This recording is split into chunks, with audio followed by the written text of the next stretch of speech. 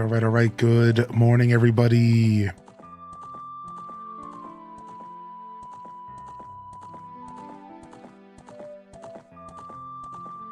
And welcome to the broadcast. Happy lazy Sundays. Yeah, the OG. We're just here on a Sunday chilling, baby. Good morning.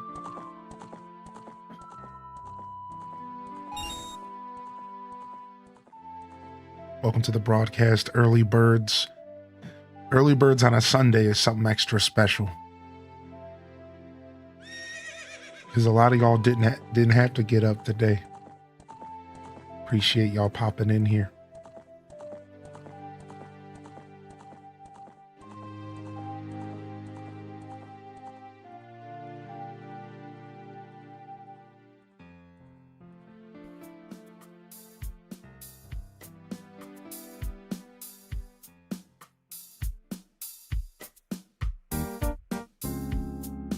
All right.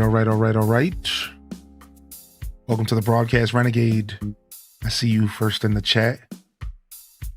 I see the daily check-in squad. Real quick, we'll do a quick rundown. We usually save the rundown for the weekday, but we're here early and the early birds are strong today. I see Ash, I see Decade, Big Fuzz, Museum, Red Museum, Maharit, Zella Zephira, good morning.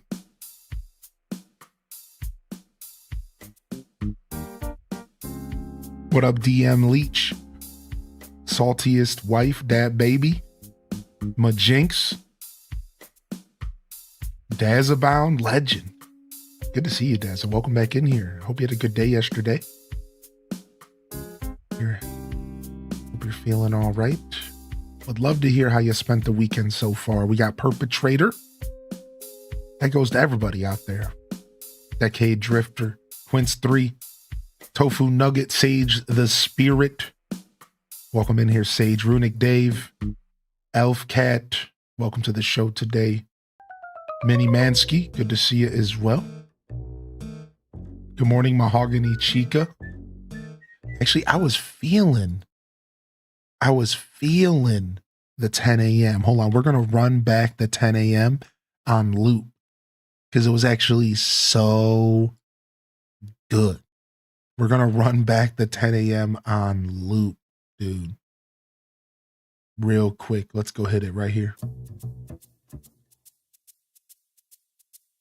Where's it at? There it is. There it is.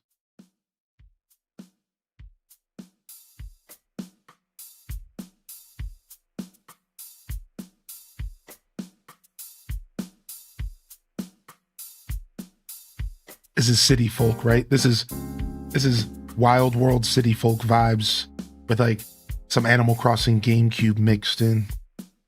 Yo, what up, Yeti King? Good to see you today, baby. Dat Baby, Avril fan, Mahogany Chica, Bobbins. What up, King of Arcadia? Zoe, Tara from Gaia, Jumpy Pants. Dude, that sucks, dude. Good to see you though, man. A random Twitch survey just popped up. I just wrote Hylian Descent rules for all my answers. Stop, dude. Stop, you absolute hooligan. Good morning, early birds. What up, Marzipan? What up, Gil Wen? What up, Crits Flags? Good morning. What's up, y'all? We're back for another edition of AC Mornings. Do some island design and try to get us an actual game switch today. I'd like to do some variety here a little bit later. And we have some options. You know, we got the Kirby Air Riders. The Kirby Air Riders Direct. Or sorry, live test. Sunday H Day Cozy. So we could do some Air Riders. We could do some Mario Kart World, maybe, if people are interested. And then, of course, we could just go play some Pokemon. You know, we're not quite done with ZA yet. We'll see. We'll see where the day takes us. What up? Thank you for 50 months. 50-month primer for sub of the day. Good to see you, Lazy Stoneheart. Thank you so much, man. What the heck, dude? Currently on a morning walk along the shores of Lake Michigan. Oh, nice. Nice, dude. Is the weather appropriate for a morning walk on the shores of Michigan? It's a little bit chilly here this morning. Opened my ACNH island for the first time in ages, Tofu Nugget says. While it's not finished, I found myself struck with just how in love I am with what I've made so far. That is a good feeling, to be that in love with your designs. I feel that way about my island all the time. All the time. I love that. I love that. Yo, what's up in here, Kalika? Good to see you, Kalika, as well. Zane's in the house. You should check out Winter Burrow. I've heard of Winter Burrow. I think we've seen it in a direct or two. Winter Burrow. Yeah. We're hip to this game. We're hip to this game. We've seen this. You know, we be watching all the cozy directs and all that. Yeah. This game looks like Don't Starve.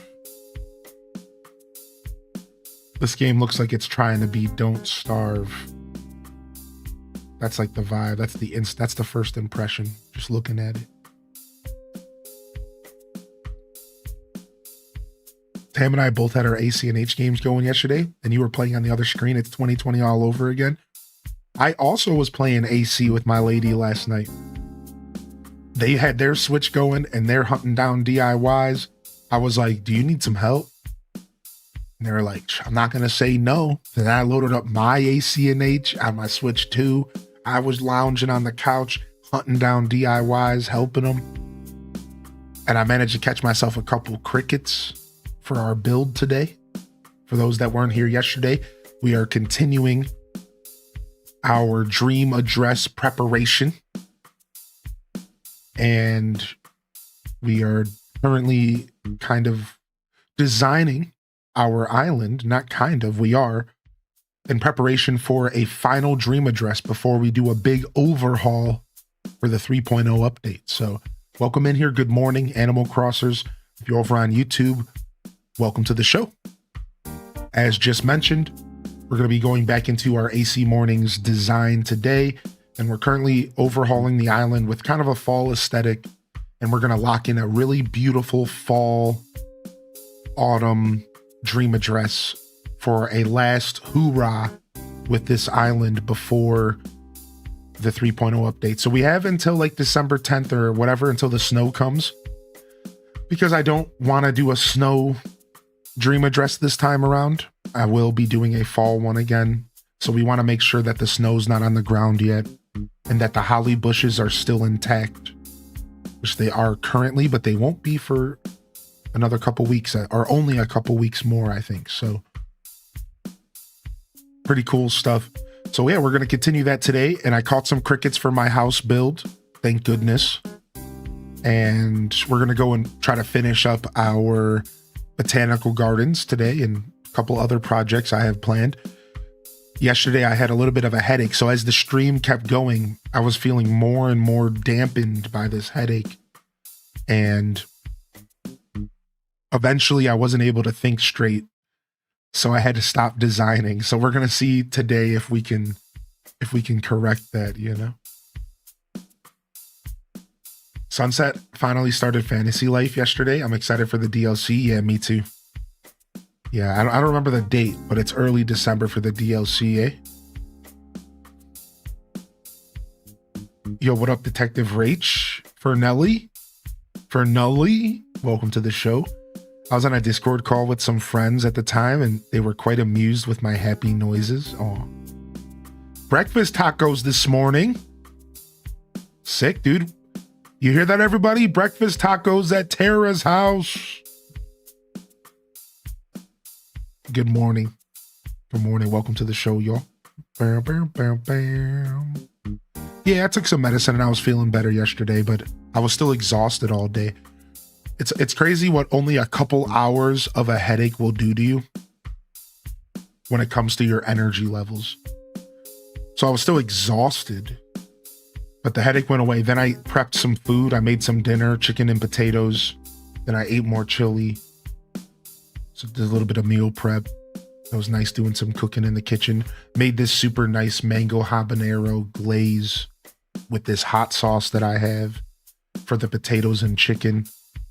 And it was basically like a stir fry, but very untraditional stir fry. It was only potatoes, only chicken. But it was real good. So I got that to eat. Meal prepped, ready to go. And then I polished off some more chili. Polished off some more chili, baby. It's been so good. Hurry up, only 14 tortillas left. First come, first serve. What up, Lizzie J? Good morning.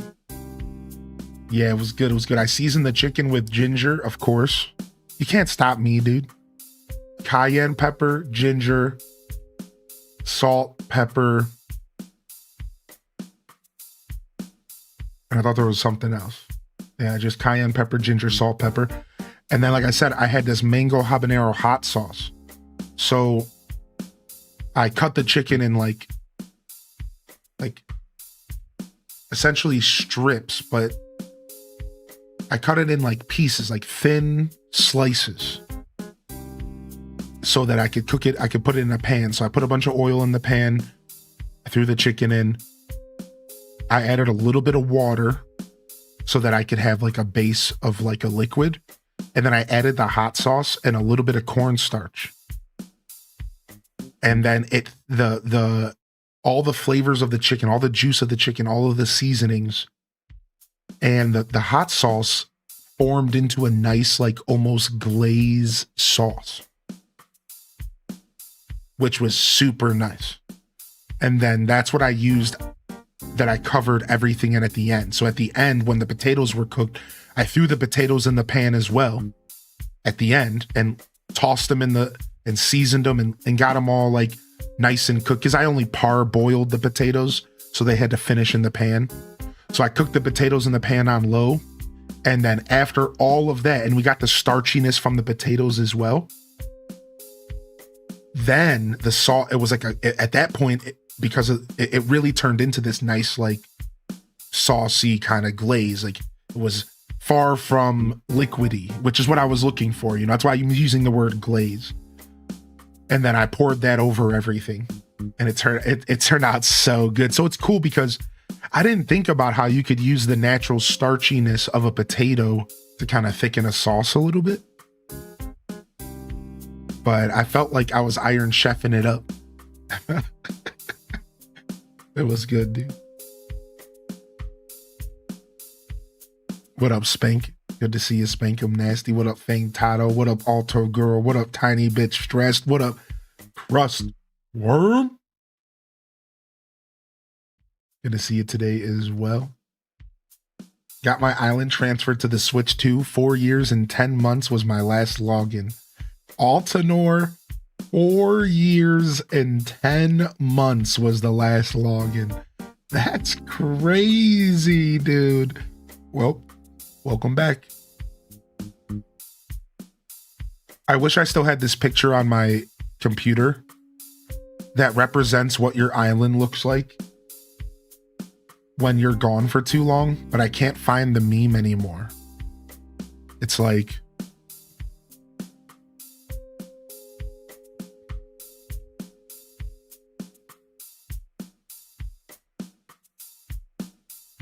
it's a meme from the Animal Crossing GameCube era. It's a meme from the Animal Crossing GameCube era. It was like a comic that somebody drew. And it's so funny, but to give you the gist of it, it's like kind of dark. It's like kind of dark. Like it shows like everything on fire. And like Tom Nook is like executed in the background. And like everything's on fire and all the villagers are like going insane. And it's honestly really dope. It's such a dope meme. And I don't have it on this computer. I think it's on my old one. It's so good. It's like, this is what happens when you don't come back to Animal Crossing and everything is literally burning down. Villagers are running around with Molotov cocktails like,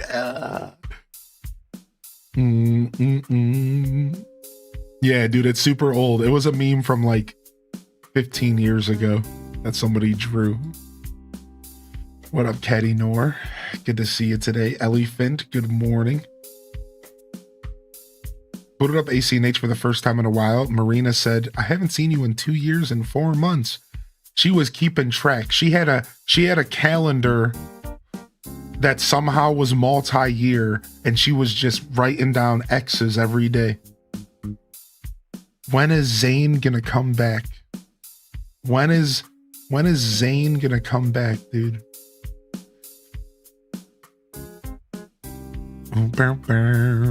Yeah, of course. Sorry, Tom Nook would be the first to go in a riot. Tom Nook would be the first to go. Sorry, Tom Nook stands. We all know it's true, though. All right, let's go. Let's go play some games, dude.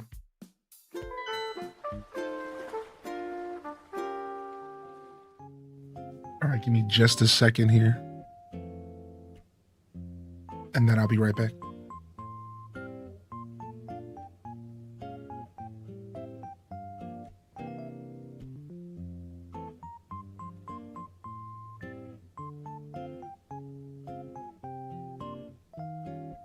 All right.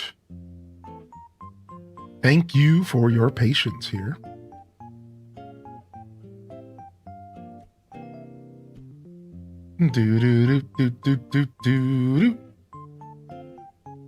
Good morning, everyone. Right now on Gale Island, it's 8:26 a.m. Hey, imagine being on time for the first time this week on Sunday of all days. That's what a good night of sleep will do to you. I was ready and raring to go.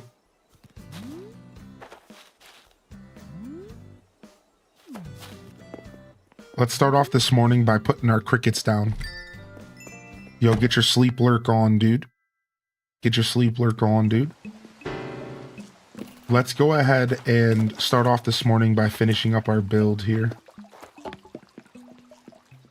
We'll do this super quick, and we'll jam out to more Jay and Schlatt for a little bit. All right, we just need to grab a single cricket and replace this grasshopper.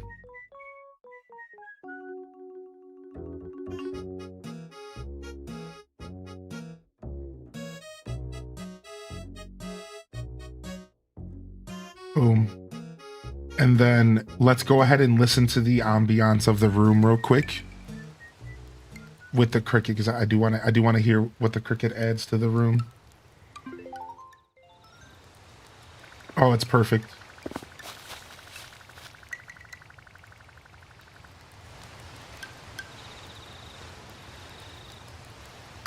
Nice. It's that classic chirp.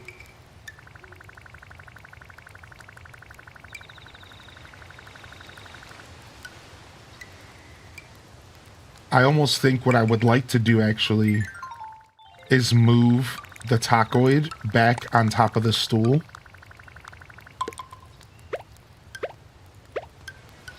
Because then we have sound coming from both directions and our left ears aren't being overtaken by the tacoid.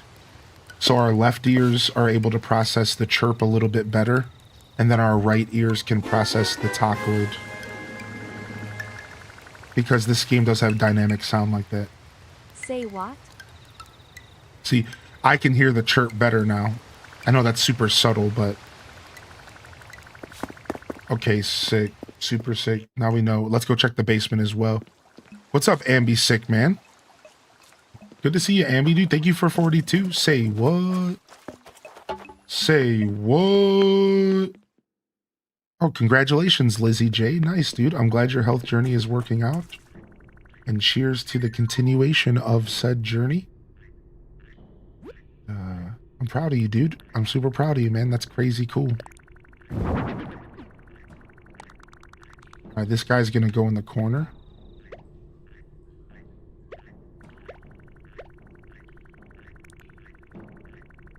We're not really hiding this one. And honestly, I guess what we could do is maybe switch places with the bones. If we did want to hide it a little bit better, because it actually makes sense that the bones would be back here. And it's kind of like a nice little creepy secret, but like it's a little bit more obvious the bones are.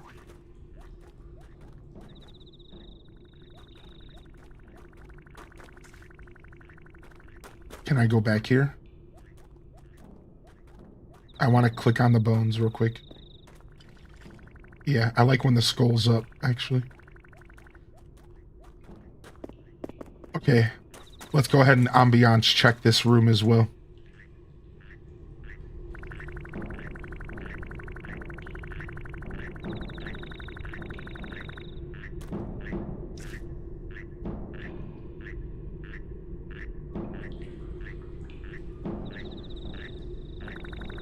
And honestly, we could maybe get away with a different bug than a cricket down here.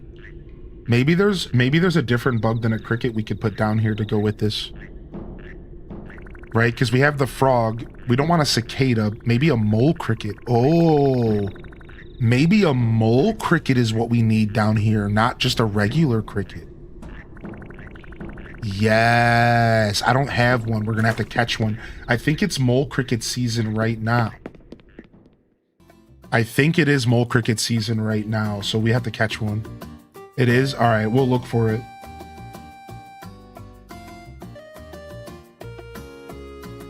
All right, nice. We got our crickets placed. Welcome to the show, everybody. We're back to dream address grinding. We're trying to grind out our dream address design so that we can better prepare ourselves for the upcoming update. So I have a mental checklist, and part of that checklist involves changing out patterns, changing out patterns, changing out leaf piles to better represent fall. So most of our green leaf piles are going to get replaced with brown, yellow, and red. Most of them. We're going to change out some of our patterns here this morning. We're going to start with that, actually. And then we also need to finish the botanical gardens. We put a bench, and I don't think I'm going to like it. And then we'll walk around and we'll see what else needs to be adjusted. I want to add some pumpkins to a couple scenes, a couple hay bales to really capture that fall vibe. Yeah, let's go ahead and get started. Let's do our morning dailies first, shall we? Hey, what's up? How you doing, Cumber Queen? Yo, nice to meet you. Welcome in here. Dude, we're locking in, baby. We're locking in, baby. Good to see you. We've been doing Animal Crossing here. Welcome to the show. I'm Hylian Descent. You can call me Joshua Hylian. It's nice to meet you. And I'm known on the platform mostly for Animal Crossing, but as you've noticed, it's the Animal Crossing community hasn't been as vibrant as it once was, and the 3.0 update is certainly bringing some electricity into the mix, right? And it's really exciting. And despite doing Animal Crossing for the past couple years on my platform, about 5 or 6, I'm mostly known for Animal Crossing. Even I, self-proclaimed king of Animal Crossing, was only playing maybe 1 or 2 days a week. So it feels really good to be back playing. Well, we're calling it AC mornings. We're going to be playing most mornings on the channel. I stream at 8 a.m. Eastern. I'm here 5-6 days a week. And we'll be here most mornings. If we're not playing New Horizons, we'll be playing the old ones. Animal Crossing GameCube, New Leaf, that kind of stuff. And I'm excited. I'm feeling real inspired, and I'm really excited to dive back into the game. So I want to ask you all this morning. That was honestly a really good timing on that. That was pretty funny, actually. So I want to ask y'all, what's something that you're looking forward to with this new update? Or more importantly, here's a better question, I think. What's something that's excited you about Animal Crossing within the past couple weeks? if it's something from the update, that's cool. But logging back into the game, has it triggered any excitement? I know Tofu shared a story with us this morning where they said that they got real excited from Animal Crossing logging in again and seeing all their hard work in the past. And so yeah, is there anything that like specifically got you kind of stoked and excited as you loaded the game up again, or future prospects of the update? Because similar to Tofu's story this morning, and I'll reshare, logging into my island and seeing all of my hard work and reintroducing myself to some of the builds and some of the creativity that I've poured into my island, the love that I've poured into my island, has felt good to jump back into. And that's probably my personal answer to the question. Guru the Whirlwind, what are you up to? I know you're always out there, being your best self and stuff, but I kind of worry you're working too hard. Sometimes you gotta take a break. Your life coach, Tangy. Aw. Tangy's out here looking out for me, man. Thanks, Queen Tangy. Let's see if she's home. By the way, Silver Blink, we gave her gift and she looked fabulous. She loved it.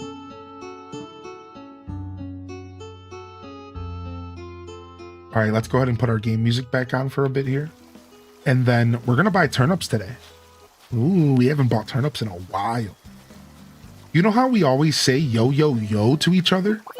So wouldn't it be awesome if we came up with a new thing to say? Something that was cool? I mean, I adore what we say now because it's ours, but I'm also kind of sick of it. What do you think? Here's an idea. Oh my gosh, tell me now. I got the perfect answer. Peepo.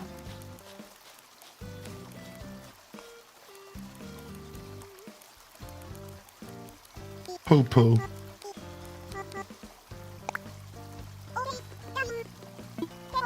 Peepo poo-poo. I'm such a child. What's your take? Was it good? Tell me it was good. Pretty good. You did a good job. Peepo poo-poo. Oh my gosh, I love it. I love it.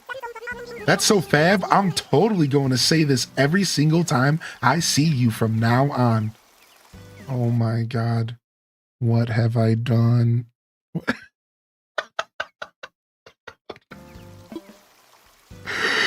Uh-oh.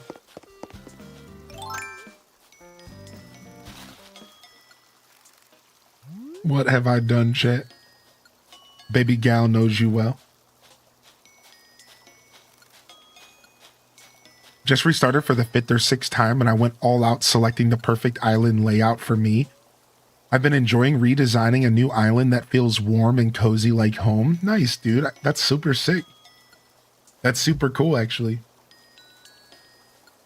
That's super, super cool. That's a childlike move and I love it. Trying to put Skyrim references into my island is making me feel slightly insane.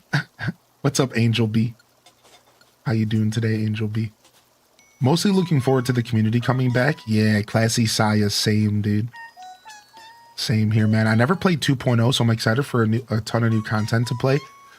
Yeah, Altanor, there's also the Happy Home Paradise, and if you have the expansion pass installed, then you can play Happy Home Paradise technically for free, so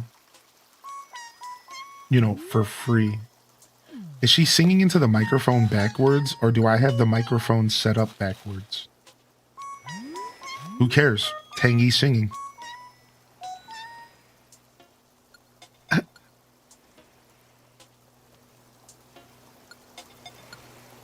Get it, girl. Uh-huh. Yeah, tell him.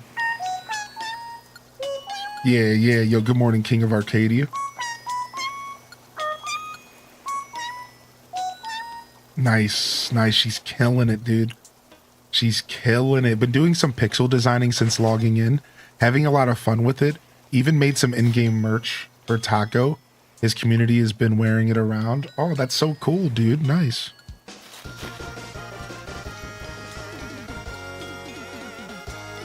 I'd love to check out your pixel art, dude. H-Day Wriggle.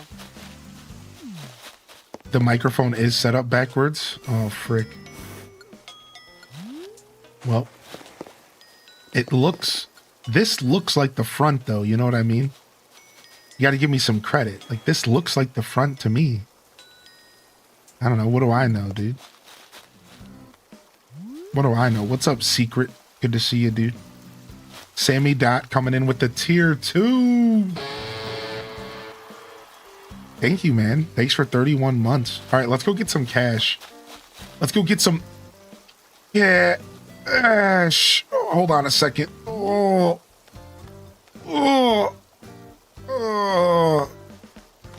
All right. That's enough of that for now. All right, hold on. Let's go get some cash.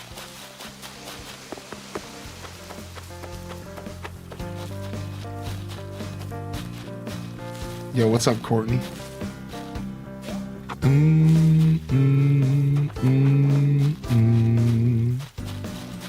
Becoming a jock villager. You know, I just trying to work on my kingly pecs, dude.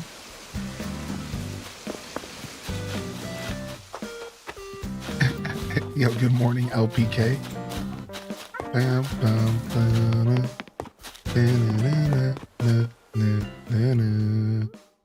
All right, let's invest 400,000 into turnips. I don't know if that's going to be a lot or not. Let's find out.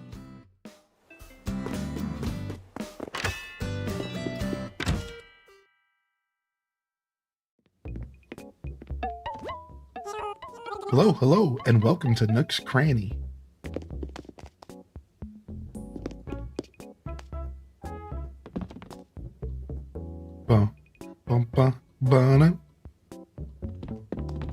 This is Alpine, right?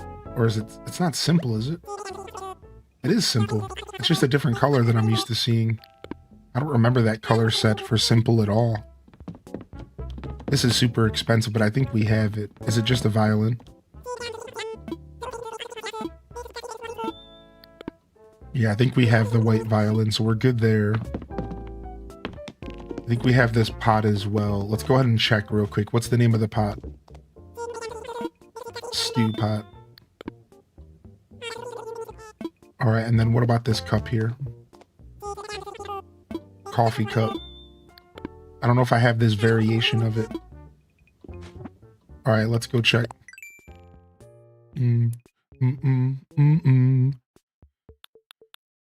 Yeah, let's go check. Yeah, dude, you have to share some of your pixel art. I'd like to see it. It'd be cool.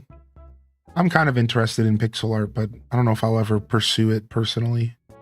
Yo, I hope you're doing well, Ambi Sick. Thank you again, dude, for 42. Say what? Say what?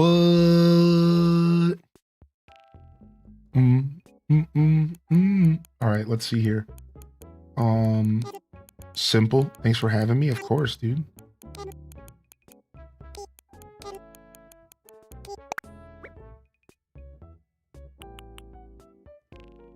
Yeah, see, I'm used to the green base, but that's a white base. That's why that's so confusing to me.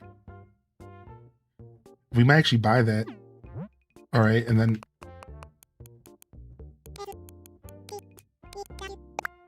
All right, let's see what we got in here in stew pot. All right, we got the stew pot. We obviously have the coffee cup, but we might not have that variation. Let's see.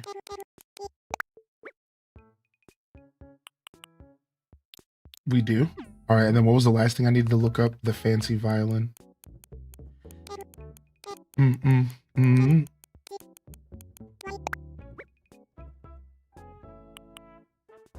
Yeah. All right, we're set. We might have one thing to purchase for... Yeah, we have one thing to purchase for the catalog here this morning. Nice. We like a good simple bed purchase, dude. All right, while we're here, let's grab a couple customization kits, because I'm always in need for customization kits. So every time I'm in the store, I just grab a handful.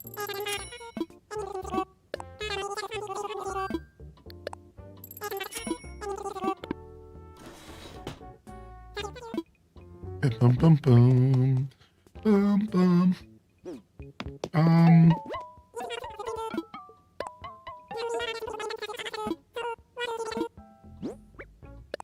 Get rid of this horse mackerel. Get rid of the simple bed. All right, sick.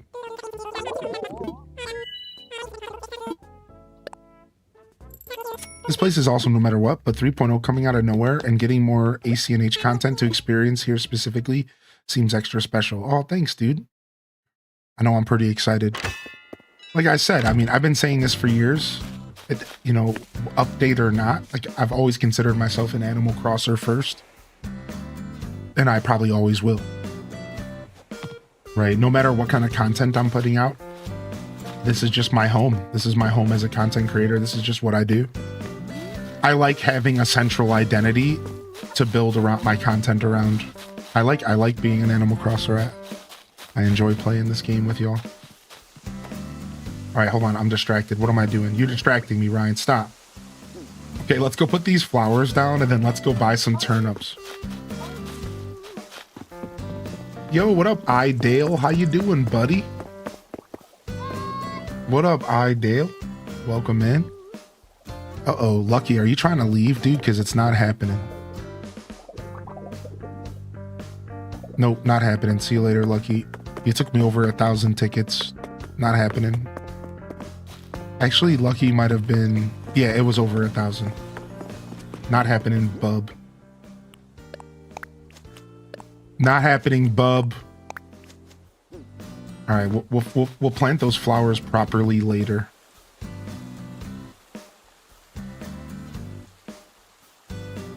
I have a complicated relationship with Animal Crossing, Secret says. I bought this game, played it once, accidentally sold it on my Nintendo Switch, then re-brought it for my Switch Lite and haven't played it since. Commitment issues. I have that issue with games all the time. All the time I have that issue with games. The commitment issues. It happens, dude. It happens. It's hard to commit to a game sometimes because you know like how much a game takes or how big a game is or how long a game could be. So you're like, I don't want to start that right now.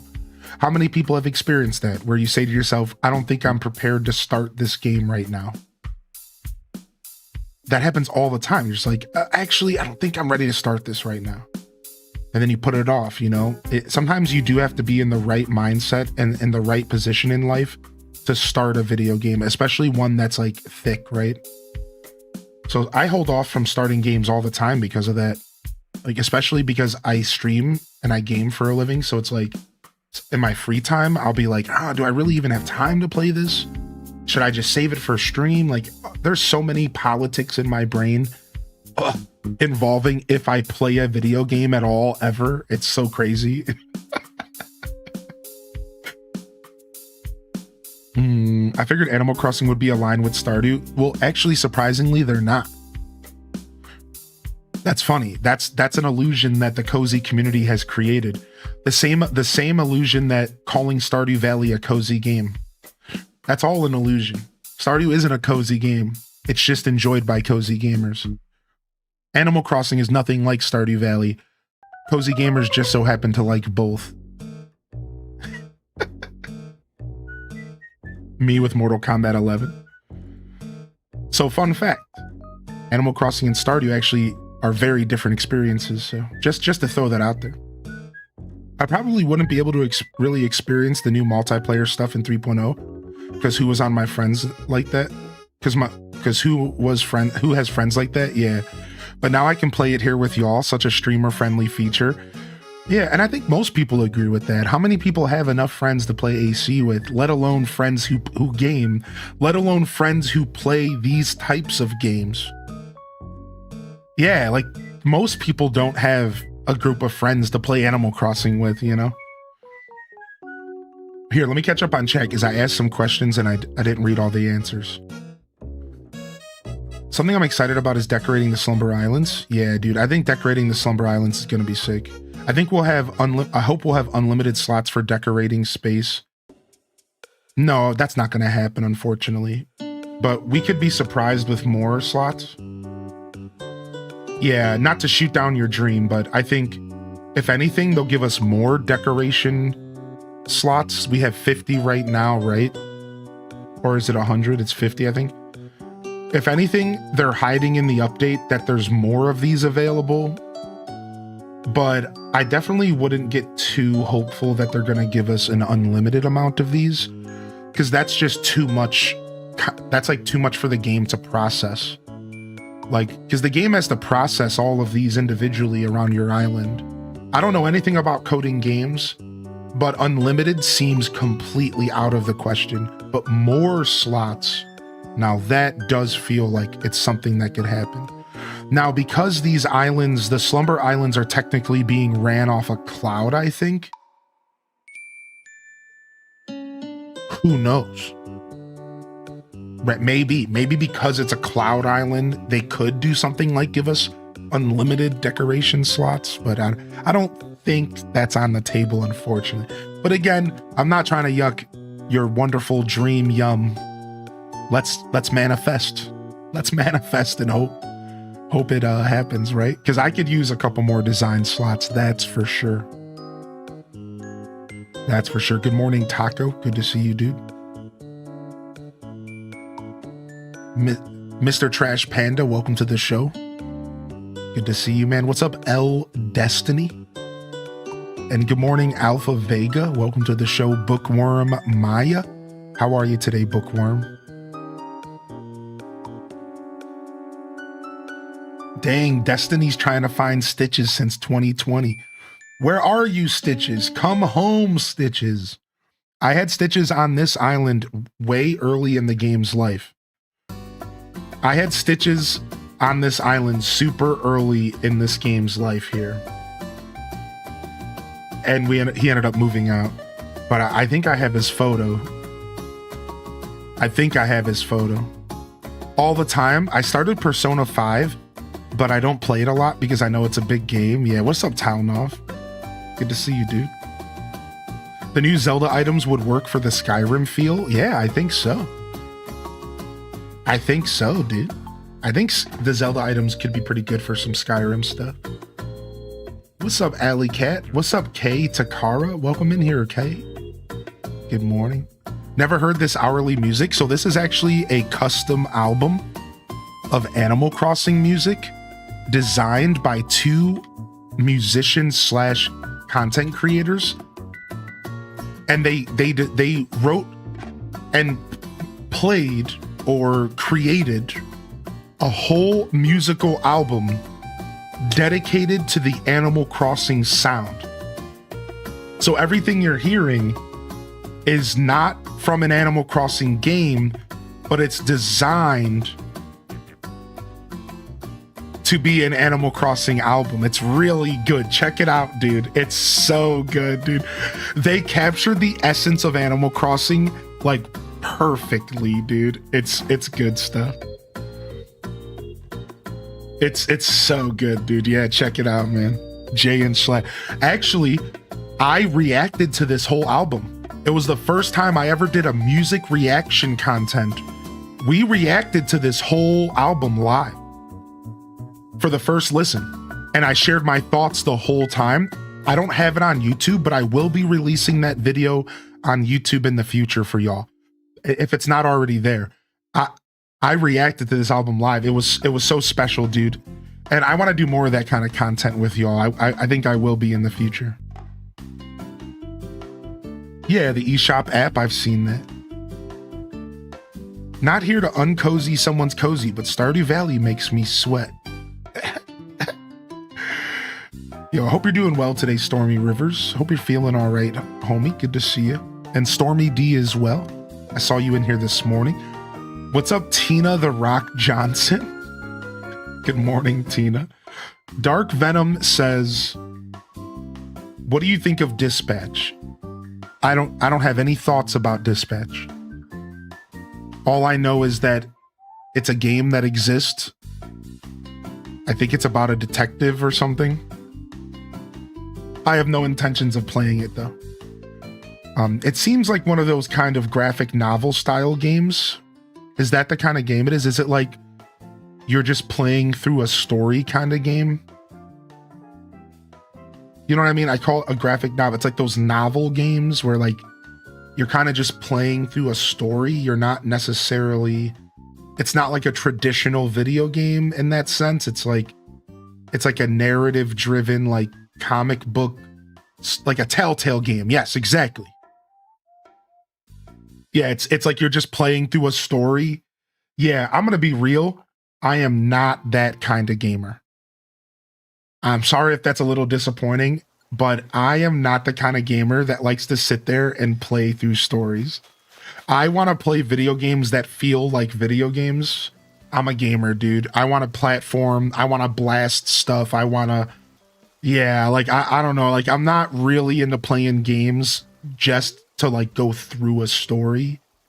There has to be a hook for me that feels video gamey. I need systems. I need stat points. I need it to be a video game. I'll just go read a book if I want a story. You know, and I'm not saying this negatively towards Dispatch. I'll just go read a book. I'll just go watch a movie. You know what I have different forms of media for that kind of stuff. And then every once in a while I'll play a game for a story. Like Metal Gear Solid, right? Like every once in a while I'll play a game for a story, but it's not quite my vibe. So am I open to playing it? Sure. I have a pretty open mind as a gamer. And I'm pretty open to checking it out though. At some point, maybe Dark Venom. Yeah, sure. I don't, maybe I'll check it out someday. Maybe not. Look at Queen Tangy being a weirdo over here. Hold on. Dang it. She got up. Of course she did. That's how that always works. Yeah. I've just never been that big of a story gamer, you know? Yo, thank you, Big Doggo Media. Good to see you, dude. But that being said, are y'all enjoying Dispatch? Let's chat about it for a second. Are y'all enjoying Dispatch? Is anybody here playing Dispatch? Are y'all enjoying it, dude? I've been hearing really good things about it. I think I might have seen Starry. I think I saw somebody in HGG playing it. I think, and then didn't we raid somebody who was playing it as well? Yeah, I think so. I love that it feels like watching a show. On that note, I've been having fun on YouTube watching your playthrough of Subnautica. Yeah, Subnautica was a blast, dude. 10 years later, yeah. Listen, if the boot fits, man, I'm not even mad at you for calling me out. If the boot fits, dude. Good morning, Neanderthal. Dude, how have you been? Has life been treating you well? Has work been okay? What have you been gaming on? It's nice to see you in the chat this morning. I'm probably just going to wait for a Switch 2 Animal Crossing. I'm still saving for my own Switch 2. Nice. There you go, Trash Panda. That makes sense to me, man. Too many games in too little time, dude. Yeah, it's about superheroes. Yeah, Dispatch is about superheroes. So it actually does have a cool hook if you're into superhero stuff. Yeah. I've got turnips aplenty. Fresh from Sow Jones Stock Market. Want to buy them for 92 bells each? Sure. Great. How many turnips should I put down there for you? They're 92 each. Sell them in bundles of 10. Buy the max. This is all I can carry is 156,000 worth. You can't put turnips in your storage, can you, chat? What am I going to do if I try to buy 400,000 worth? Where am I going to put them? Like, maybe I can't do this. Where would I even put them? I don't really have that kind of space on my island. Where am I going to put them?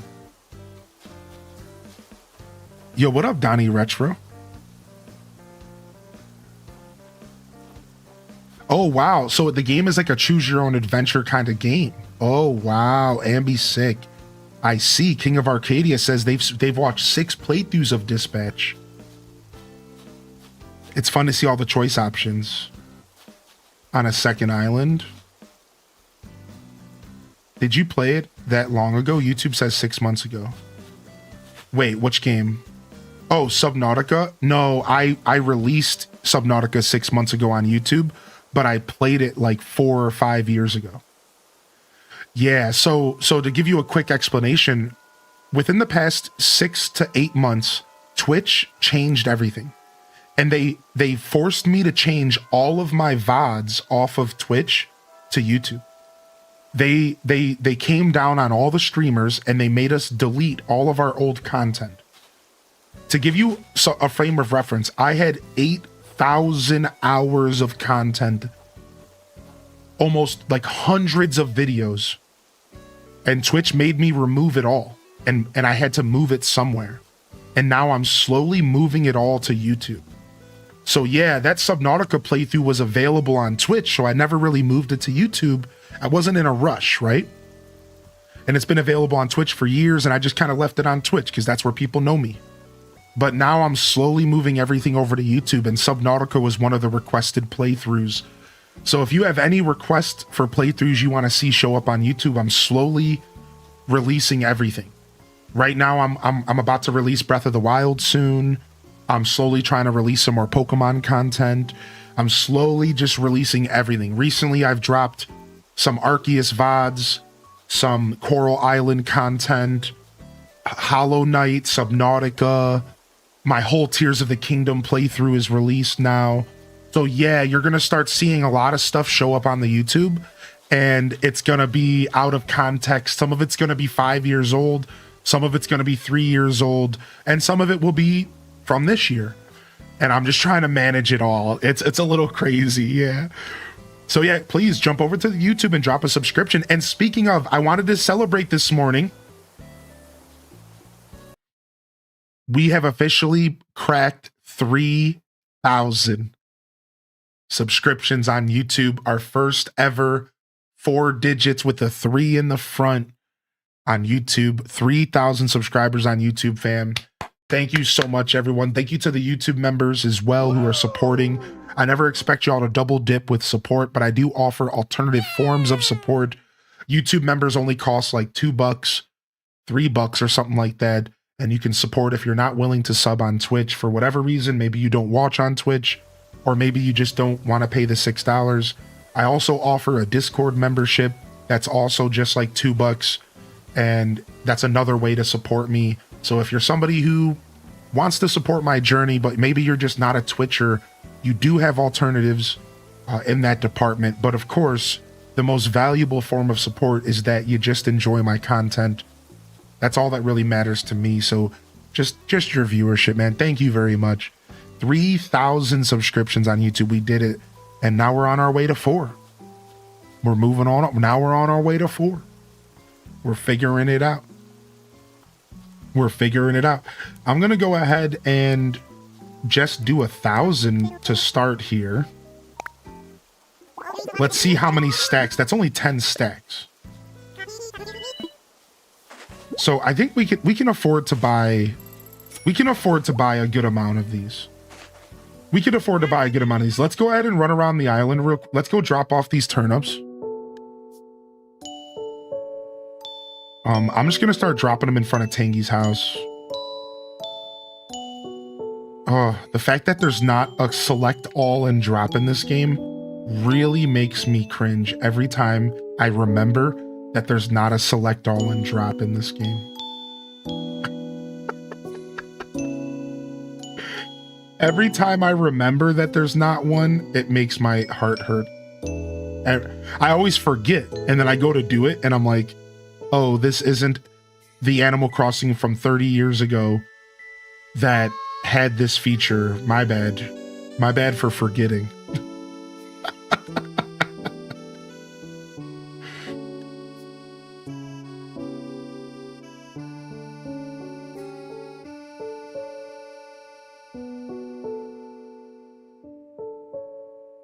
Ooh, Shiny Alpha Carvana. Are you playing the new Pokemon, Dale? Dude, are you? Nice, nice. I could stream YouTube on my toaster. I think it's a nice option to have. Yeah, I mean, to be fair, just to go back to the conversation about Twitch changing stuff, I take full responsibility. I should have been moving stuff to my YouTube for years, but I got complacent. I got comfortable. And as a business owner, you really, complacency is your worst enemy. So the truth is that I'm not mad at Twitch. Twitch just lit a fire in my butt. I should say on my butt, in my butt. In my butt sounds weird. Twitch just made me realize I needed to do this, and I should have been doing it for sooner than I have been. All right, I should. That's it. Like so in all reality, it's frustrating why Twitch did it. And somebody asked why. It was because they wanted to save money because they were paying too much for data, I guess. So really, I should have been doing it for years. So, oh, nice. You got the shiny charm, dude. I'm not quite there yet. Definitely not in. There's a literal flame in your. Stop. You're not making this any better, Cozy. Will you stop? What's up, Dolore? Sounds like you ate something too spicy. Must have been the ginger powder, Mike Travis.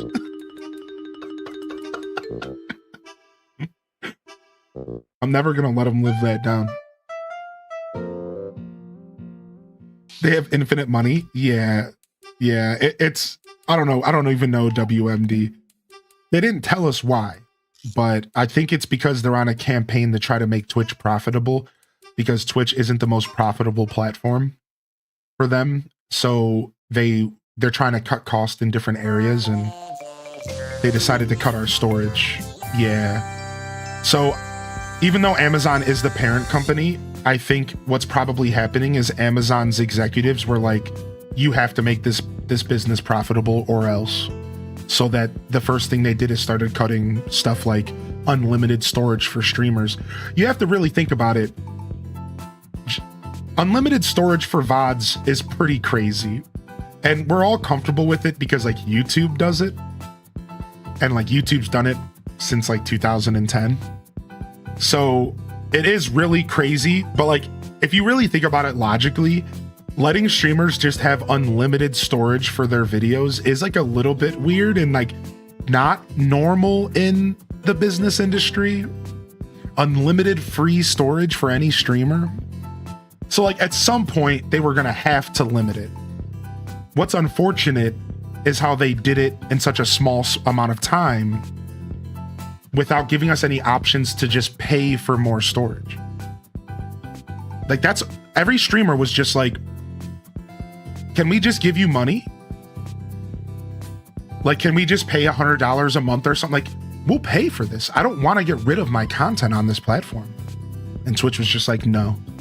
So it is weird because they didn't even like offer us any alternatives or anything. They were just like the executives of Twitch literally said, put your stuff on YouTube. Like, think about it, they were like, put your stuff on YouTube. Like, they were like passing the torch to their competitor.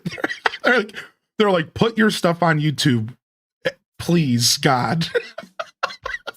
Like, it was so weird. It was like, what? You're telling me to go to a different platform? Like, they're like, yeah, please get out of here. It's like, okay, sure. Like, it was real weird. This playlist is probably on Spotify, but it's also on YouTube. Here you go.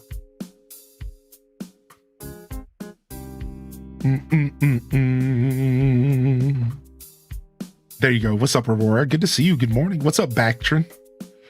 Welcome to the show as well. But anyways, we'll move on. But just to talk a little bit more about it, yeah. We'll move on. Nice idea. I didn't know you were playing Pokemon, dude.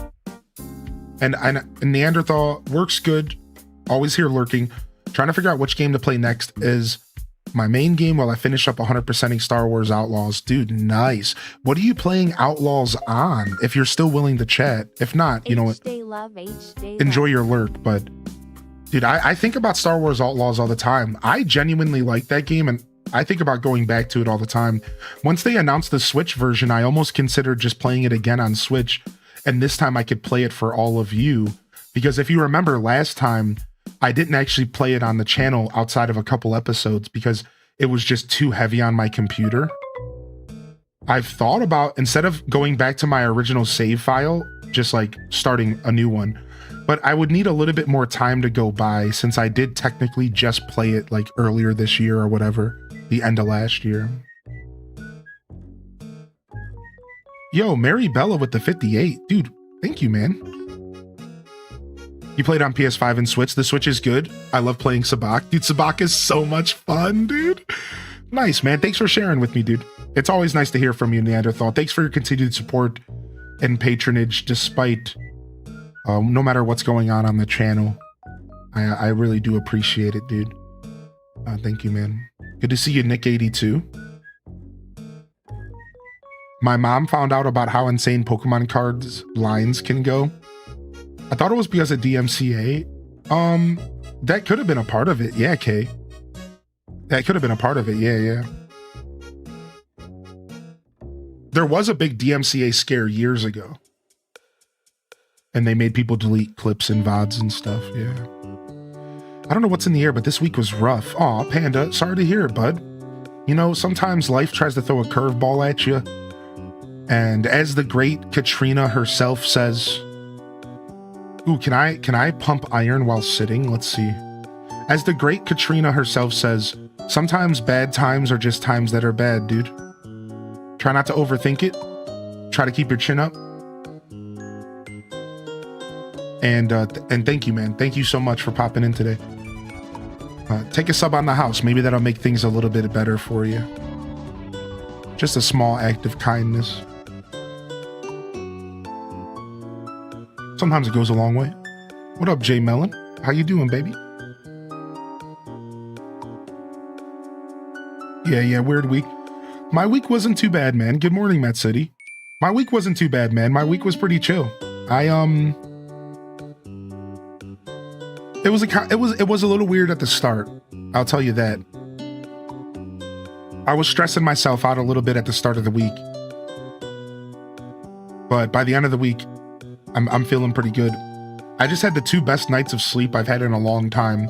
I told myself I wasn't going to talk too much about this today because it's too soon almost. But I swear to you, I might have just had the 2 best nights of sleep that I've had in years. I'm not sure if it's just like a fluke or if this bed has solved like a bunch of issues with my sleep. Like, I don't know for sure. But I think my old bed was so bad that I might have just had the best 2 nights of sleep I've had in years. Like I'm tripping out about it. Like I was in the shower, like freaking out. I'm like, why do I feel so good? Why do I feel like I literally closed my eyes and my eyes didn't truly wake up or open up until it was morning? Like I tossed and turned a little bit as always, but like I never once actually woke up last night. And I slept and I got up before my alarm and I feel good and I'm just like, this is crazy. Like you hear so much in your life how important sleep is, but I don't think you fully experience the importance of sleep until you have bad sleep. But again, the jury's still out. It might be too soon. I might have just had 2 good nights of sleep. I don't know. But I'm telling you, dude, I'm like freaking out about it. I'm like, what is happening? Like, I don't know. Like out of body experience. Again, I told myself I wasn't going to talk about this because like, I think it's too soon. I can't tell yet. Give me another couple weeks. A good bed is life-changing. It might be. For real. Like, it might be incredible. Like, it might be life-changing, dude. Like, I'm not sure, but I swear to you, it might be, dude. Like, for real, dude. Thank you, Anonymous, for the gifted sub over to Classy Saya, dude. I really appreciate you, man. What kind of mattress did you get? I got a hybrid mattress. Half spring, half memory foam. Also came with a topper and it's extra firm. And I realized that as I got bigger and put on some extra weight, that I needed a more firm mattress. And that was probably the biggest change. I think the firmness is probably the biggest change. But more importantly, I'm just going from a bed that was 5 years old, that was literally deteriorating under my body, to just a new bed. So it's simultaneously because it's new, but I also think it's because I have an extra firm now. And then also because it's a hybrid. I think there's a lot of moving parts. But yeah. Yo, you have a good one too, Donnie Retro. You too, man. What's up, Impatient Pay? What's up, Sydney? Hey, how you doing today, Sydney?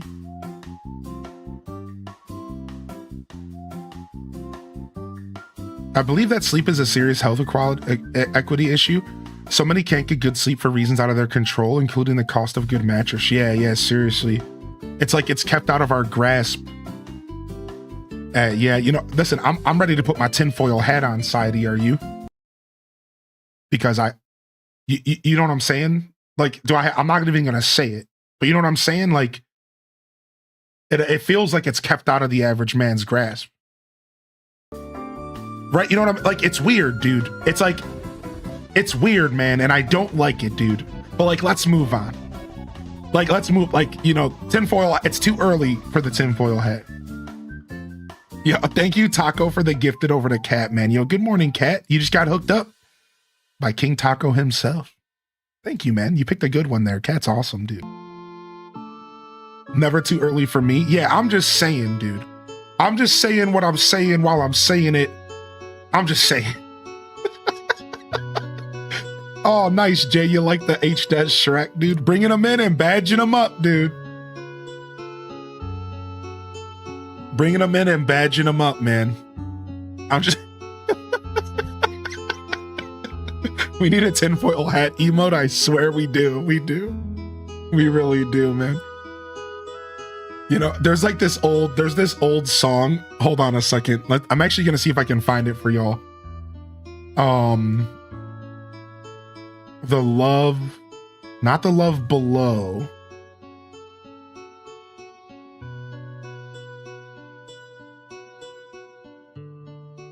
Ooh, hold on a second. Wait a second. Hold on a second. I'm sorry, dude. Everyone, just hold on a second.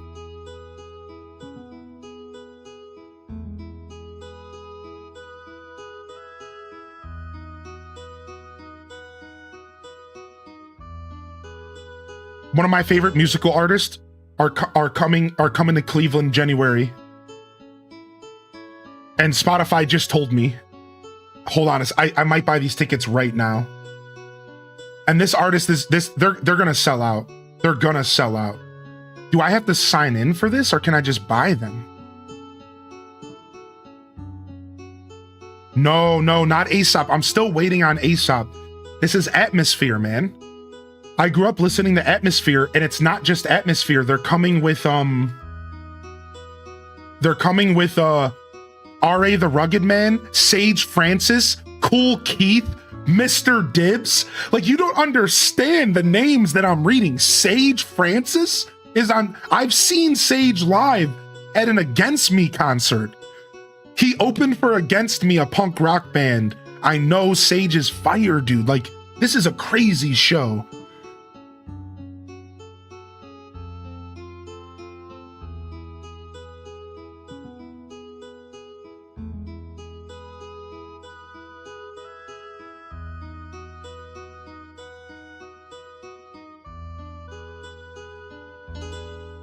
I hate doing this kind of stuff live because I like to think a lot about my purchases.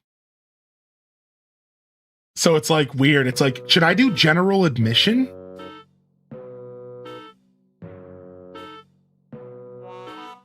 Should I do general admission floor? It's the cheapest. General admission floor and balcony is the cheapest.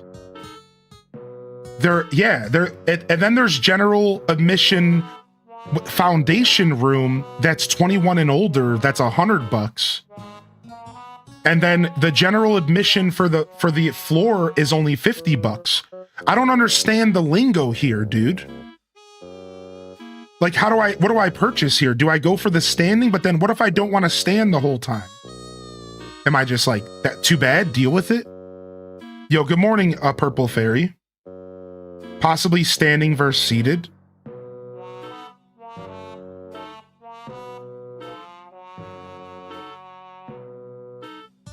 Standing is for the birds after the age of 30.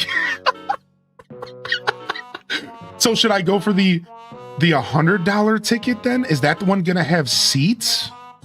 Now there is balcony seats for 132. And I could just get a balcony seat and just be the old man that I am. But I would like to go on the floor. I want to be up close for hip hop, dude. You can go general and then upgrade at the venue that night if you want. Ooh, the pit's where it's at. Yeah, like for hip hop, I kind of want to be in the pit, like, because I like to be around my people, man. This is, you know what I mean? I'm going to go for the $100 general admission tickets.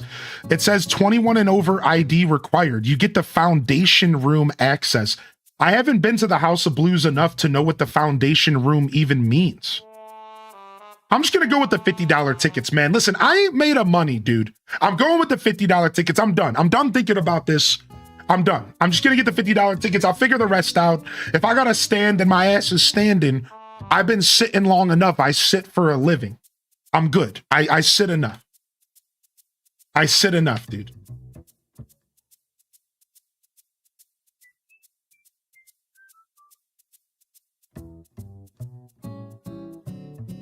They're making me make an account. Ugh. I have an account for Ticketmaster, dude.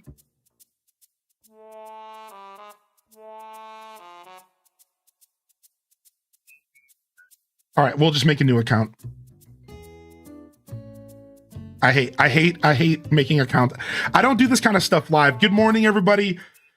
Listen, I don't do this kind of stuff live often. I know this is super out of context, but I am a huge music buff. It's my second passion in life, next to video games.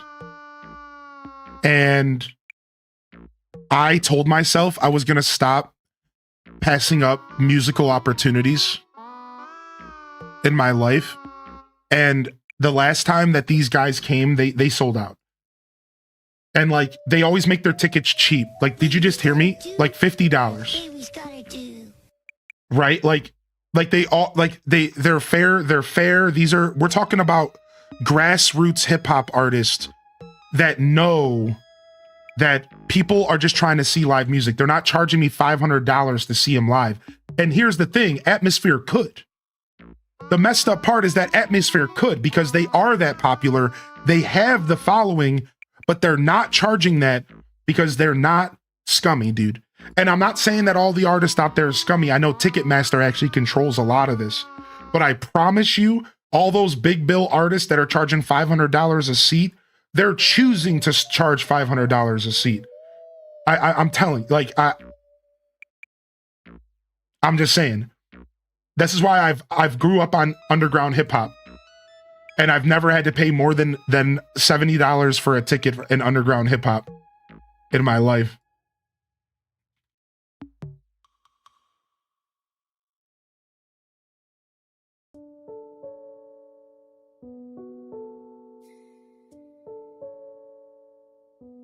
Okay. I did all this in my work browser though, so I have to be extra careful because I just logged into some official stuff on my work browser. I'm gonna have to go in and like delete some data. I don't like to be logged into certain stuff like banking and stuff on my stream because you never know if I'm gonna be like showing the screen.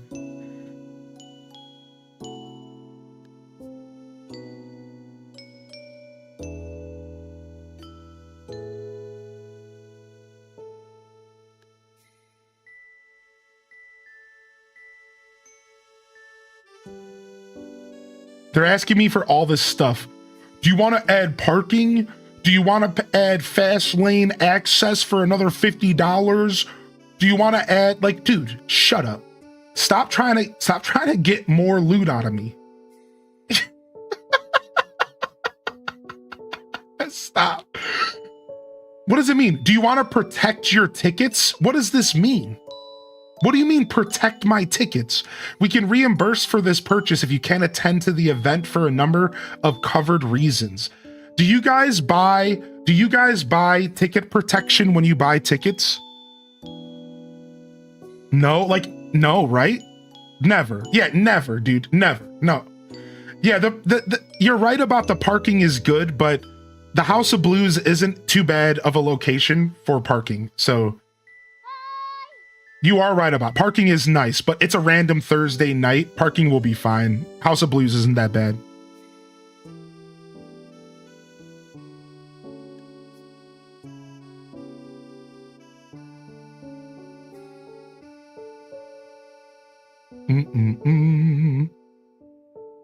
Okay.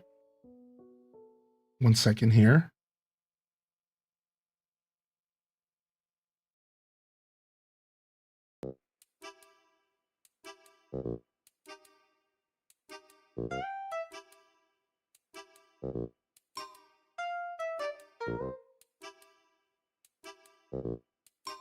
Order processing. Atmosphere Winter Carnival Tour 2026.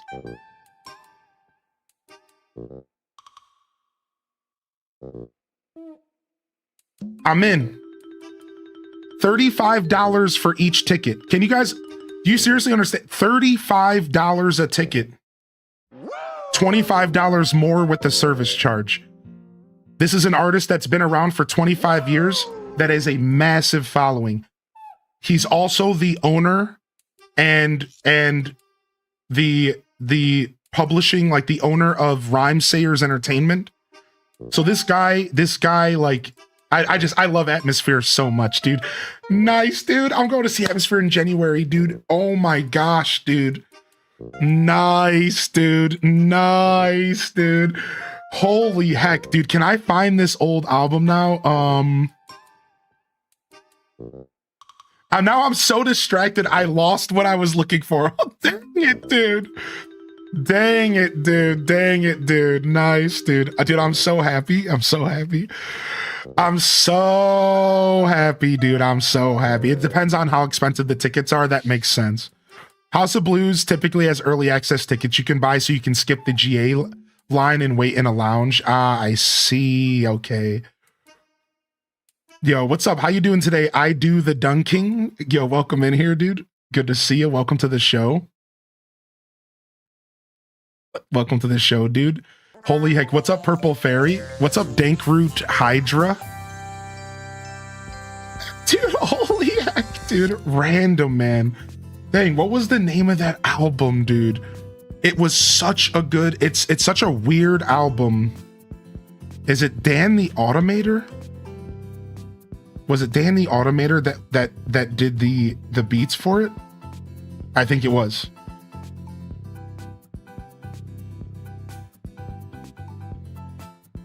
It might have been Dan the Automator. Hold on. Compilations. No, we're close though. We're close to Dan the Automator, but it's not him. I don't think so. Anyways, this is so out of context now, it doesn't matter anymore. We'll just move on.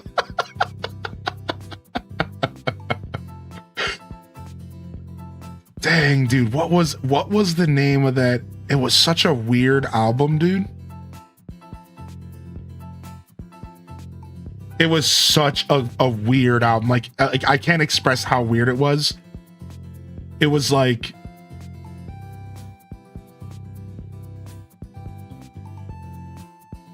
music to make love to. I found it. Music to make love to. Music to make love to your old lady by.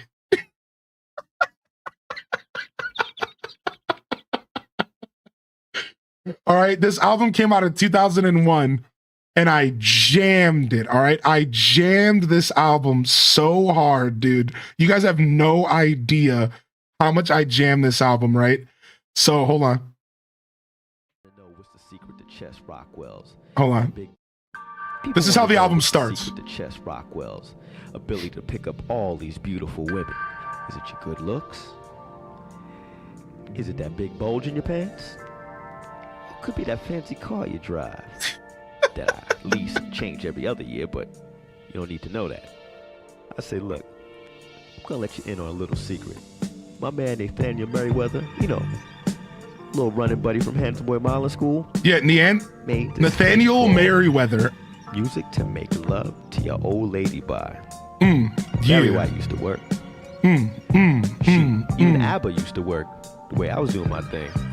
But man, you put this on, the hoes just go wild. I'm telling you, music to make love to your old lady by. You know, you tried cognac, even tried giving her some weed.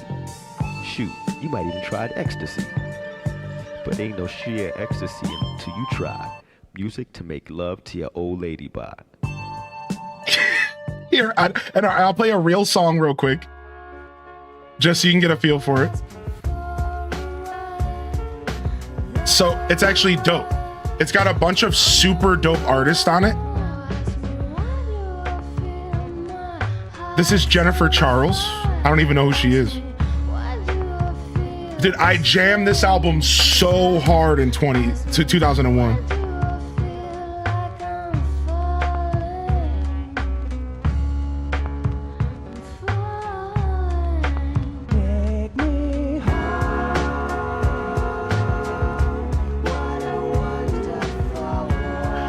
Now, the real reason why I thought of this album, because earlier I was talking to Sadie. This is such a random tangent. And I was joking about I'm saying what I'm saying and I'm saying it. And I quote this all the time. There's this random interlude with this guy who starts talking about funky socks. And I quote it on my stream all the time, and nobody ever knows what I'm talking about. I don't dig a lot of the establishment. Well, your ideas and values, they may work for you, but they don't all work for me. As far as I'm concerned, some are with it, and, well, some aren't. That's a hard one to say. It's this guy right here. The way this guy talks, I quote this all the time, and I just kind of misquote it, and it's like I ramble, but I try to capture his essence. It's hard to say. Well, wash your ass every day, wash your whole body every day, and brush your breath at least 2 or 3 times a day with your teeth, and then, you know, wash that face. Do any of these things prevent venereal disease, besides the rubbers? Carry some of your herbal or salt or pepper around in your pocket stuff, and it open it up in your pocket and get mixed up with your lint cotton. Or mess with the flavor, because when you take the herb and put it in your mouth, then you're going to be eating something, then you got little strings of lint pulling on your teeth, so you just take it out there, you use the string for flossing. Like the dude's getting lost in his own words. He's talking about pockets, candy. It's far out. What do you feel is the best way And then this is the part I always quote. It's about the socks, the funky socks. to keep from getting a chick pregnant? I mean, what do you do? Well, you need different pairs of socks, you know, sometimes you need the colored socks. That's if you're gonna wear one pair of socks to hide your dirt every other couple of days. And if you wear the white socks, you can wear them probably 1 or 2 days until you try to walk around and it get caught in the carpet. Then the dirt greased up from the carpet gets up into your sock. Then you get the little black spots on the side. Or you could go and get, you know, the different type of socks that's made for shoes, but then they get funky and your feet start sweating and stuff. Or you can get sweat socks that grab the sweat for one big funk, and you got the powder to put in it for you won't get the funk or the funky feet and have athletic feet. If it's stinky, it's got to be the funk, because when you die, you go back to the funk. And if you got sock funk, it got to be funky because it's stinking. Or something ran up in your ass and just died. And it ends with something ran up in you and died. Listen, as somebody who has stinky feet, man, I'm telling you, he was right. Change them funky socks. Change them funky socks, dude. Don't be out there with the funky socks. Sometimes you gotta change the black socks to the white socks. They get the little spots from the carpet. You got a guy here changing your socks. Sometimes you wear the socks in the shoes, but they get sweaty. And you got the socks that you put on your hands and with a sock puppet, and sometimes they be stanking. So, you know, it's like something just crawled up in the ass and died. Welcome to Animal Crossing AC Mornings, everybody, on a Sunday. Good to see y'all here today. Welcome to the show. Welcome to the broadcast. Welcome to the stream, baby. Hope y'all are feeling good. Aren't mornings neat?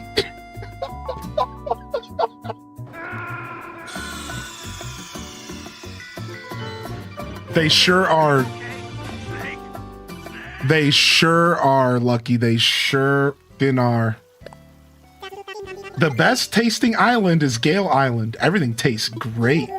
Everything. Okay. Okay, thank you, Banana Universe, for 25, dude. 25 stream streak. Good to see you, man. Welcome to the show. Have you tried leeks? Yeah. I've actually cooked with leeks once, and then I've eaten them in restaurants a couple times that I worked at. But the truth is I don't have a ton of experience with leeks. Outside of, you know, the leaky pipes in my living room, you know what I'm saying? Outside of the beat 'em ups leaks. You know what I'm saying? No, I don't know. I don't know what I'm saying. Yo, Raina B. Yeah, there you go, Raina B. I always love sharing music with y'all, man. So there you go, dude. The funky socks. I'm glad we eventually got there. I'm glad we eventually got to where I was trying to go, even if I randomly bought some tickets in between. I'm actually so happy. I want y'all to know. I am so happy that I just got those tickets, dude. Now we're just waiting for Aesop. Now we're just waiting for Aesop to release tour dates. He said he would. So it's not even a matter of when, if it's when. He said he would, dude. Dude, man, if it happens next year as well, dude, what if Aesop shows up on the Atmosphere tour? Sometimes artists do that. They just like surprise visit. Oh my God, dude, I'm starting to get excited. Dude, dude, it happens, dude. I've seen it happen on the road. Like, they'll have like a special guest for a couple stops for a couple areas because like that person lives in that state or something.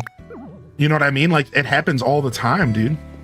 And the reason I'm saying that is because if you didn't know, Cozy and anybody else, Aesop Rock and Atmosphere are pretty close. Like, they're very affiliated. And Aesop is on his record label. Eventually, Aesop went from being self-published to being a Rhymesayers hip-hop artist. So they're like close. Like, it's very possible that it could happen, right? Like, they're very much in the same camp. So they've been making music together for 30 years, you know? I'm doing my dailies on ACNH and he's on Minecraft. Nice, dude. Nice, Aurora. Sounds like you're having some good gaming going on this morning. Oh, grab that balloon. Yeah, dang, I'm so sorry. No, do you think it's still going to be there? I forgot that we're trying to farm these DIYs for everybody. Does it go away if you go in a building? I won't forget again. I won't ignore any balloons. I won't ignore any balloons. I'm so sorry. I will not ignore another balloon today. You have my word. You have my word. I'm sorry. Nice, dude. Admiral Acme, you're cooking up some leeks for breakfast, man? Nice. What kind of leeks? Are they Zelda leeks? Or are they Metroid Prime 4 leeks? Or are they Animal Crossing leeks?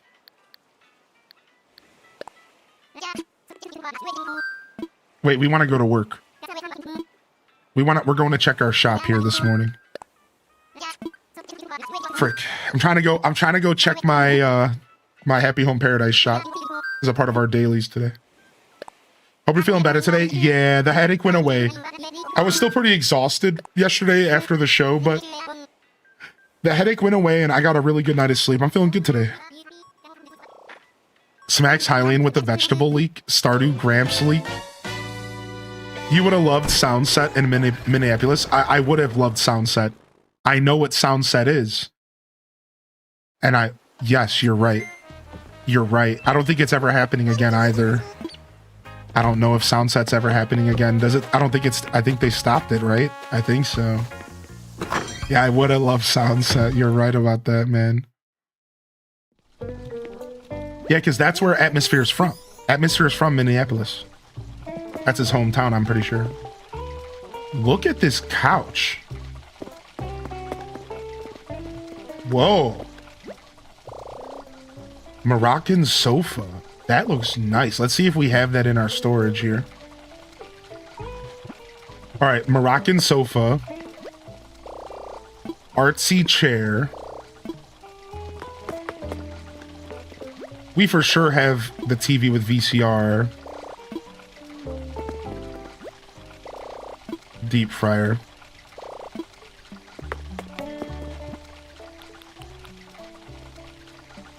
All right, let's go check.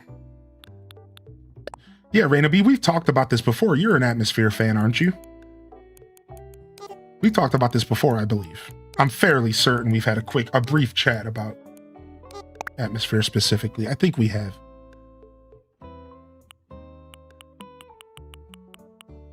Yeah, we have the Moroccan sofa in this color, so we're good there.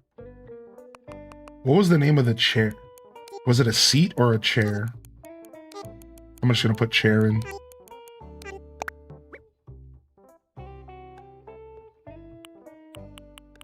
Here it is, artsy chair. We don't have that color variation. So we can go ahead and buy it, even though we don't have to, because with Reese and Cyrus, you don't really have to buy stuff anymore, because you can always just get the color variation you want. But because I want to try to have a complete catalog, I do kind of just buy it anyways, just to have it.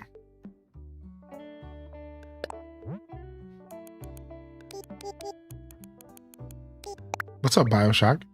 Debating on speaking today after what happened yesterday, taking a chance and saying good morning. Probably gonna lurk since I don't still feel safe still. Oh, Calico, I'm not sure what happened, dude. I hope you're okay, man. Yeah, good morning, dude. Yeah, I hope everything's all right. Thanks for popping in here this morning. Yeah, I imagine we have the deep fryer as well.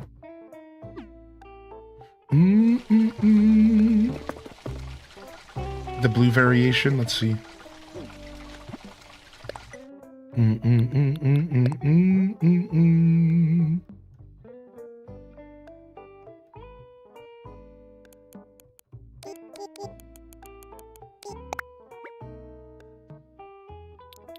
Oh, we don't have the blue variation. Okay, sick.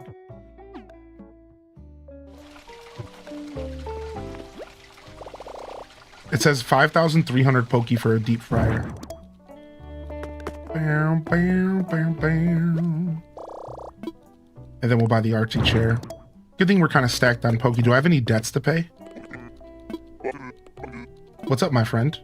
Okay, I don't have any debts to pay. And we don't have to transfer any bells to Poke for now, because I did that a bunch when I wasn't playing the game every day.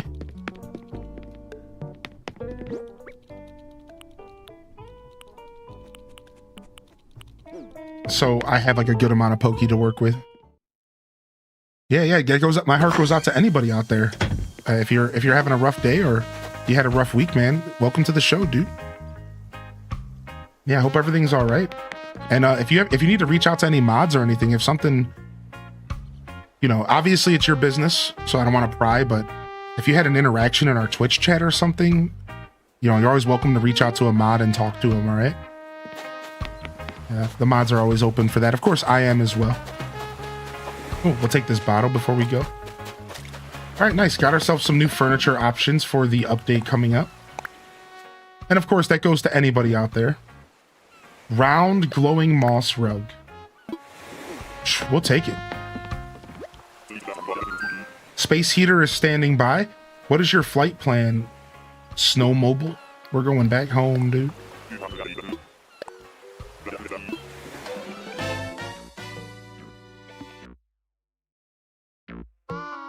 All right.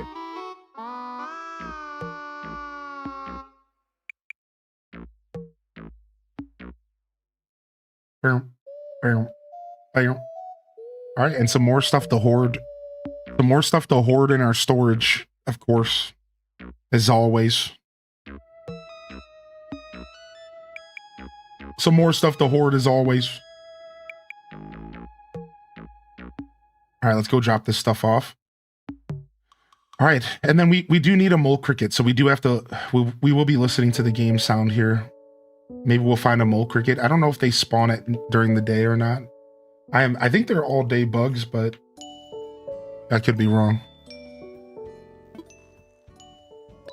I could be wrong. All right, nice. Got some of our dailies done here. I think that's about it for dailies for me. We bought our turnips before noon. Anybody else picking up turnips today? We checked our shops. I haven't been checking the clothing shop as much, but it's because I don't want to sit here and go through my catalog to find out if I have color variations of stuff. And there's like no good way for the game to tell you if you have color variations of stuff. So the clothing is the one thing that I don't really care about cataloging fully. I'm like, good. It's like, whatever. I'm not going to sit. The only thing I could do is go into the shop and purchase everything every day. And it's just like, it's just not worth it, right?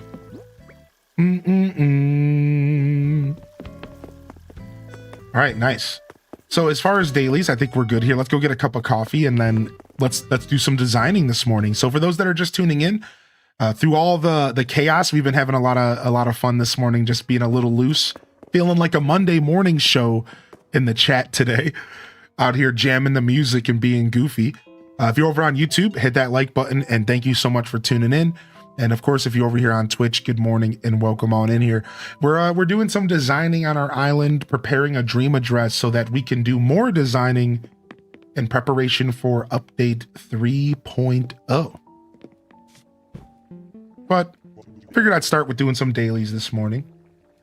Grab ourselves a little bit of coffee. We haven't gotten ourselves some coffee in a little bit. No, I did not buy the update yet. I'll buy it eventually, but I didn't pre-order it. I'm not a big pre-orderer, you know. Even if it's something I know for sure I'm gonna play, I usually hold off. I'll pre-order like the day before or something.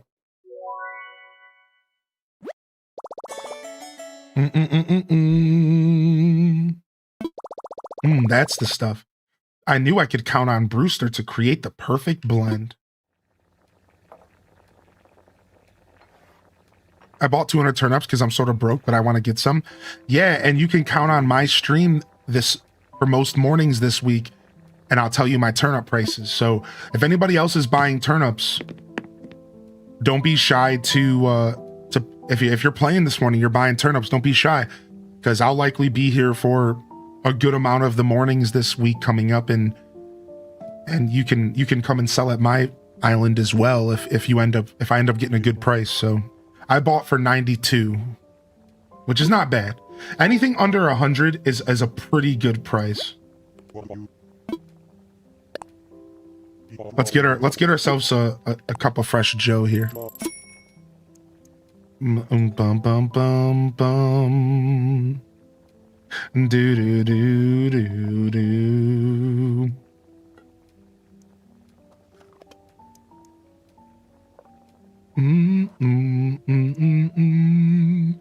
Logging in after a little bit of art prep. Cool. Thank you so much. Yo, what up, Flip Toes, baby? How you feeling, Flippy? Are you a Metroid Prime fan? Are you excited for Prime coming out? Are you by chance a primer? A Metroid primer? Different kind of primer than a Twitch primer, which means that you have a free sub once a month to use on any channel on Twitch to get access to 75 plus emotes as well as an adless experience. But you know, that's not the same as a Metroid primer. My birthday's fast approaching. Nice.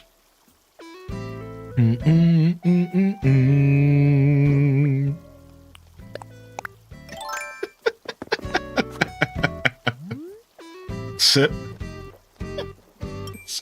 Sip.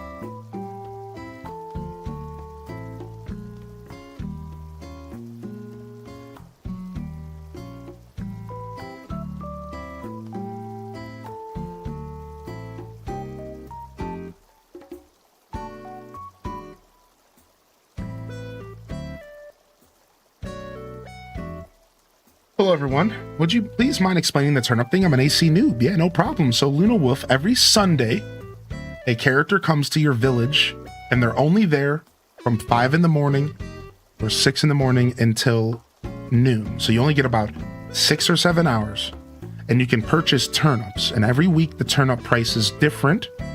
It's equivalent to like the stock exchange. And then after Sunday, so from Monday to Saturday, your town, your shop is going to have 2 different turnip prices that they buy for. So you buy them for, let's say, 90 on Sunday, 90 bells each. And then on Monday, the price that Tom Nook will buy them from you is maybe 75. But then you can check the price twice, once before noon, once after. And then maybe Tuesday, it'll be 85. And your goal is to buy the turnips for a low price and then sell them for a high price. It's literally this game's little stock exchange, right? It's this game's little kind of stock market, if you will. We call it the stalk market. And it's pretty cool. Now, here's the key, though. If you don't sell the turnips by Saturday that week, they die. They rot. And they have to get thrown away in the trash can. So, you only have those 6 days to sell them. And this is what makes it like you're taking a big risk. You're taking a big risk if you buy turnips, because if you don't get a good sell price over those couple days, then you might be out of luck. Yo, what's up, Ciro Nacho, by the way? Good to see you, man. Do do do do do do do do do.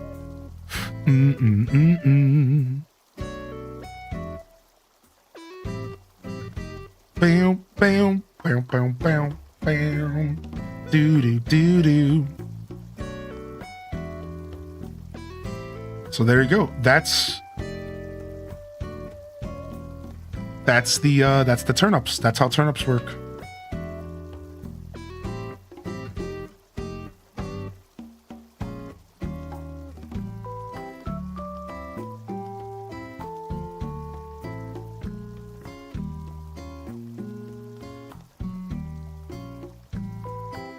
All right. Bum bum bum bum bum bum bum.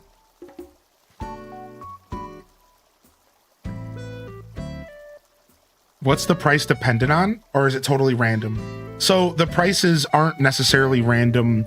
There is like a pattern you can follow and like a trend, but for the sake of conversation, it's pretty much random. For the sake of conversation, it's pretty much random, right? It's just you buy them and then you just hope for a high price. But yeah, there is like trends and like there is a way to kind of like track the turnips, and it's like a whole thing.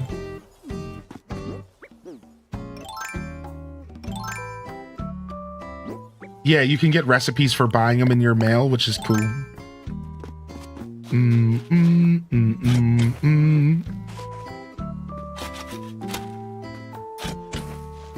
Oh, thank you, Luna Wolf. I appreciate you. I put a lot of love into my island, dude. Thank you so much, man.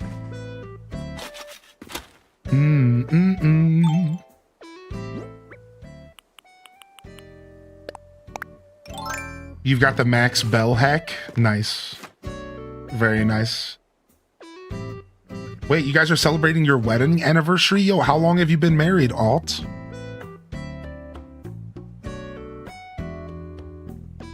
How long have y'all been married, dude? Good to see you today, man.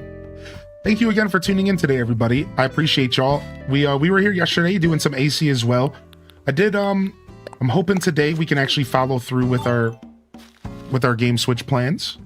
I know I didn't follow through with that yesterday. I wasn't quite feeling too well, so if you had any awkward interactions with me or anything yesterday, or if I wasn't quite keeping up with the chat, I'm just gonna say generally to anybody out there, thank you, man, for your patience.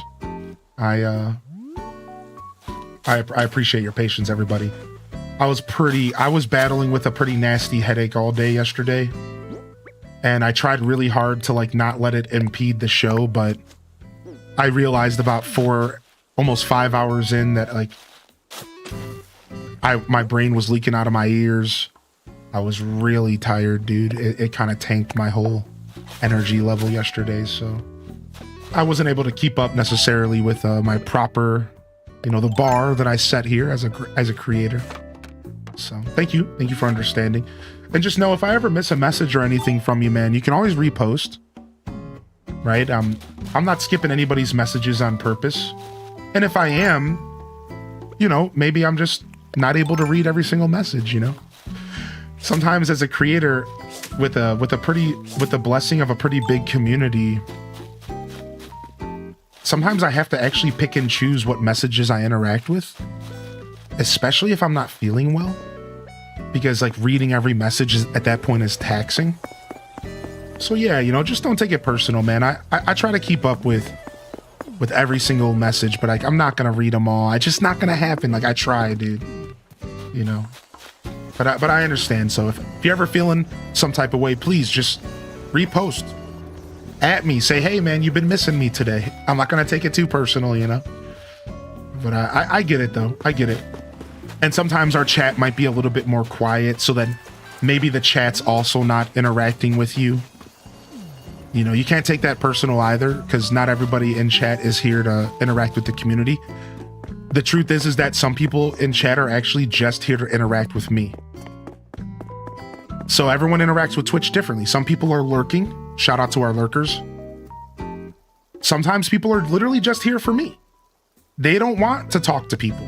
They just want to talk to me, which is okay. You know what I mean? Like, so yeah, like sometimes, if you jump into the chat and you're like, hey everybody, and you don't get an instant like wave back and nobody says hi to you, it's like, well, maybe today's a quiet day. Maybe everyone's lurking, maybe people are just busy dealing with my big dumb baby face,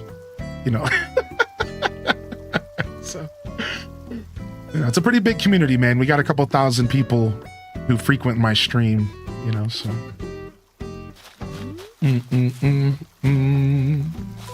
Yo, what's up, Dark Iraq? I'm just here to Dino dance. Yeah. Got a good chunk of tidying up Friday night. Grocery shopped and finished OT yesterday. Got a little bit of rest in and finished my Brewster sweatshirt. I'll be posting a photo in a bit. Nice, man. We did visit Brewster this morning. I got my coffee right here. The name of the starter iron set, well, you have the Iron Garden benches, but then you have the Iron Wood set that's like pretty popular. Yo, what's up, Tam Perpetrator, dude? All right, so let's go ahead. We planted our flowers. Let's go see if my botanical gardens hits. We did a bunch of work yesterday. Here we go.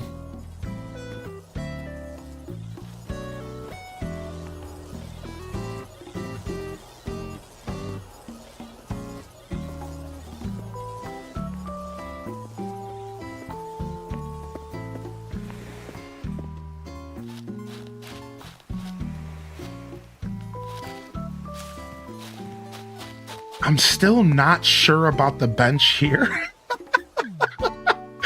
And yesterday I was getting so tired because of this headache that I couldn't like wrap my head around this bench anymore. This bench. I don't know if I want this bench here. What do I do with this spot?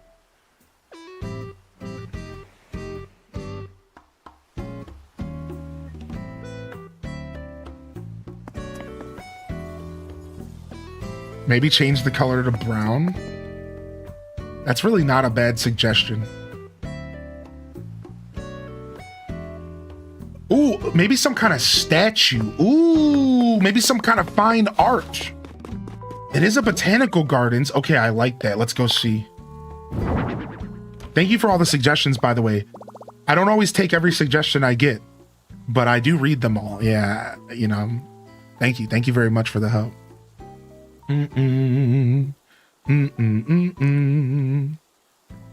right, let me go ahead and see if I got any kind of statues. You need to pull whatever you sit there forward to offset the card. Yeah, I hate the way it goes over the pavement there. Yeah, it's tough. It's tough because like the bench goes over the pavement. So like it kind of, see, like this doesn't feel good either. So I did try that yesterday and I instantly just didn't like the way that this was over this pavement. So like if I wanted to solve that, maybe one thing I could do is this. Like, let me try something real quick. Yeah, I did briefly try that yesterday as well, and like I instantly was like, I don't know. I do understand the offset though. I do understand the offset. I do agree with the offset. I do agree with it. Okay, or just do whatever you want, controller. Do whatever you want, controller. All right. So like, what if I do this?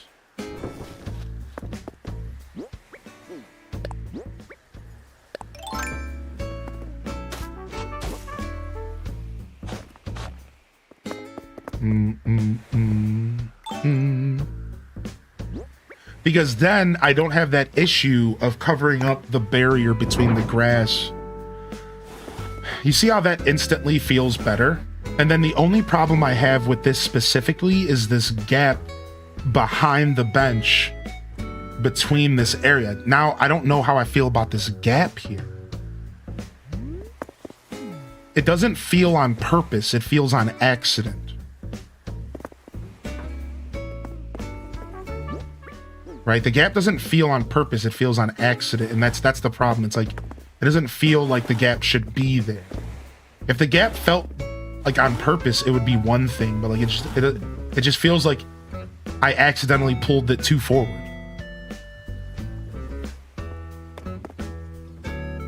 Right? So I almost need an item that's 1.5 spaces. If I had an item that was 1.5 spaces to put here, then it would cover up the gap and also create the offset experience. So I need like, because this is only a half space back here.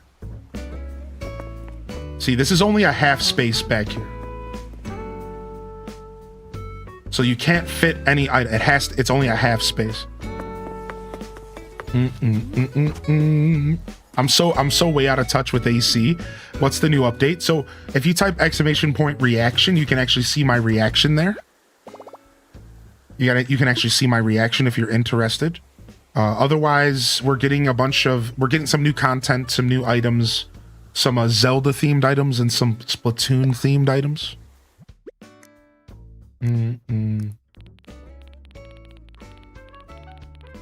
Bum bum bum bum bum bum bum bum bum.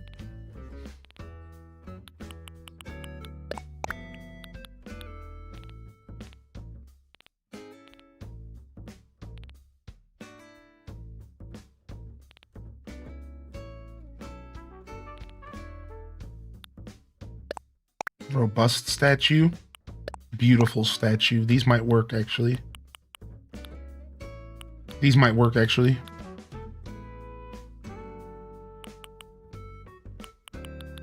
Maybe the Tower of Pisa. Bum bum bum bum bum bum bum bum. Maybe the Tower of Pizza. Maybe the Tower of Pizza. Debating on starting a new island for the holidays.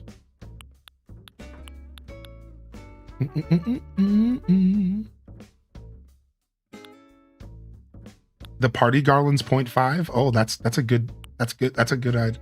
I like that. Let's grab these bird wings and Atlas moth again. Maybe there's something to those that I'm not thinking about. I'm just getting some inspiration right now. Don't mind me. Just getting some inspiration here.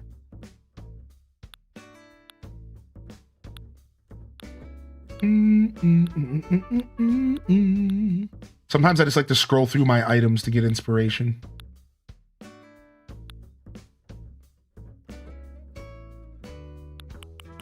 This is like an interesting option.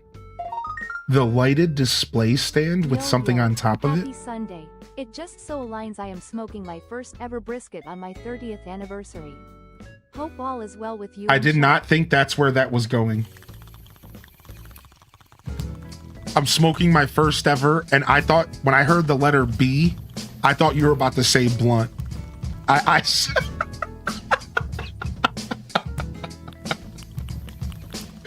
Nice, dude. Smoking some brisket, baby. Hope your stream goes well. Have a wonderful day. Thank you for 30 months, man. Thank you, Cool Starty Man, for 100 biddies, my dude. Good to see you, dude. Thank you, man. Thank you, everybody. Thank you, everybody. Holy heck, man.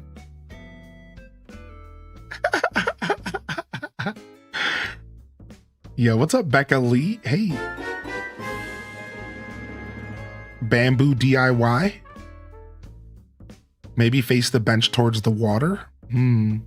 What's up, Shy Chai? Thank you for 29, dude. I wonder if I just want another topiary there. Maybe I'm just overlooking the topiary again. Or the evergreen ass. Ooh. The evergreen ass. Nice, dude. I wish I had one of those.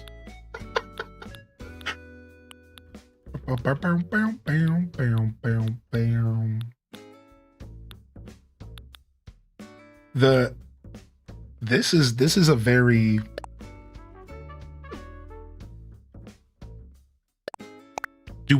hold on a second, man. Do we maybe do a bigger overhaul than I was planning of the botanicals?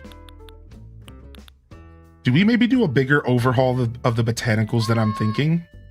Do we have a gazebo anywhere?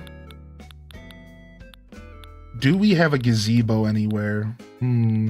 If I might have to order one, unfortunately. Gazebo items are very big. This might not work out without a huge overhaul. Let me go see.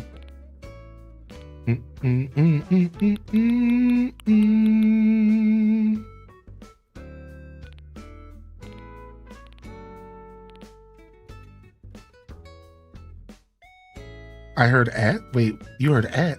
Listen, Lizzie J, I can't account for what your brain's thinking. You know what I mean? Like, it's called Evergreen Ash. All right, it's... I don't know what y'all are hearing over there. I don't...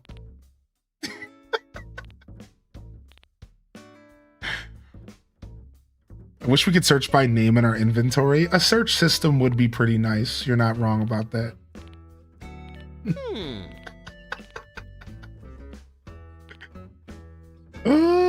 We also could just put some rocks there. If we had like a nice rock. Maybe this statue, can the glowing... No. Can the stone lion dog look better than it does? Yeah, I think it can be customized. All right, give me just a second. I just want to go through all this stuff. So I don't have a gazebo. I don't have a gazebo. I must have gave it away or I'm using it. I tend to give away a lot of the stuff, so... We would have to order the gazebo if we want to try it, which that's just... Like, because I don't even know if I want to use the gazebo. I just wanted to, like, kind of test it. Now, I could steal the pergola. I could steal the pergola from the other part of my island for just the test here. And then we could just put it back later. I've thought about maybe using this plant partition as well.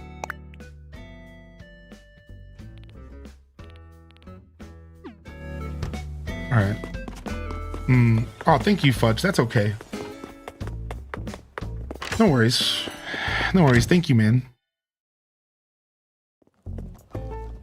What's up, Danny V? All right, let's go to our Nook Miles and make an order real quick.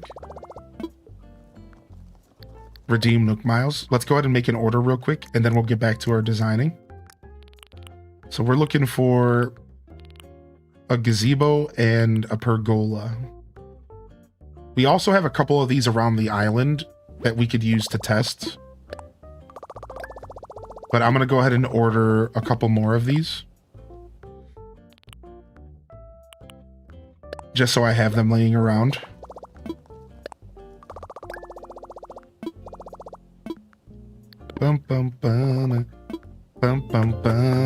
The bamboo partition is what I was thinking. Got invited for a coffee hangout. Yo, dude, enjoy your coffee, dude. Yo, what up, Spartan Leonidas? How we doing, Sparty Bobardi, dude? All right, let's grab this real quick. And let's first take a look at the Capricorn. The Capricorn item.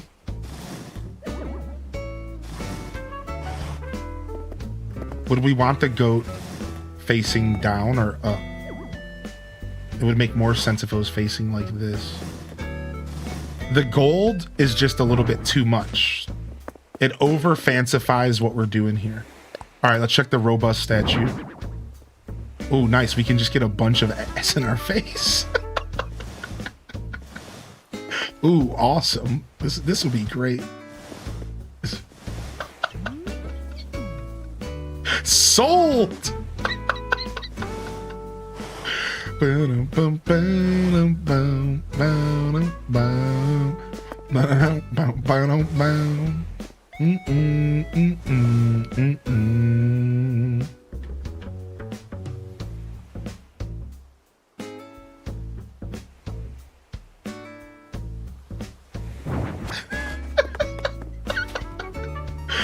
All right, let's try putting the wagon back down here. Maybe the wagon being down here was the answer all along.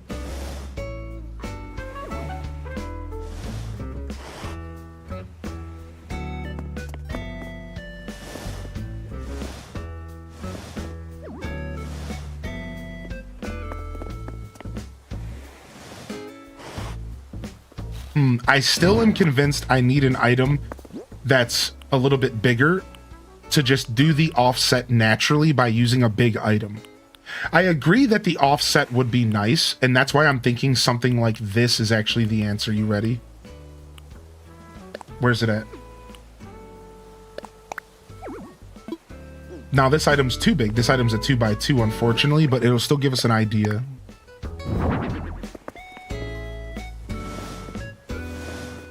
It's like having an... Now, if this item was just a little thinner, something like this, but just 1/2 space thinner is probably what I want here. I think I do want something tall here, but maybe not too tall.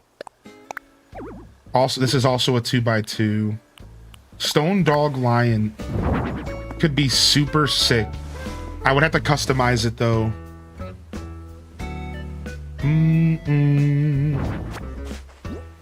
I don't think I want bamboo. Yeah, this is a botanical gardens, and I want it to feel very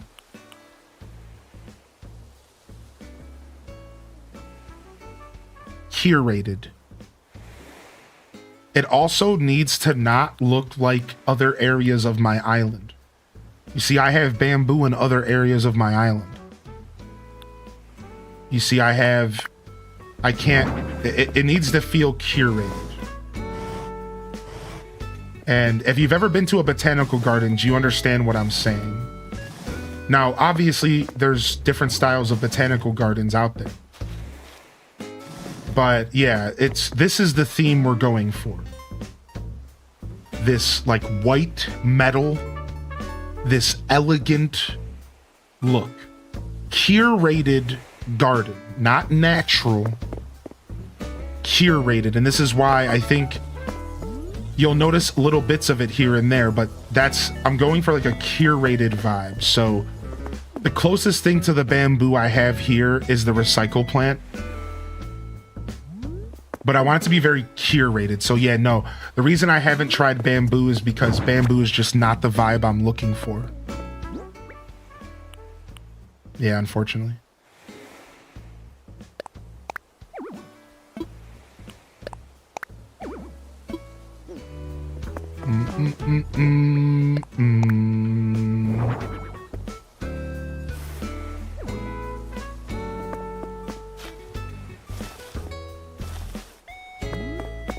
I do like the bird wing, and it is 1.5 spaces.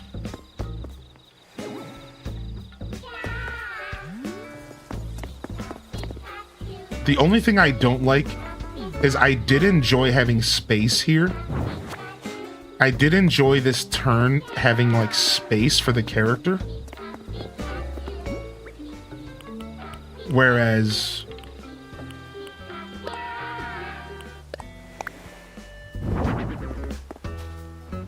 when this was up against here, when you turn in here, it feels like it opens up, right? Because you go from this hallway and it opens up.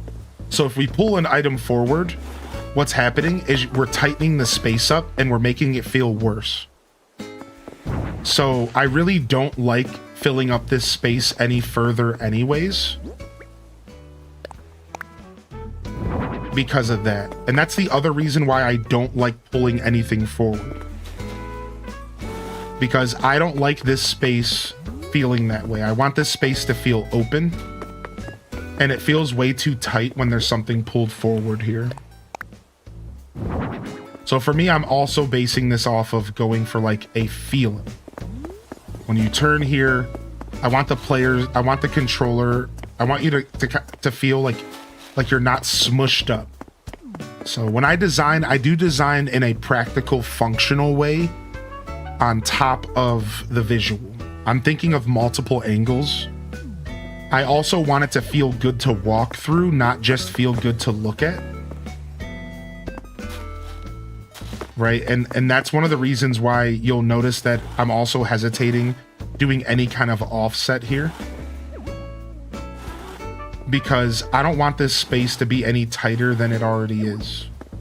The space is already tighter than it needs to be, right?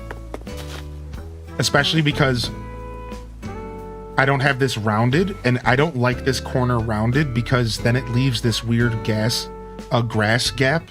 So if I round this corner, it leaves a gap of grass here that's just a little too big.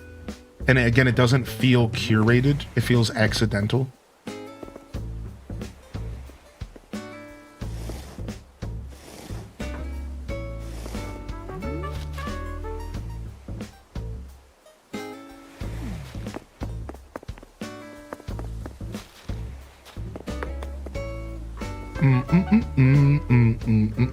Snow starts in AC like December 10th to 15th or something like that.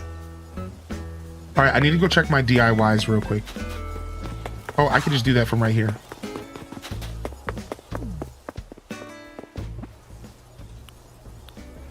Because I think actually going to a rock would make sense.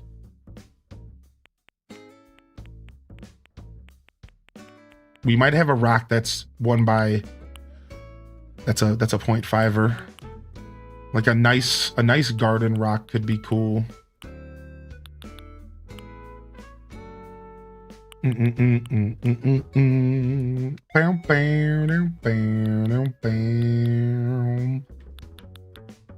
know if I want to use the pond stone. Yeah, this corner's got me. I think I want to try a pergola or something. And I want to try maybe opening this area up. What would I do? The pergola's just not going to really fit.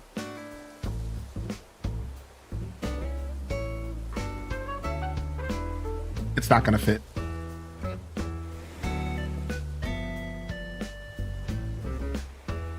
All right. However, for now, I have been inspired. All right. So this conversation has been productive. Because I think we're going to do that. I think we'll do that. I think that's kind of neat. I like this a lot. And then I think we're going to simplify this problem. We're only going to showcase the garden bench here. I think that just solves the problem right there.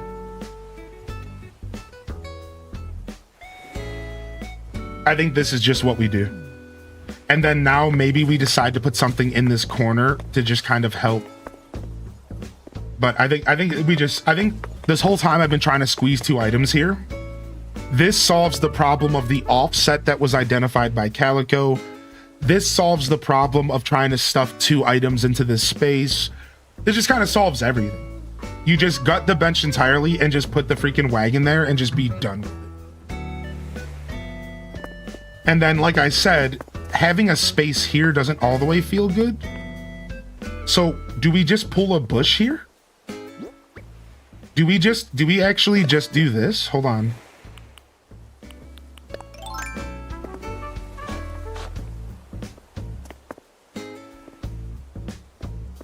Do we actually just put another bush here and just kind of pull a bush in? You can always use one piece of fencing to fill in little spaces.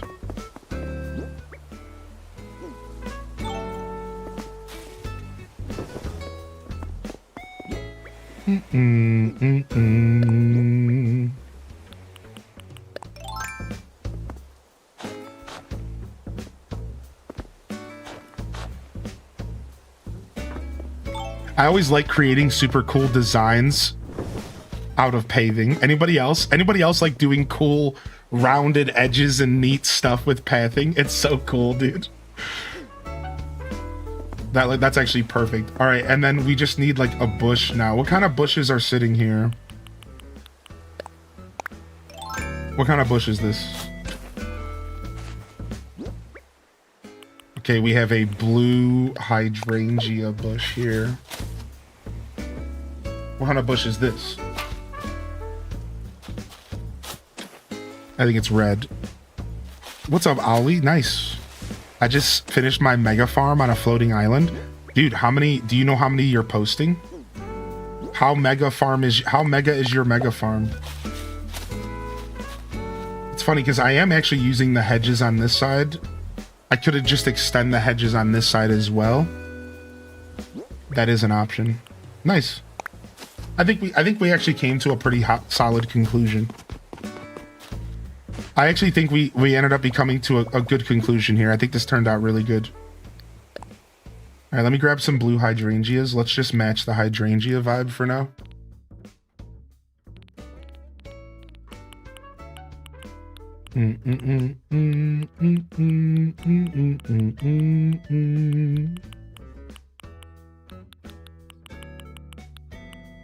Dang, I must have used them all / gave them away. I don't have any hydrangeas on me. I have pink. Well, since they're not blooming, we'll plant the pink for now because it'll still be the same style bush. And then we'll quickly go to Harvey's Island and see if we're lucky enough to get hydrangeas selling today. 49 of every crop with spaces for the new ones coming next week. Ooh, we're getting new crops next week? I didn't think about that. Yeah, because it's a new expansion. You're right. Oh, nice, dude. Oh, we could put a lamppost there. Interesting. Why didn't I consider a lamppost? Hold on a second. Actually, because of the height thing.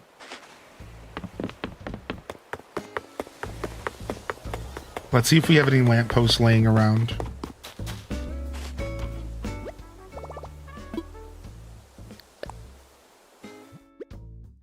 Yeah, the bamboo might have felt a little too rustic. Bamboo can also feel very elegant. But I guess I'm just going for a different vibe, and I'm afraid I've used bamboo too much around my island. I do try to keep things fresh.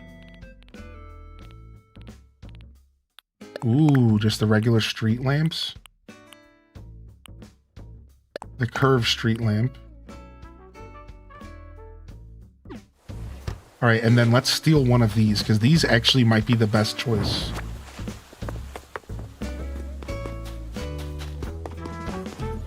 The maypole could be cute there. The maypole.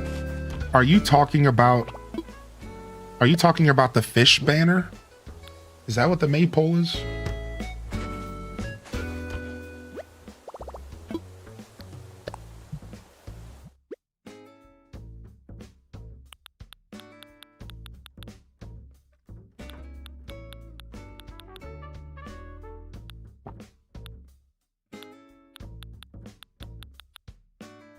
A big green pole with flowers on it. That's what I thought. I was seeing it in my mind. That's what I'm actually looking for.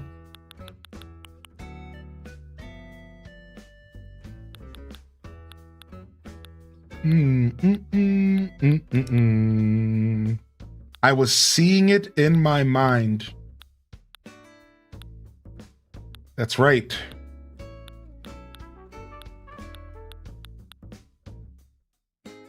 I do kind of want to try again with this today. Different project. We'll talk about that here shortly. Bum, bum, bum, bum. Bunny Day. PTSD. Not Bunny Day. Sorry, I'm having a moment.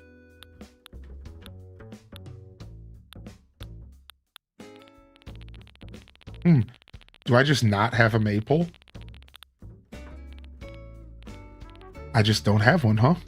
Let's check from the top real quick.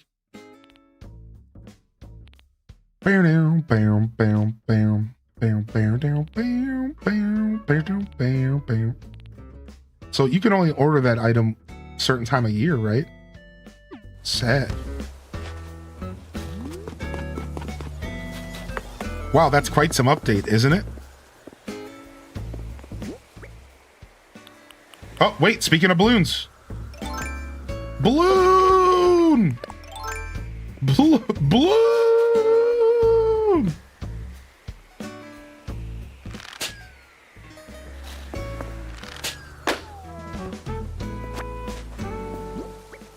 Mm, mm, mm, mm, mm, mm. 5,000 bells. Bum, bum, bum, bum.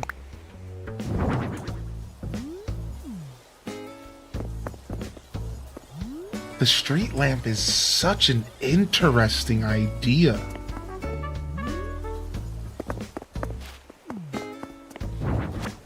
All right, let's try the other one.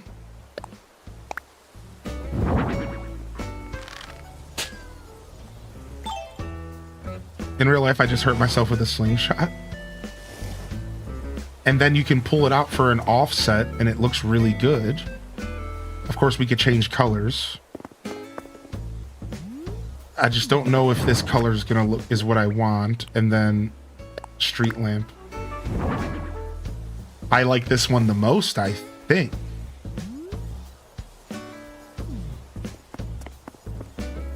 I think that this is the answer.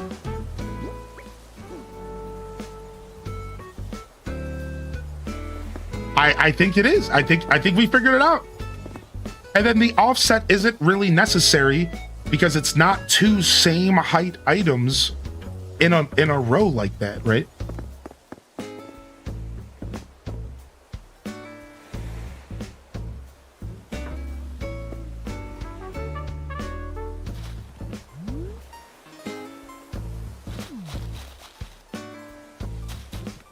Okay, I think we're done here.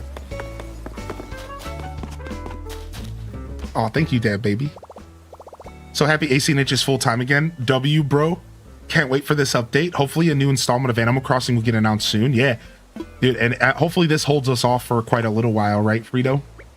I'm pretty excited to.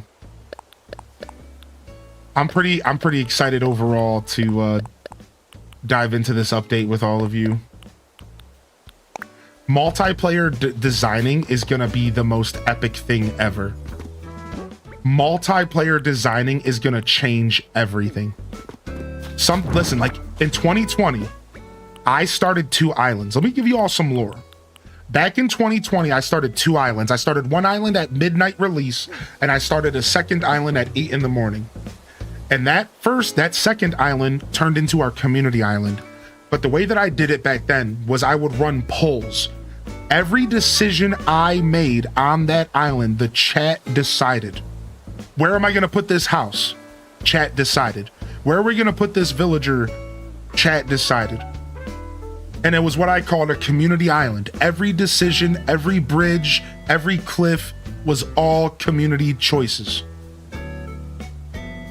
Now we can do it in real time. And you can just go and put the item down where you want. Think about this. Like, this is insane. We are about to go off, dude. It is about to be so good.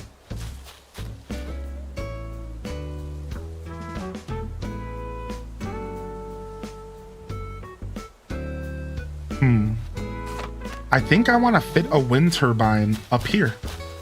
I had this stroke of inspiration. Take a look. I think we can fit a wind turbine right here. You know what? I never put mushrooms and patterns and weeds back up here to make it feel kind of natural after my last winter breakdown. So good thing we came up here because we're going to have to do a little bit of that. I think we're going to put a wind turbine up here. I think that it'll add perfectly to the depth of this space. Look at this.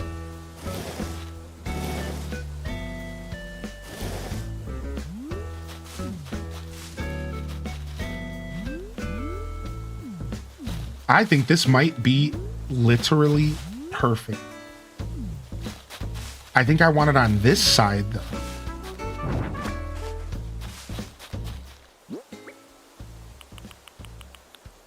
And I'll show you in just a second why the side matters. Give me just a sec.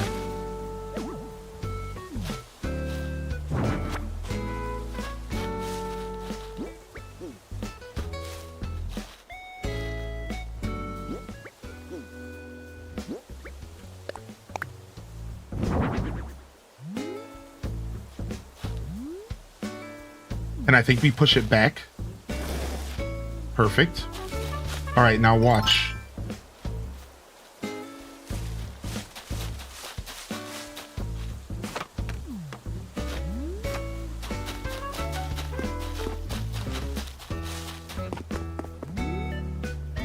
Dude, nice. It's just like, it just adds to the scene just a little bit. Like, you can just kind of see it moving in the background.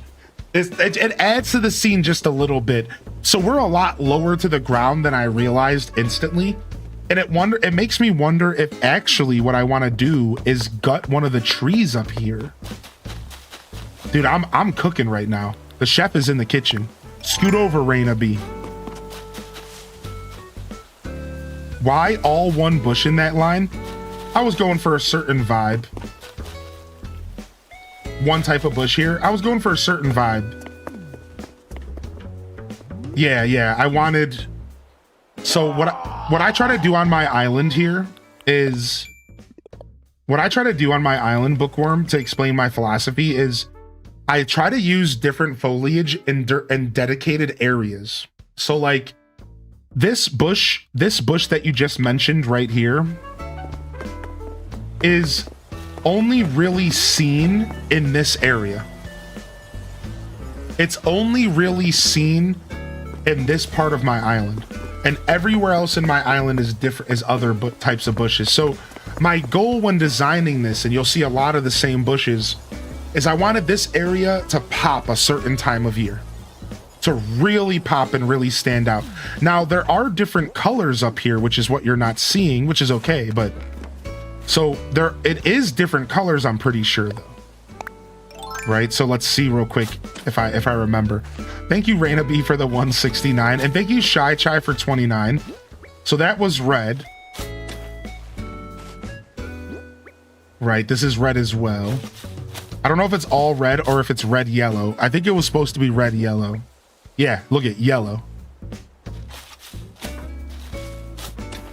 See, so it is actually two different styles of bushes, but of the same genus. So when it blooms, it's red, yellow, red, yellow, red, yellow, and it looks really pretty. That's kind of the vibe I was going for. Yeah. And I see what you're saying, though. If you mix it up, then you could have flowers blooming all year round. That's actually an interesting reason to mix it up. Maybe one that I actually didn't consider. Yeah, like I actually didn't consider that. Where you could have different bushes spawning in different times of year. And I actually do that in my forest a bit. So that's actually a really good thought. Maybe that's something I'll have to consider.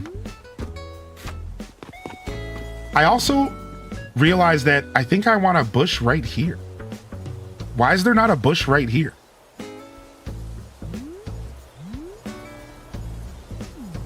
I think there used to be a pattern there. It was like a mushroom pattern or something.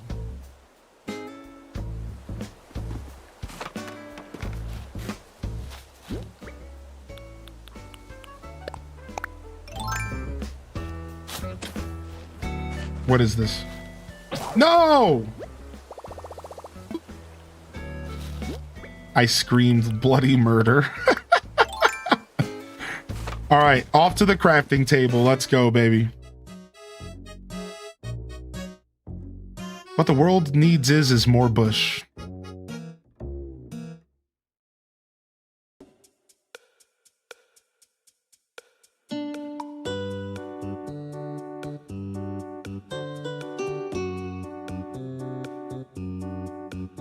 Yo, what's up, Flower Child? How you been, man?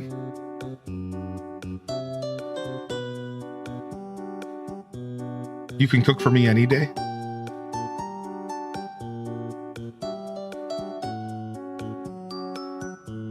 The Sonic Rumble King himself.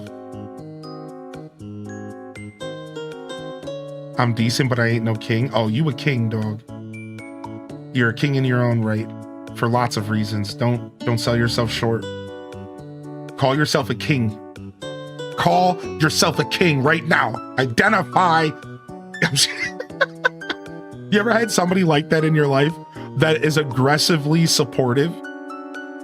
And like, you like say something like a joke about yourself and they're like, if you don't compliment yourself right now, I swear to baby Jesus. Just like, I'm sorry, okay, I'm the best.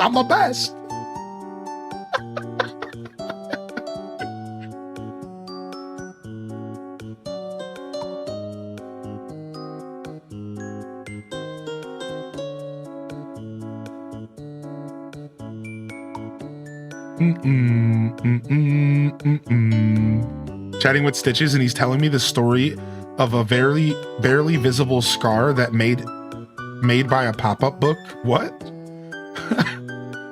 A scar from a pop-up book? He was scarred for life from a pop-up book? All right, let's go and see if we can get some new bush. Hopefully we can get some bushes that we need here real quick from Harvey's.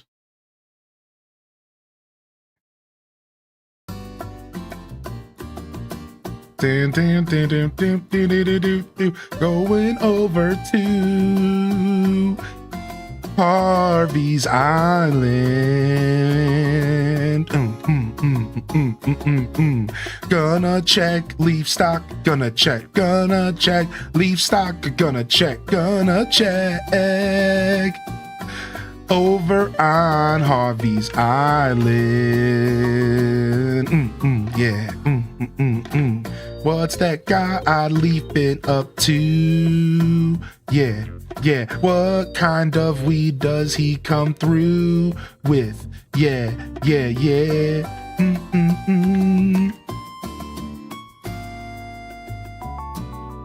I think you can buy some from Kim Kardashian. It's fake though. What?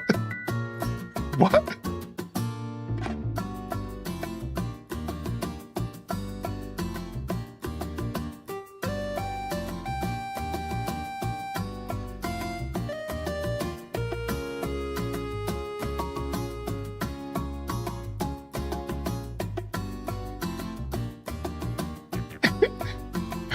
All right, let's go. Let's go with some leaf. She sells fake. What?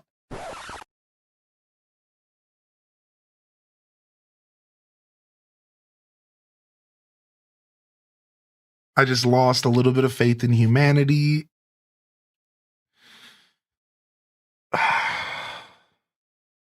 Okay.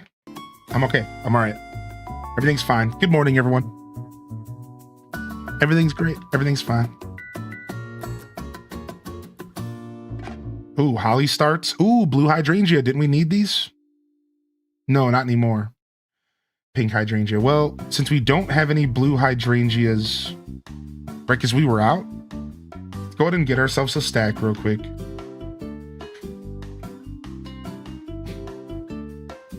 Dang, if anybody on my friends list, can you mail bush starts? You can't, can you?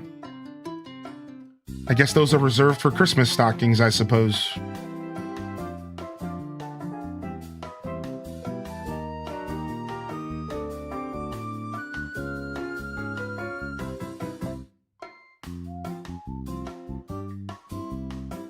Boo-doo-doo-boo-doo, boo-doo-doo-doo.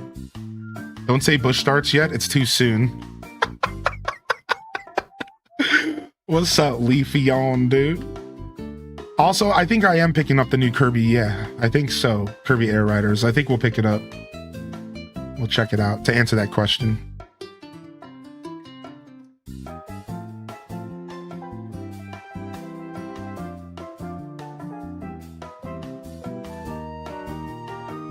All right, now since these bushes aren't in bloom, we can still go ahead and design our island the way we want, because we can just put the bushes down of a different color and then fix it in the future. So in all reality, this is still super chill. And we'll just have to fix the colors of the bushes that we're putting down later, once they're blooming, and then we'll notice that they're off.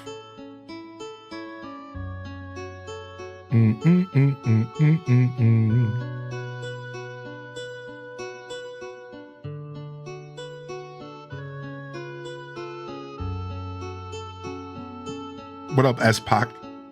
That emote, dude, stop. Sage the Spirit, all right. So let me grab those hibiscus starts from my storage, because we had some of a different color. Caffeine and anxiety. Ah, the best way to start your morning.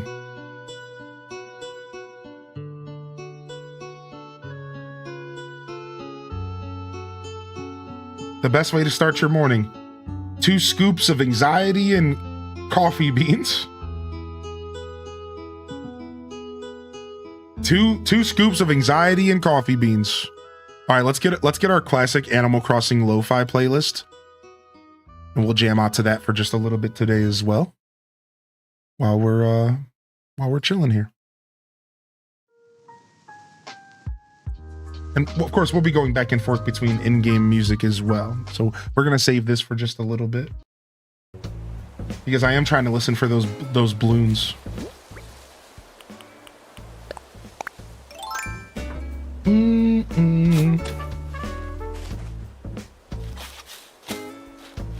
Me to my brother. This is one of my favorite streamers. He's cool and wholesome. Chat. Hold my. Chat said, hold on a second. Hold my earrings. Let me show you how wholesome it is.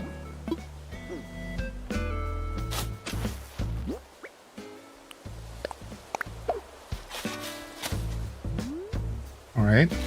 And then we can actually use another orange windmill over here. So one more orange windmill flower would actually do justice as well. Or we could use some weeds or some patterns. See if we have any windmill seeds in here. I think orange might be a hybrid. I can't remember.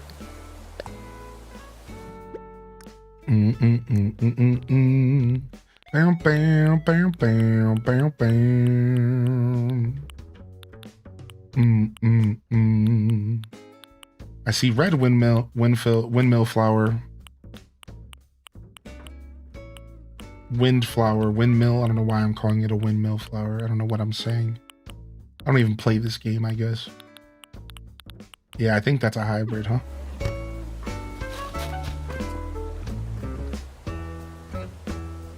Taco. That's funny.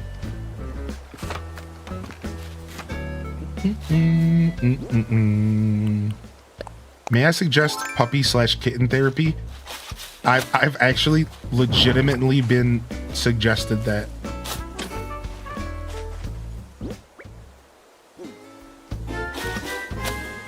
Like recently in my life. 19 months. What H-Day shock. Let's go. Here's to many more months on the best place to be here on Twitch. H-Day cheers. Yo, Jessica, thank you for 19 months, dude.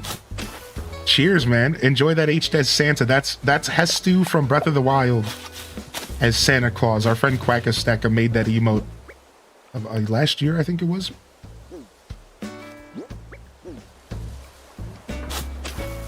What's up, Onzi Twitch? Maybe there's a cat cafe nearby. True, maybe, man. Oh, that's why we can't have... That's why we can't have a bush. I see what I did wrong here. Because we have the butterfly on the edge instead of directly on the center. Yeah, I see. And that's why we can't fit a bush here. I was wondering why there was like an empty space right here. Also because of the curve. You can't do much because of the curve there, right?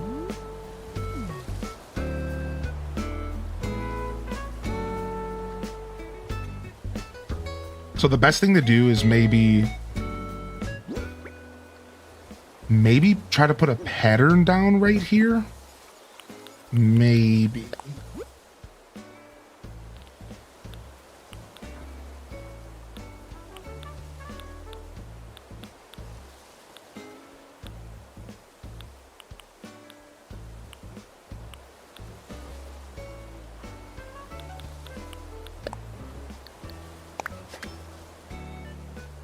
Started my island on my Switch 2, called my island Serenity. Starters are Diva and Bam.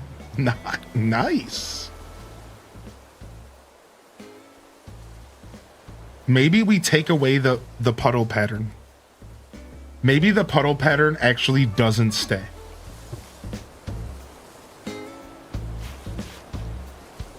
You love the puddle? Do you love it? I love it too. You know what? I'm keeping it.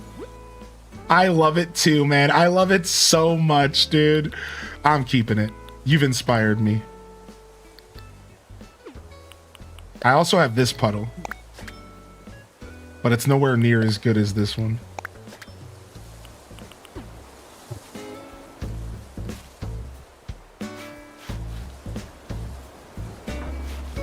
Actually, maybe that's it. Maybe I just reversed the spot. Wait a second.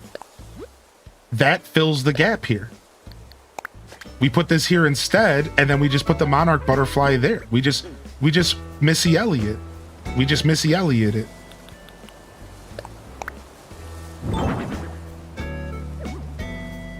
I just need to set it down after I have to pick up this bush real quick.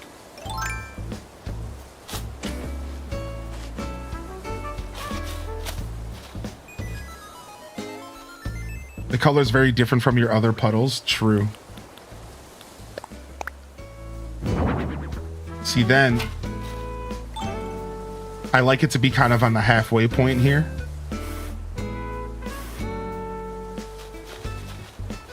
Right on the edge of the puddle. I think it looks kind of realistic. That's kind of cool, right? But maybe it would be better directly in the center. I could still put another pattern there, just like a little bit of foliage. Let me check. I have so many patterns. Let's see what we got. Maybe I will do a double pattern here. You know, I'm not a big pattern guy, so this is a hard thing for me. Maybe just the farm plant.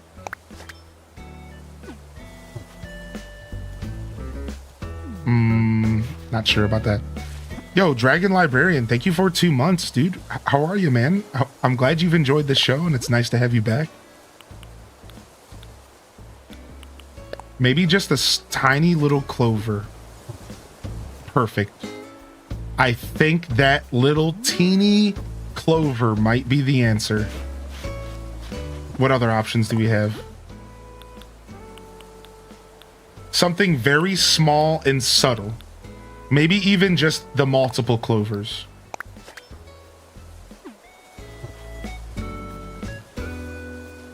Now, the only problem is the clovers are very green for fall.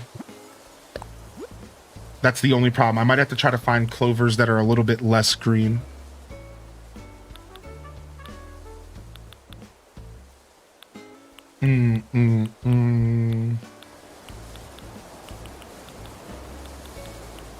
I could always just do a rock.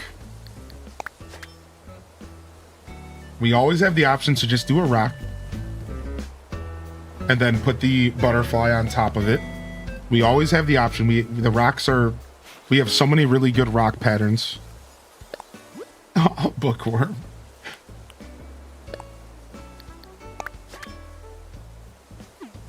just to add like a little bit of texture to this area.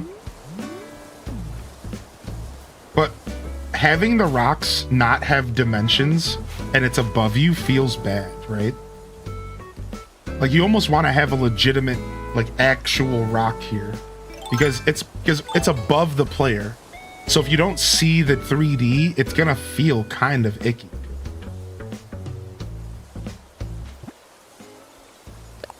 Clovers are always green year-round.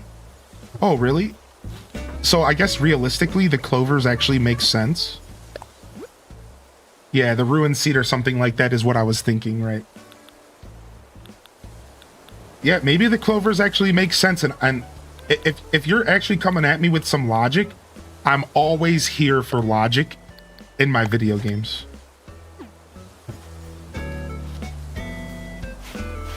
Like I'm actually so into that. Like if that's actually true, then maybe the clovers do make sense. Which I mean, I believe you clearly.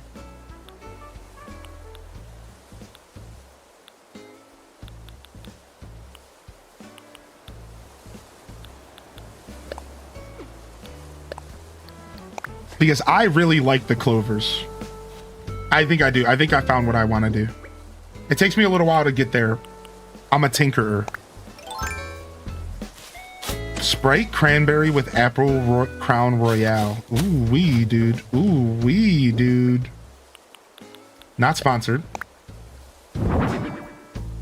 Does anybody have a good mixed drink that's like a go-to for them?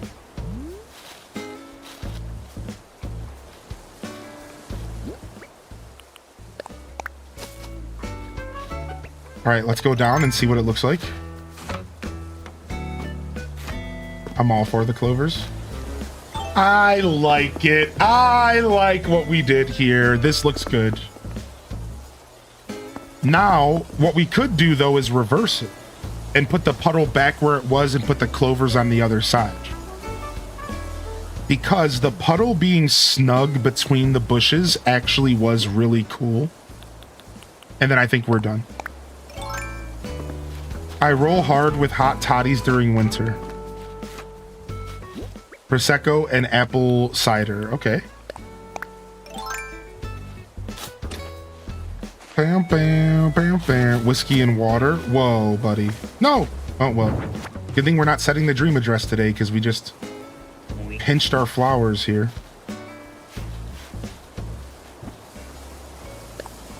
You're not a drinker, Leafeon? That's cool. Any type of drinks are welcome. Do you have any? Does anybody have any mixed drinks that are non-alcoholic that they like to make at home? Like mulled apple cider is a good example. Like warm apple cider is a seasonal thing for me. It's a yearly thing. It's not fall for me until I drink a little bit of warm apple cider mulled with the perfect seasonings. It's just not fall for me until until I get that.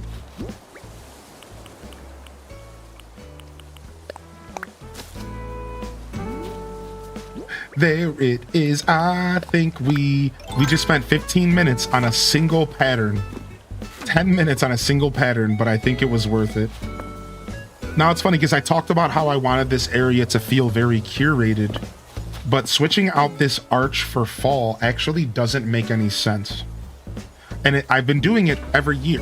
I always switch this arch out because I want the arch to be seasonal. So I put a winter one here in the winter, a fall one, a spring one. But it's making me realize that maybe that's actually not the best idea because the fall one is very rustic. And I just explained with the bamboo conversation how I'm not really looking for a rustic look here. And as much as I do love that arch, I wonder if I should go with the white version to make it feel more curated, or do I just go back to the stone arch in general and just be done with that? And you know what I mean? Like I actually have options here. So like we have the white version, which feels a little bit more elegant. And then we have the Torii, and then we have this stone arch. I don't think the Torii is going to be in the conversation. So normally I do the stone arch here, for summer and for spring, and I'll show you what it looks like.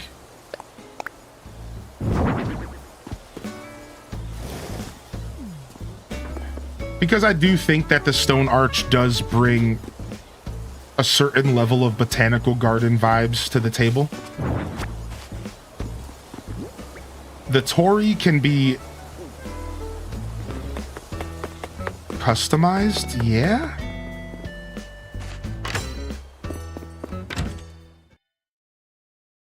I was also thinking maybe some string lights.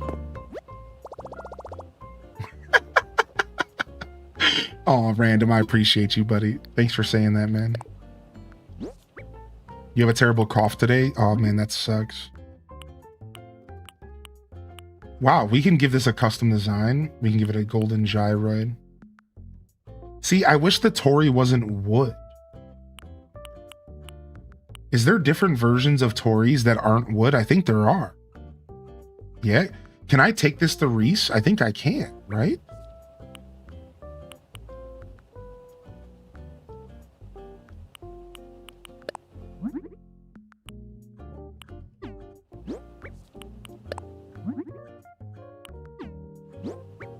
I thought there were different versions of tories. I'm checking right now. 'Cause I thought there was a black and red one.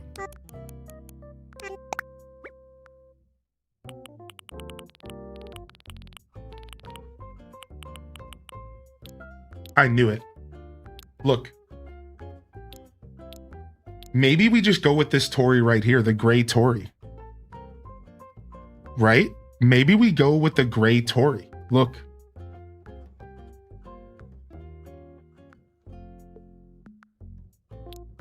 That matches my botanical garden vibes, doesn't it? It almost looks like marble.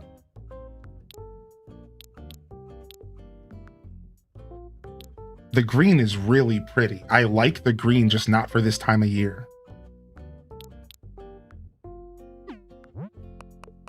All right, I think I could take it to Reese and Cyrus. Let's go. Let's go on a trip. What up, sister honey? I make my own tea with fresh mint out of the garden.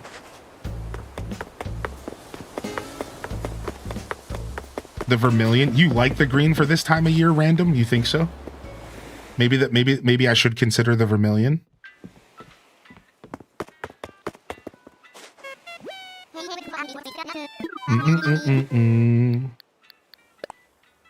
The green was bronze. Oh, you were reading the actual names. Okay, cool. Thank you.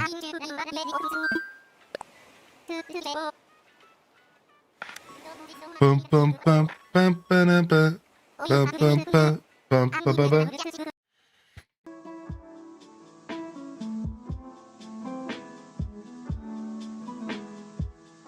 Especially if the trees are about to be redder. Right, exactly, yeah. Yo,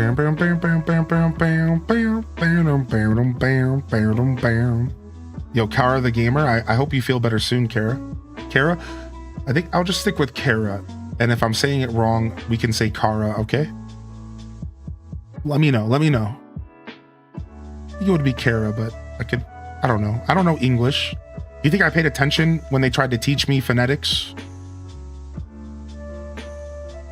I wasn't paying attention, man.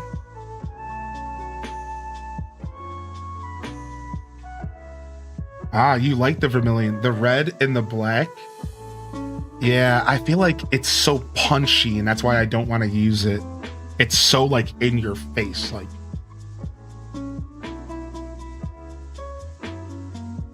Do we put the bell bag?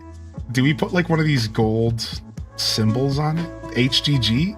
Yeah, sick! Fertilize? Rafflesia soil.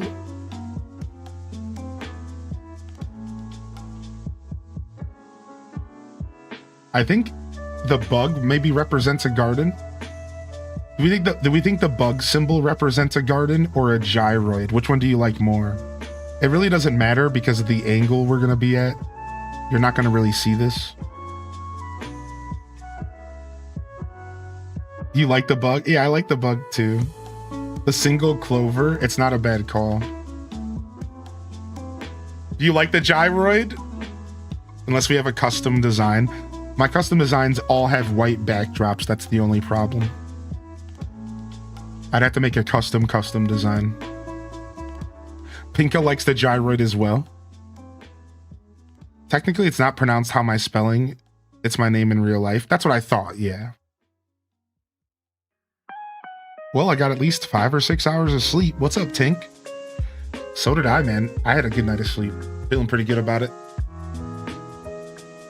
What's up, Chewy Solo? Everyone's been sick the last week. Yeah, it's because those temperatures dropped on us.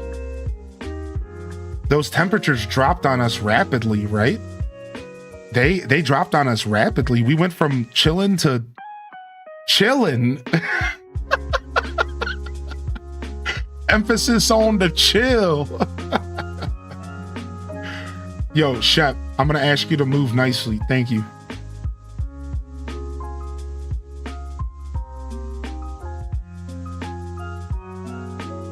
I think this is the answer. I think this is the entrance to our botanical gardens right here. I like this a lot. Nice. Now to get back to the wind turbine.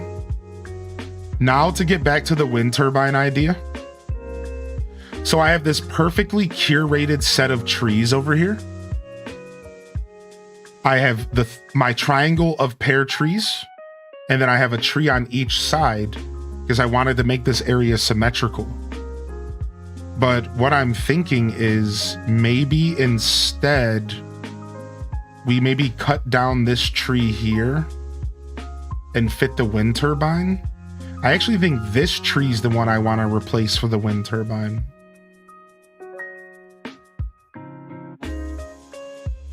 And then it would, even though this is directly behind resident services, so it's not going to be as impactful as the other side. If I put it on this side, it'll be more impactful. Right? That's the difference. So let's test both. Let's test both sides. If I put it on this side, it'll be more impactful to the whole view, right? So let's pull this down and take a look at it.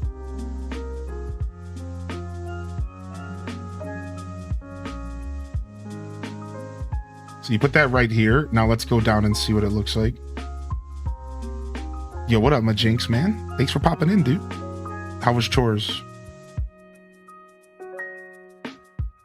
Right, see, so now it's like more impactful, right? Like it adds something different to the scene while taking away the fullness of the backdrop. I would almost want to scoot it over to the right one more if I can, which I think I can. Let's see.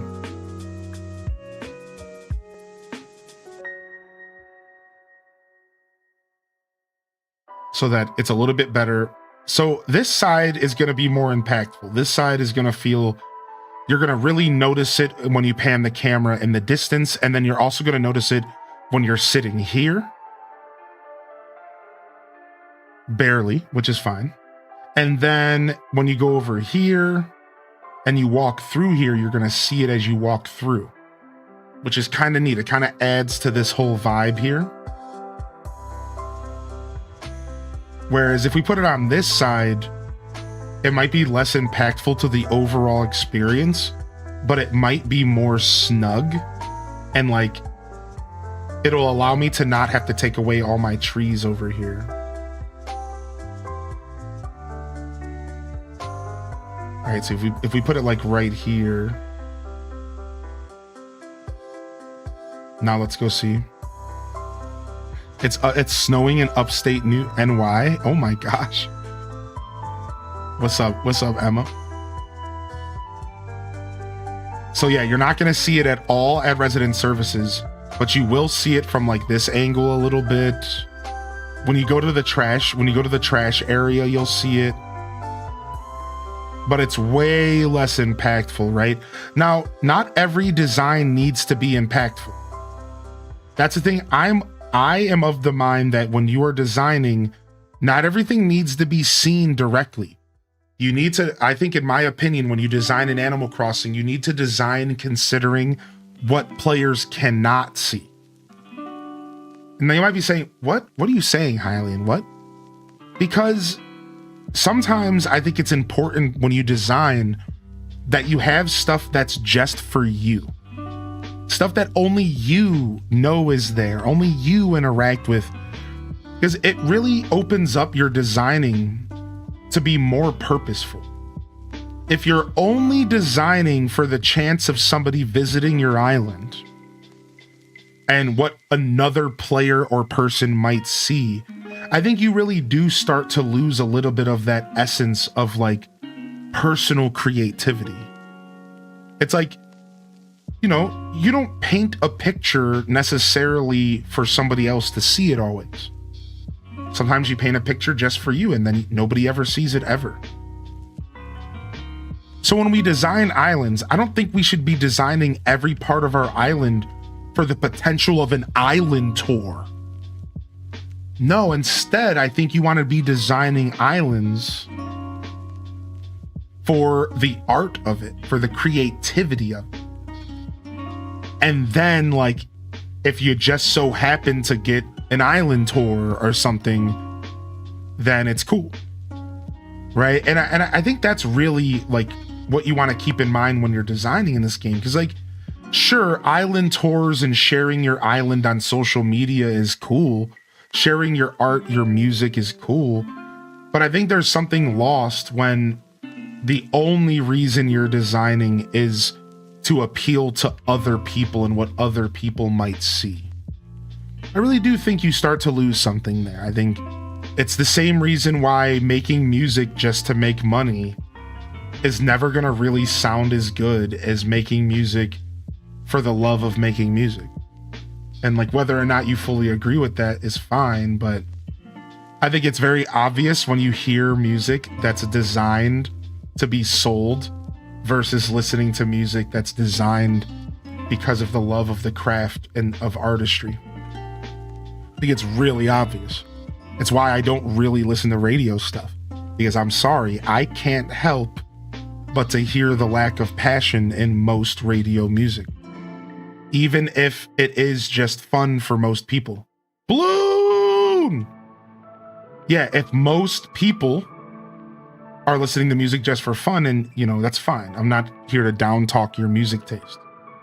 But for me personally, that hearing that lack of passion sometimes can really be degrading on the actual quality of what's hitting my ears. I can hear it. I can hear the lack of passion. It affects me. It affects my listening experience.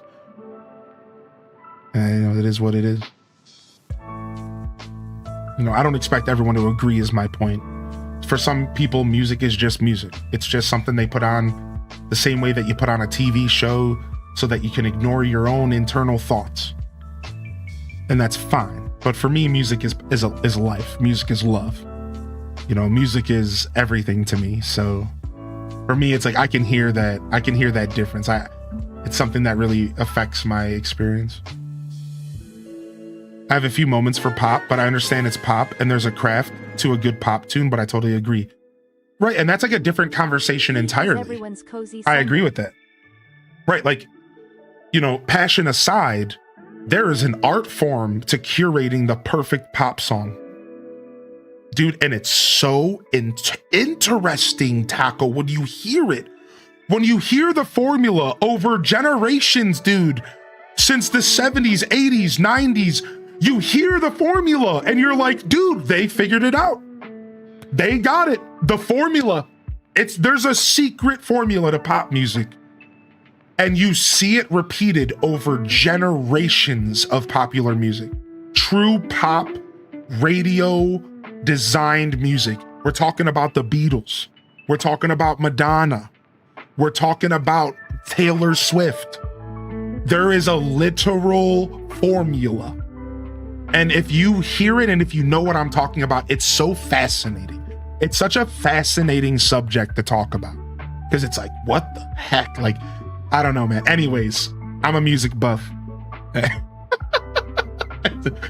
It's insane. Yo, what's up, Maddie? Cool. Thank you for 35, man. I feel like music isn't what it was like back in the day. Yo, thank you so much, Maddie Cool, man. Thank you so much. You know, there's some truth to that, dude. There's some truth to that. Yeah, Taco. I like, well said though, because the truth is that I have a lot of respect for music as a whole, and as I grew through my musical journey through my 20s, I got I don't listen to music anymore. I'm a music appreciator. And I know it sounds pretentious, but there's a difference, man. I'm a music appreciator. I appreciate music. So I don't listen to music solely to hear things that make me happy. I don't listen to music just to put me in a good mood I don't listen to music to get anything out of it always. Sometimes I do. Sometimes I put a song on because I need to feel something. I need to be nostalgic. I need, to break out of a bad mindset. I need to break out of a good mindset, whatever. But a lot of times I put on music as an appreciation thing. I listen to it because I say, wow, I want to hear this artist craft. I want to hear how they put it all together. I want to hear the formula. So it's funny because I've transcended just listening to music for fun. I don't just listen to music as a traditional form of entertainment or to be entertained. A lot of times for me, it's an appreciation thing. And I love it. I just like jamming out. I just like to hear different sounds, and I try to appreciate all music nowadays. So yeah, I've really grown in that sense. And while I can call out when I don't hear passion in something, it certainly doesn't stop me from jamming out to Bulletproof by LaRue. It doesn't stop me from jamming out to what Time Goes Slowly by Madonna. I always forget what the name of that song is. Time goes slowly for those who wait. Yeah, hung up because I'm hung up on you. Yeah, like it doesn't stop me, dude. I jam, man. I jam hard, dude. That's for sure. I could never listen to country growing up, but now I understand it enough to appreciate a good country tune, even if it isn't for me. Right. It's about appreciating music versus listening to it. And it's the same thing with all genres, dude. And listen, we're not here judging anybody. Like, for the record, some people play video games for entertainment. Some people play video games to appreciate them. Some people watch TV for entertainment. Some people really watch TV for appreciation. Like, you can do that. My point is, you can do this with any form of art. Does that make sense? Some people scroll through pictures that an artist draw because they want to be entertained, and some people are doing it for appreciation. Really, I think the transcendence between the thing is that when you go to turn on a TV show, or you go to turn on a video game, or you go to turn on some music, it's the intention behind it. And how some people don't ever break out of turning on music for just entertainment. There are some people that don't actually listen to the music they put on, and they just put it on as a form of entertainment in the background. It's like, oh, I'm just throwing this on so I can hear something that's not silence. And that's all we're talking about. And then like there's the people who will maybe approach a form of media from like almost a critical standpoint, an appreciation standpoint. And obviously you can do both. I think that there are plenty of people, including myself, who do both. Like there's lots of music is a tool, man. And there's so many different ways to utilize it. Sometimes I put on some slop, if you will, so I could just jam. Sometimes I put on, slop's a harsh word, so, just something loose, something free, something that wasn't meant to make me think, or something carefree. Boom. Sometimes I put on something lyrical to help me, self-reflect. Sometimes I want to hear a story from music, so I put on some Cool Keith and I jam out to a story about his life that he decided to write for me. Or, there's all these different interactions with music. So yeah, easy listening. Right.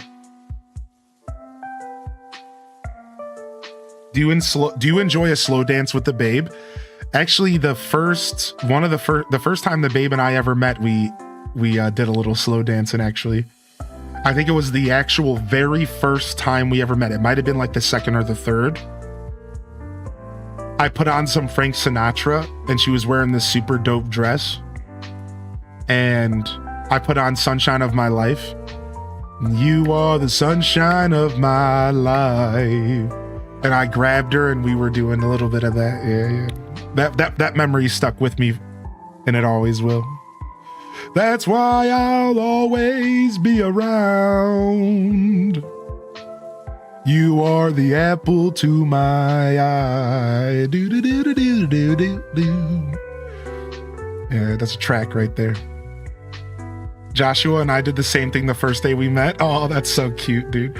Cheers to kindred spirits, little bit. You old softy. I'm a softy. I'm a softy. I love that. I feel the same way you feel about music, but with cooking. See? That is such a good, because it's not even just entertainment, it's also forms of art. Yes, dude, yes. I have sung in a choir. Yeah, I was in chamber choir, actually. I was in choir and chamber. Chamber was just competitive, basically. It was higher end. Yeah, oh yeah. I have had no vocal training outside of that, though. But I did take choir serious, and we had a really, really super cool choir teacher who also just so happened to be really cute. And let me tell you, if you want any boy, adolescent boy, to listen to you, it doesn't hurt if they think you're sexy. And like that. So I took every word out of my choir teacher's mouth like it was written by baby Jesus himself. So like every time she was trying to teach us about vocal training and how to breathe and how to sing, I was sitting there like, yes, ma'am, that's right. Okay, I'm here. What can I do for you? In middle school, this was middle school. So like, yeah, like, so I actually did retain the knowledge, and I did like learn a lot about how to use my voice. And again, because she was a really good teacher, though, that's the thing. She was like a really, really good musical teacher, and she took her job really serious, even though she was with kids. So it helps to have a passionate teacher as well. Passion breeds passion. So like, you know what I'm like? So like, yeah, like I just was lucky, right? That's cool. That's super cool, Kara. I love that. I had to stop taking choir seriously when I offended the teacher by saying I wish other regionals would be more serious about it. Oh, I didn't sing choir in high school, though. I backed out.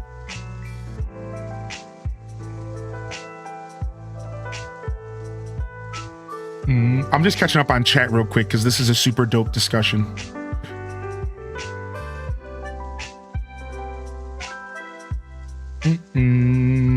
It started in the 80s. There were two guys that wrote most of the music that all pop is based on. True, I've heard that story, actually. Thank you again, Maddie. Cool, man.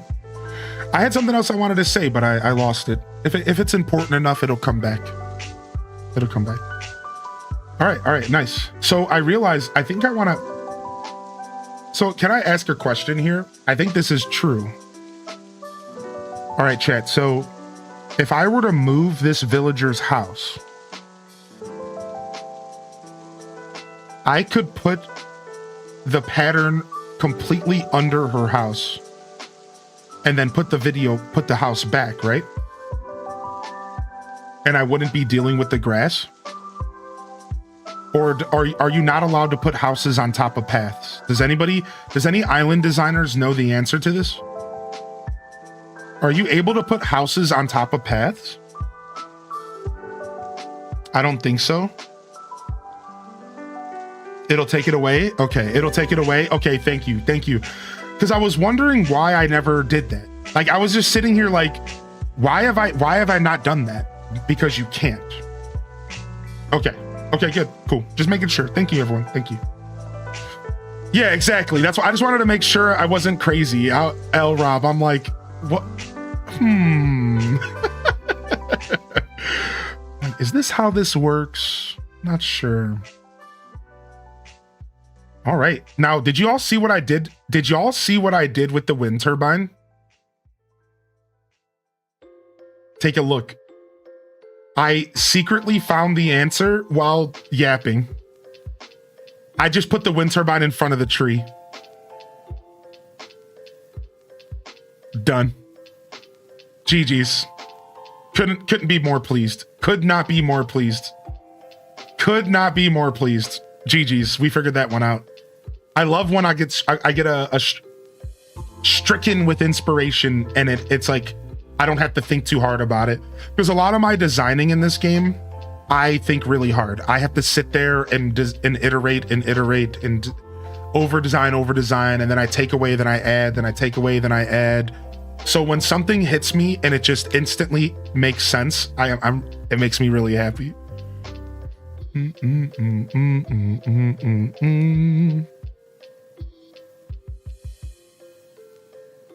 I wanted to suggest it, but you wanted it solo to be a bigger impact. Yeah, in the end, the tree behind it was the play, yeah?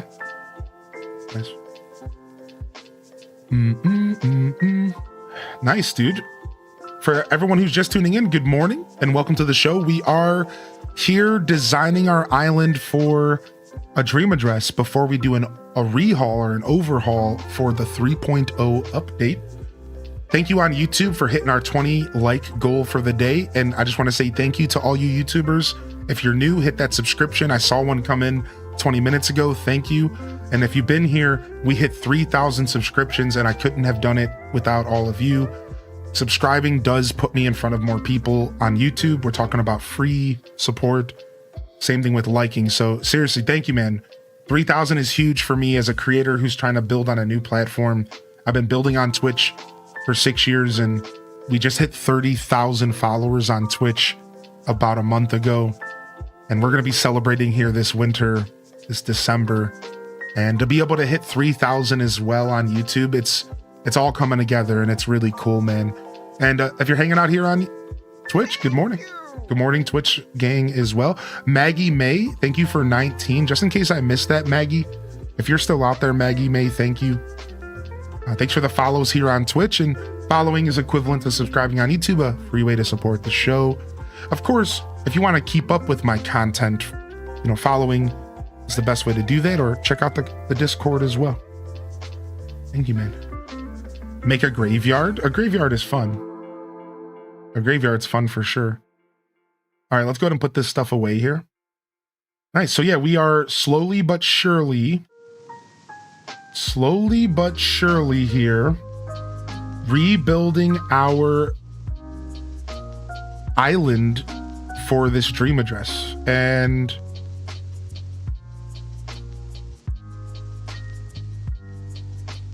I'm pretty excited. Now, one of the big things I want to do, so this table, I'm going to put something on the back of the table. Let's do that right now. I thought about this last night. Let's do that. Let's do this right now.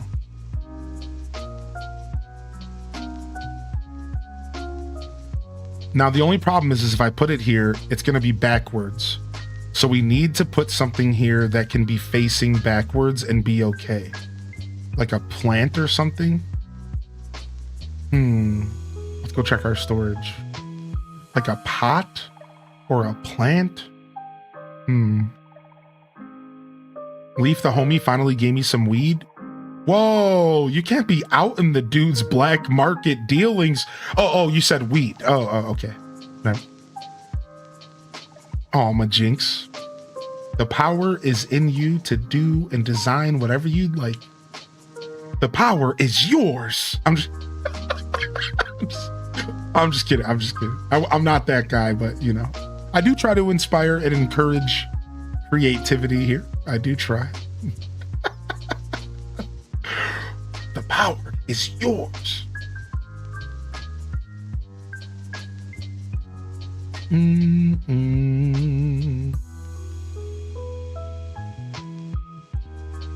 Okay, Captain Planet.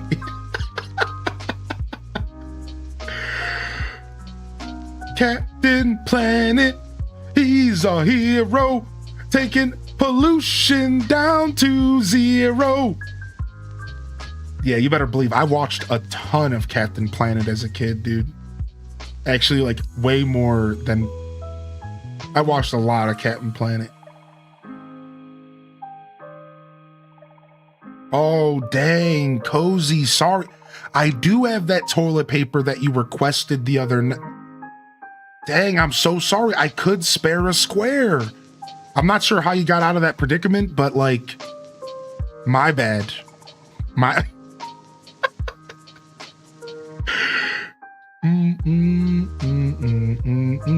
They had to use a sock. Okay, stop, dude. Stop. Okay, maybe this. Maybe this.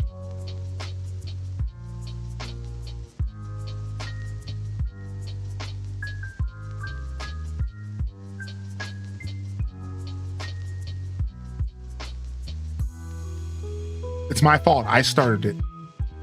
This is what I get.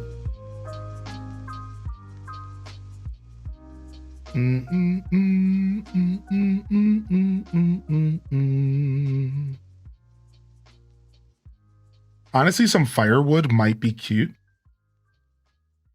Just a random chainsaw could be cool. It is a farm after all. Honestly, a gyroid would be cute there, but the gyroid would be backwards, and that's the problem. Because you can't turn anything on a table outside. Only interior design. This isn't Disney Dreamlight Valley, unfortunately.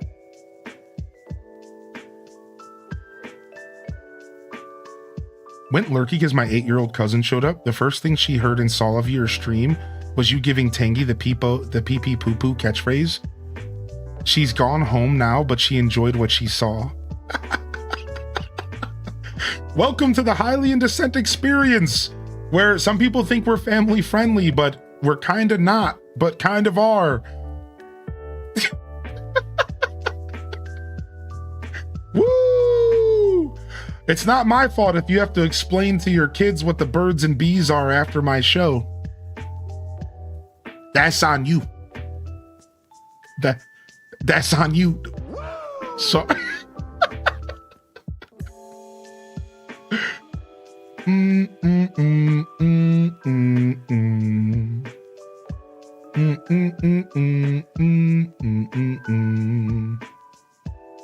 Honestly, putting a pumpkin because it has to be backwards makes a ton of sense. I'm gonna do a pumpkin.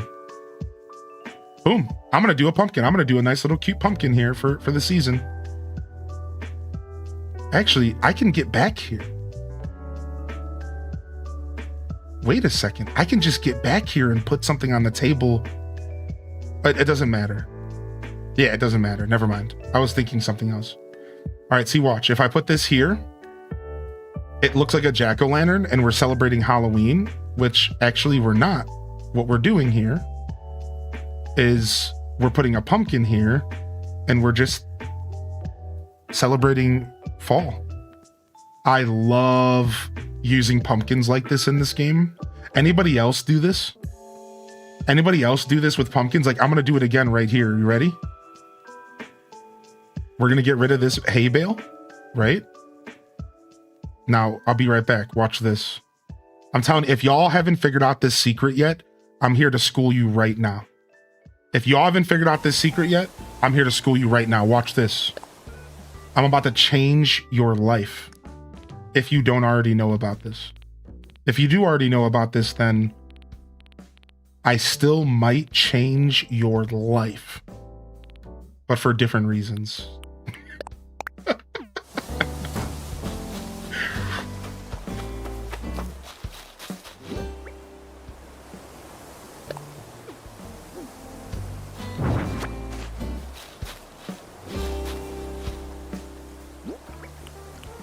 Spooky lantern set.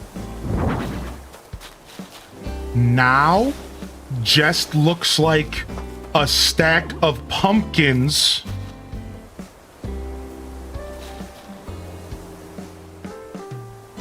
for some fall vibes, baby. For some fall vibes, baby.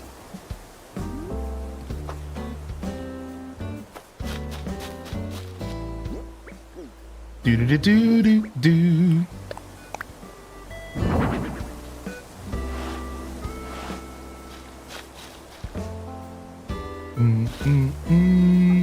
Yeah, and the stack of pumpkins as well. The stack of pumpkins is one of my favorites to do it with.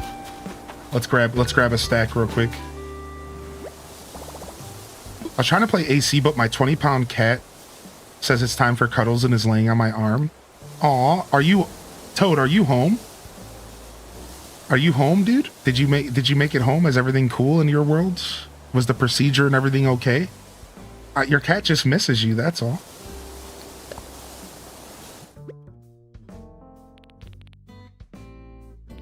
Oh, and thank you, Kara. Thank you so much for supporting my journey, man. It goes a long way. Hopefully you enjoy my YouTube stuff. My YouTube content is a lot of VODs from the past, but I do have plans for curated content. I promised myself, you know, I do less spoiling of my show, but I do want to share with you all because it's hard for me not to share everything in my life with you all because just as Toad said, not family friendly, but we make family here. I got inspiration for an idea for content that I am really, really excited about. Like, I'm not, like, I don't know exactly if I'll end up pursuing it because I get excited all the time.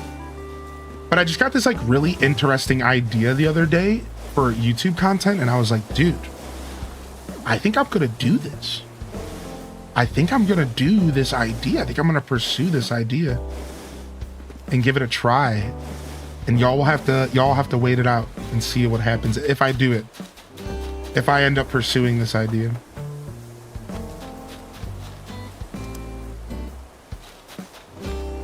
But I'm excited. So yeah, you might get some curated YouTube content in the future. Right? Which means, you know, stuff that's designed just for YouTube. Could be fun. Could be fun. Dude, I love my dilapidated farm. I really appreciate what we did with this farm. Maybe for 3.0, we actually bring back... Maybe for 3.0, we actually bring back a fully functioning farm after this dream address. And we actually rebuild the farm again and have it be functioning. And I wouldn't mind doing the tree farm again. We did a tree farm once way in the past for Christmas, and it was really cool. We had all these different stunted levels of trees as if they were growing. And then we had a couple that were cut down and some logs, and we had it, we made it look like it was a Christmas tree farm, and it was all pine trees. And it was really rad, actually. And I only ever did it once. We eventually switched it back to a regular farm once summer and spring came back.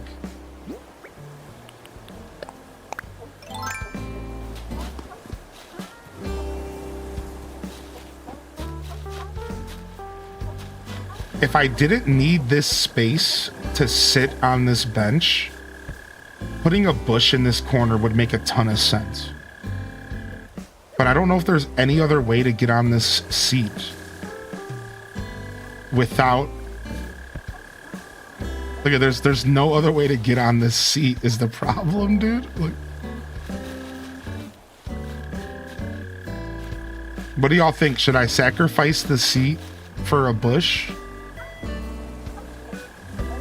A little bush here could actually be nice.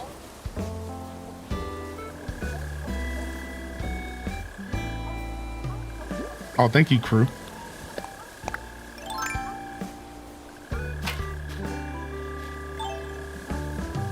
I don't know if I would want to sit next to a bush. There? I guess what do I put here instead then?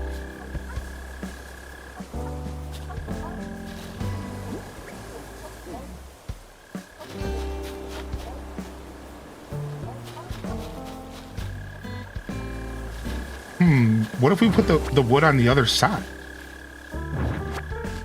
Wait a second. Why don't we do this?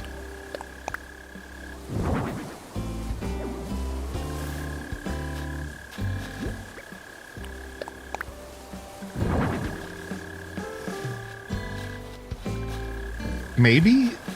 How does that feel? Yeah? Maybe? A little table with hot cocoa?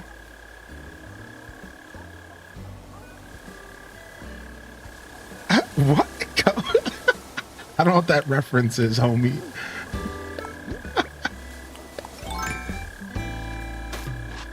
A little table with some hot cocoa could be cool, actually. A little table, maybe? I actually don't mind a little table idea. Doesn't that look nice, though? Look at this. Doesn't this actually look kind of good with the dirt?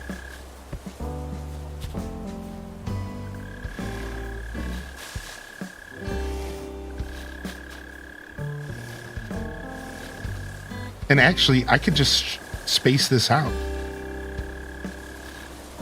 Because it looks a little bit better spaced out anyways. Letting the wood breathe. Yeah.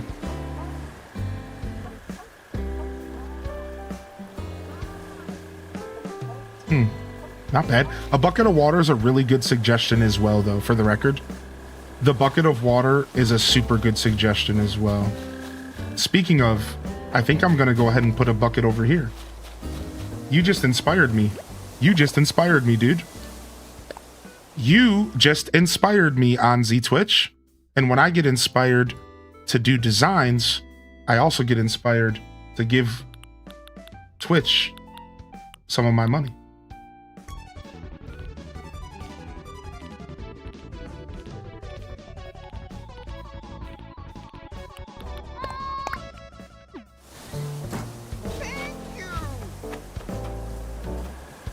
Do you want to know the lore? I'll hold off for now.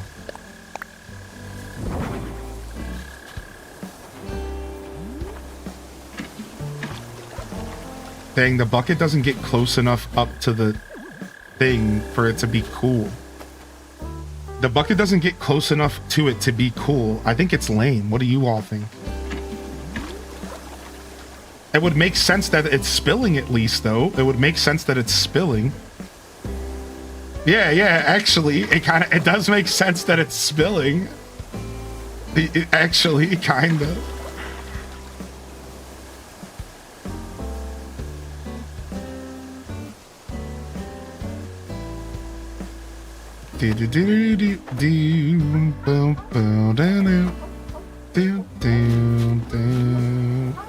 I think I had a bucket here and I took it away when I first designed this area. Because, like, I ended up not liking the bucket. I'm gonna try it. We're gonna try the bucket. Bam, bam, bam. Are there any birds in Tabantha today? There sure are.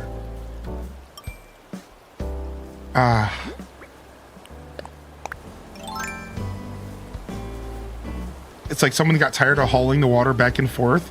And then they just put the bucket back without care about lining it up. Yeah. I like that fat cat plush. All right, I'm gonna stand up and get some water and stretch. All right, I'll be right back, chat room. I'll leave y'all with some jams.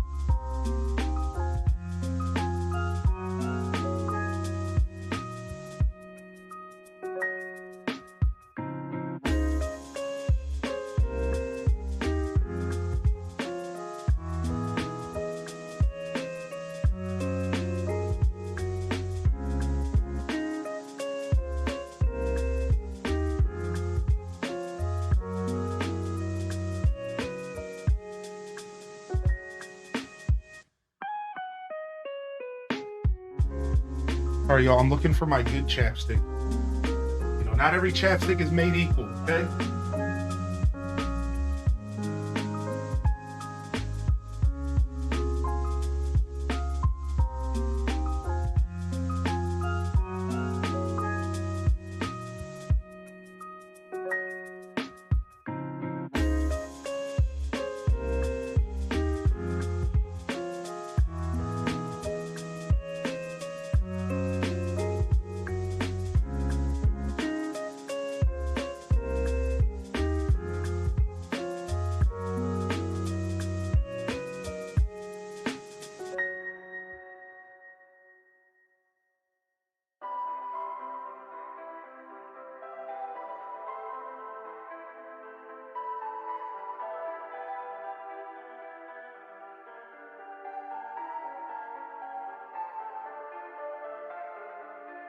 The good chapstick is not found.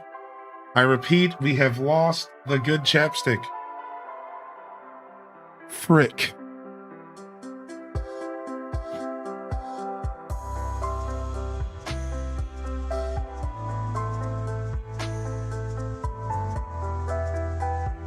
I'm gonna use the not so good stuff.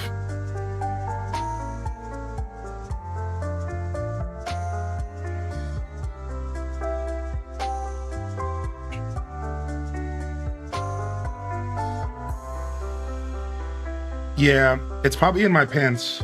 It's probably in my pants I wore this past couple days. What's up, Angel? What's up, Coco?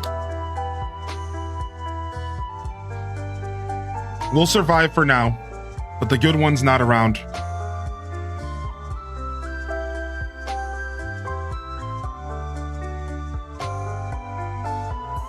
I picked myself up some new cough drops.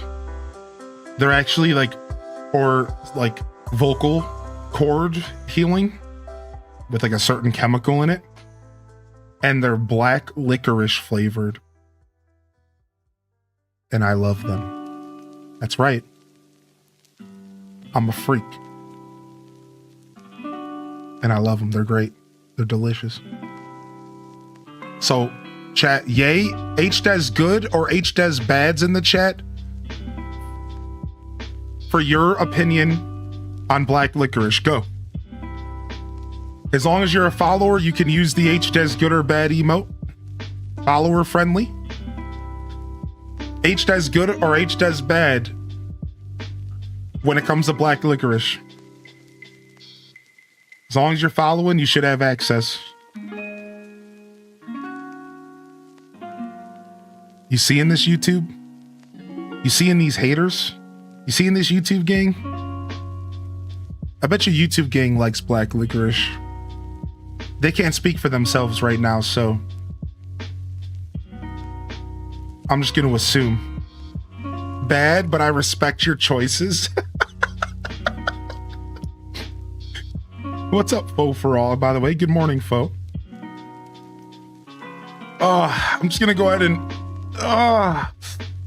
guess I'm just the only black licorice lover around here. Guess I'll just continue flexing on all of the wrath around here. Anyways. Nobody but you and my mom like black licorice. I believe it. I believe it. What's the seasoning for it? Fennel? Not the fake stuff? You can have all of it. What is the cough drop? It's called Vocal Ease. Look into it. The brand's called Vocal Ease, and it has aniseed in it. So I was recommended nothing with menthol for your vocal cords. Now they have another brand that's really good, but it has menthol. And I bought that first, and it has Manuka honey in it, which Manuka honey is known for healing, and it's really good honey. It's a little expensive. And the one that I bought this time has a chemical called aniseed in it, I believe. It's any seed or something like that. And this is supposed to be really nice for vocal cords. And no menthol. And that's what I was told. I'm trying to heal my vocal cords right now. So you want to avoid cough drops with menthol. Honestly, you don't really want to use cough drops at all unless they have a certain, unless they're lacking a certain chemical. That's what I've read. And then from there, the best thing that can help a voice, unfortunately, is rest.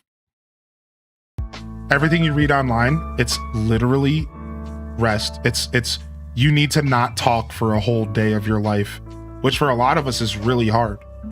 You have to sit, you have to not talk. You have to just straight up you have to not clear your throat. You cannot throat clear at all. And because throat clearing is really bad for your vocal cords. And you have to just not at all make a noise out of your mouth for as long as possible. And that's really how you heal your vocal cords, which I've been struggling with because it's so hard not to talk every day, especially because my relationship is over long distance. But within the next week or two, I'm probably going to sit down with my partner, take a day off from stream, and just just only talk to them via messages for the day and like really try to give my vocal cords a break. I've managed to give them like a 12 to 16 hour break, but I have yet to do a full 24. It's just so hard. Oh, yikes, town off. I just got my slippers, dude, because my feet were cold. Yikes. Oh, yeah. Yo, what's up, Queen Devonia? Good to see you. Oh, yeah. Certified yapper.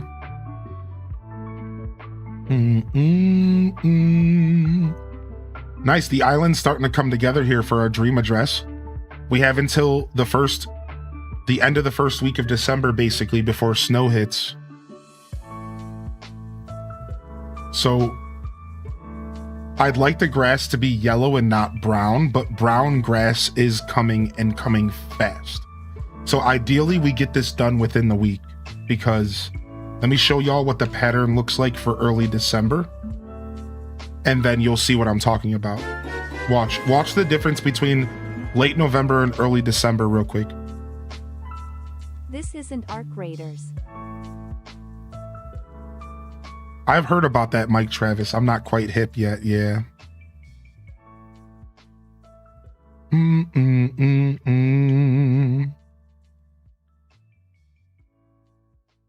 Yo, thank you, Gingy Ginger, for 76. This isn't Arc Raiders. Are you playing Arc Raiders? What up, Mandy Roots? Is it Sam? All right, watch. Look at this. Look at the difference. This is the progression of grass as you leave summer. Right? So look at August, early September, mid-September. You can't see August behind my camera, but I'll show you. It's actually really cool. This game is beautiful. Right? So this is early August. This is early September. This is mid-September. Look at this. Then you go to late October. So mid-September to late October. Then you go from late October to late November. Then you go from late November to early December. Look at that. So as far as our dream address goes, I think it would be ideal if we get it right now. This is the sweet spot. We would have preferred this probably, but this is where we're at. And I don't think we want it to be fully brown. Now, the thing you have to realize though, is this happens slowly. There isn't a specific date. This will slowly progress. So I think we have about a week before it gets a little too brown, and it might kind of dampen my vibes a little bit. Because right now, everything is very vibrant and very, colorful for fall. with just a little bit of muting starting to happen, you know, that brown starting to set in. So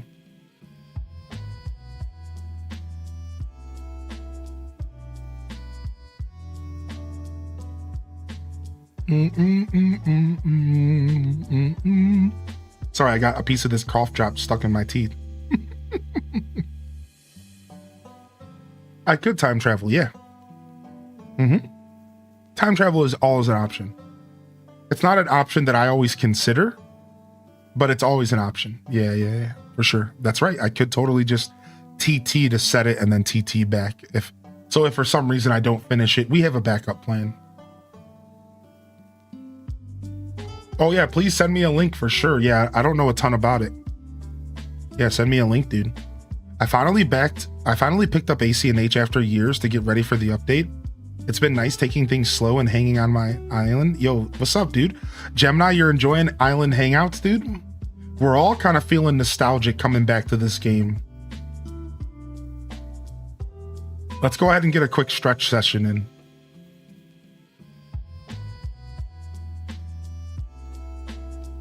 As a part of our dailies here. Oh, wait. I didn't realize that was going to kick us out. Does that mean we're going to get different villagers this time? Let's see. Yeah, nice. Yo, what's up, Silent Shelf? Pineapple Flow and Coden Plays. Welcome to the show, fam. Thank you, Gingy, for 76. You legend. Thank you, Crystal, for popping in. Hannah K. What up, Jimmy07? Sour Please in the chat. Starbow's Break. Chewy Solo. So Chewy Solo, you mentioned music earlier. You said you felt like music is not the same. It's not, man. From a music production standpoint, it's actually very different. And one of the things I learned is that music nowadays is more full. Like, I want you to imagine that there's like a range of human ears, and you have the low and you have the high. Music in the past barely ever filled the whole graph. All right, so like, we'll quickly grab Paint to show this. Paint will show this off pretty well. All right, so like, rarely did you ever fill this whole graph up, and old music was very different from what I've learned. So if this is the range of music that you're listening to, older music was like staying here, and it would stay in like this range, and there would be a lot of space. So like, to even show this off even better, there would be like a lot of space in the music to breathe, and like the instruments and the artist and all that stuff, right? Like, there was space, right? Whereas nowadays, what you're actually getting from music is now the music is way more full. So the lines are closer together and the music is way more full. There's way less space for different instruments and stuff to breathe. We're also pushing the highs higher than ever and the lows lower than ever. And instead of having a lot of space in our music, and you can see this a lot if you actually look at graphs while music is playing, go put on some old music and watch a what is it called, or whatever, a stenograph. Watch it while music is playing, and then go and put something on that's modern, and you're gonna notice that the modern stuff is filling the whole graph. The whole graph is being filled. And a lot of this has to do with our technology, right? We're not on analog anymore.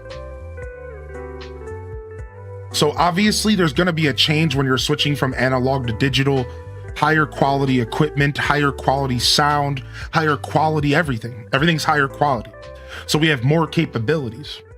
So if you've ever said to yourself, music is just different nowadays, it's because it fundamentally is different. It's not just that it's different styles or different strokes for different folks.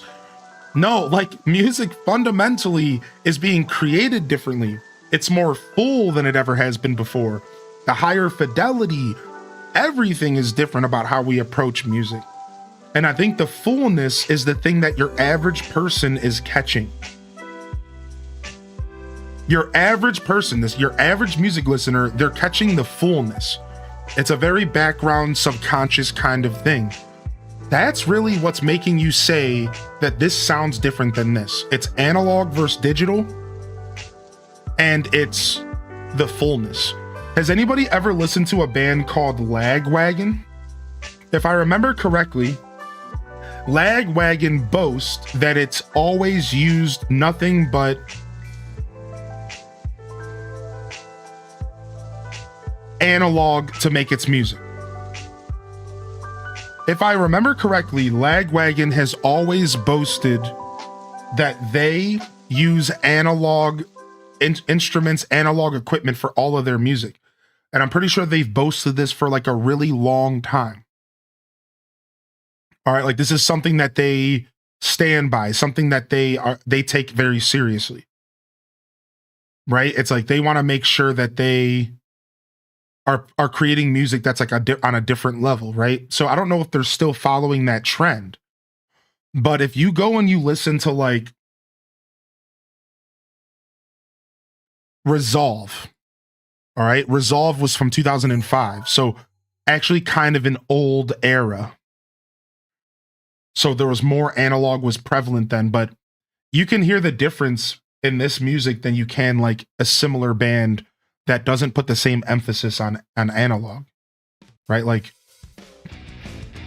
there is a substantial difference to the sound of an analog equipment versus digital. And unfortunately, that's just the era we live in, where digital is so much easier for people to use. And the worst part is that people do analog, but then they filter the analog into digital. So the worst part is that even when artists are doing analog, when you're listening to it through Spotify and through CDs, a lot of times they filter it through digital so that they could clean the music up.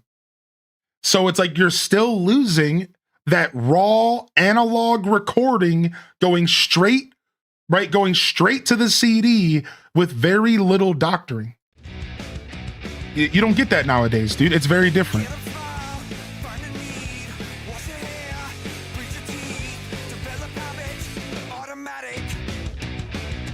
Lagwagon's so good. Lagwagon's so good. So yeah, I just wanted to comment because I meant to talk about that earlier. The truth is that music is very different nowadays. And if you don't have an ear for it, or if you don't care enough to like learn about music production and stuff like that, you just might not be able to say why. You might say to yourself, things are different, but why? Well, now you've been schooled. That's a lot of the reason behind it. Music and production is just so different than what it used to be. If you ever get a chance to sit down and talk to a musician that's made music in the 90s and that are still making music now, they'll tell you that the process in which you make music is so different than it was back then. Especially the process of recording an album, especially the process of getting your music from playing it in a studio to a listener's ears. All that stuff is so different than it used to be. It's one of those things that actually has sped up with technology. It's not like people are still like, it's not like one of those things that got left behind with time. Like music has been advancing with technology just as much as everything else. As more technology comes out, it gets easier. Now we have AI music. I just found out that there was an AI song that got really popular and that people didn't know it was AI right away. This just happened just recently. And it's like, we're at the point now where we're not even all the way going to be able to start telling the difference between robot music and human, let alone analog digital. Yeah, music is very, very different nowadays. Very different.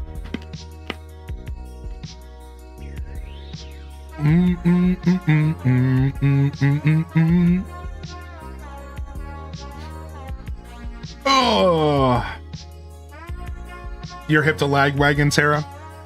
All right. On that note, We're going to do a little bit of a game switch today. Animal Crossing fans, hit that follow button. Subscribe over on YouTube. We're going to do a game switch here this morning. Game switching. If you were here just for Animal Crossing, that's okay. No hard feelings. But I encourage you to stick around, hang out, relax. It's going to be a great time regardless of what we're playing. While I'm game switching, let's go ahead and sound off in the chat. If you're hanging out here afternoon, if you've been here for the whole stream, or if you're just tuning in, regardless, sound off, drop an emote in the chat, and welcome to the show on this lovely Sunday. We're going to go ahead and do a little bit of a game switch here this morning. I think I'm in the mood to play something a little bit different here. Boom, boom, boom, boom.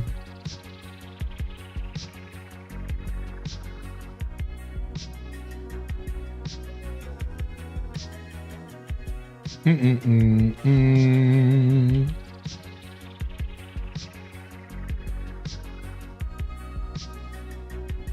Mm-mm-mm-mm.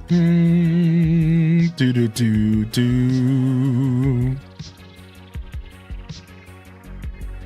All right. Let's go ahead and switch up YouTube stuff as well. The YouTube change up is the thing that takes me the most time, unfortunately. The YouTube one is the one that takes me the most time to switch out, man. Because I got to switch like hashtags. I got to switch thumbnails. I got to switch game categories. YouTube's the one that takes the longest.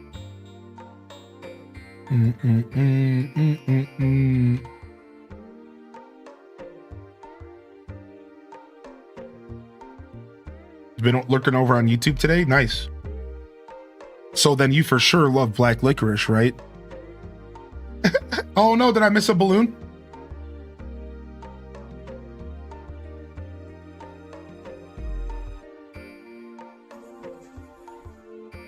Got him.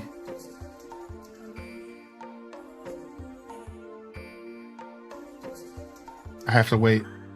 I have to stand here and wait. Look at y'all sounding off, baby. Hanging out with some Tears of the Kingdom.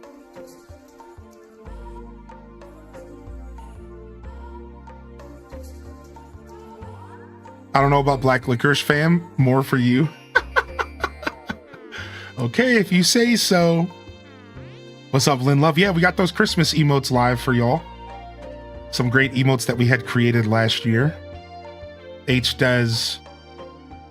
Oh, frick. I guess I got to go up here. H-Des Xmas and Peak. Peak has been updated. A little bit Christmas vibes.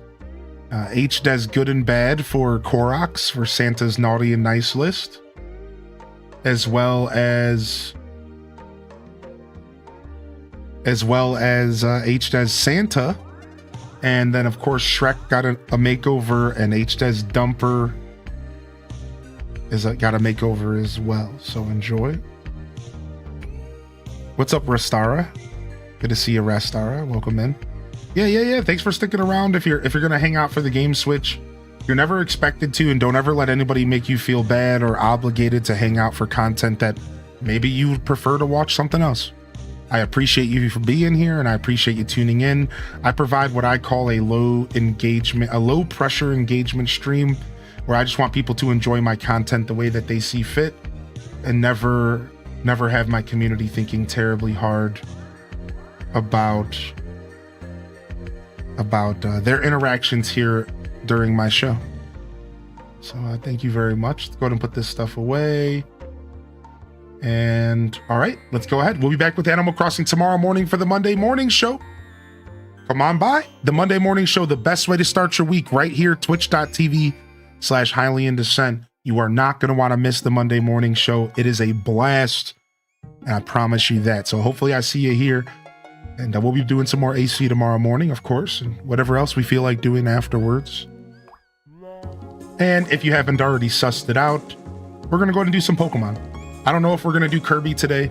I was thinking about it, but I might just wait for the game to come out, since it literally comes out in 4 days.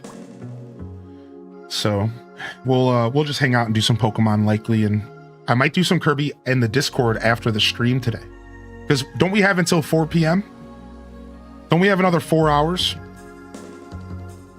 Right, so I might actually do some Kirby after the stream in the Discord if I don't feel like doing it live. So just a heads up, look out for me in the Discord after the show, and if you see me there, don't be shy to jump into the voice chat and say hello. Or you could just text chat with me. That's cool too. It's been a couple days since we heard this music, huh?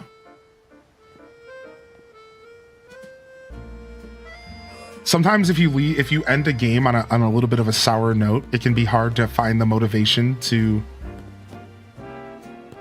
Oh, look at this. These are pumpkaboos, dude. I just noticed the street lamps are pumpkaboos. It sometimes can be hard to come back, so I was like a little worried that I was gonna not want to come back to this game after like a little bit of a sour outro last time, but we're back. We're back and... we're ready to do some content here. Now, we have some post-game content to dive into, and we're also grinding our shiny charm, and we're currently 425 battles into 1,000 to get our shiny charm. So this is what we've been focused on, is Mabel's research, as well as doing some of the quest from the game that we left on the table. Last where I left my trainer, we just activated a quest with Zygarde. We did a battle with L, which I didn't get a chance to enjoy as much as I would have liked because I was just like in a mood. But hopefully we get a chance to battle L again in the future, maybe via the ZA Royale, because he did have 6 Pokemon, which is like one of the only battles in the game with 6. And I'd absolutely wipe the floor with him with my Feraligatr, which usually when I'm playing Pokemon games, I make a point to kind of enjoy the game more by challenging myself. But for that fight, I didn't challenge myself at all. I just literally destroyed him. So maybe one day we'll get a chance to fight him again soon. But then we went to go fight Zygarde, and we were the ones getting destroyed, and not our Pokemon, but our physical character, because the fight is akin to the Arceus battle in Legends Arceus. That is to say, a massive boss battle experience with 3 phases that is actually insane. And we're about to do a couple attempts here this afternoon. Now, I did take some time to organize my boxes a little bit, so that's all I did off stream. And I'll likely let myself do some of these battles off stream as well. We have to do some battles here to get this shiny charm, so I'll probably do that off stream, but I'm trying to avoid doing too much off stream content for the game, allowing you all to enjoy the gameplay. So, but what we will do real quick is a couple Goomy attempts. A couple Goomer attempts here. Oh wait, we're in the wrong facility for Goomy attempts. At least not the one that I want. Hold on.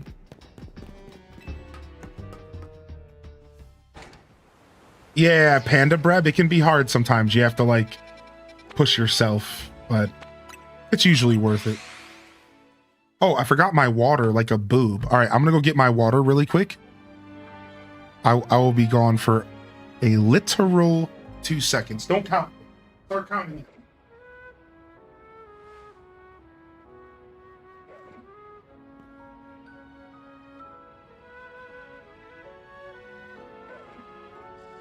Okay, you can start counting now.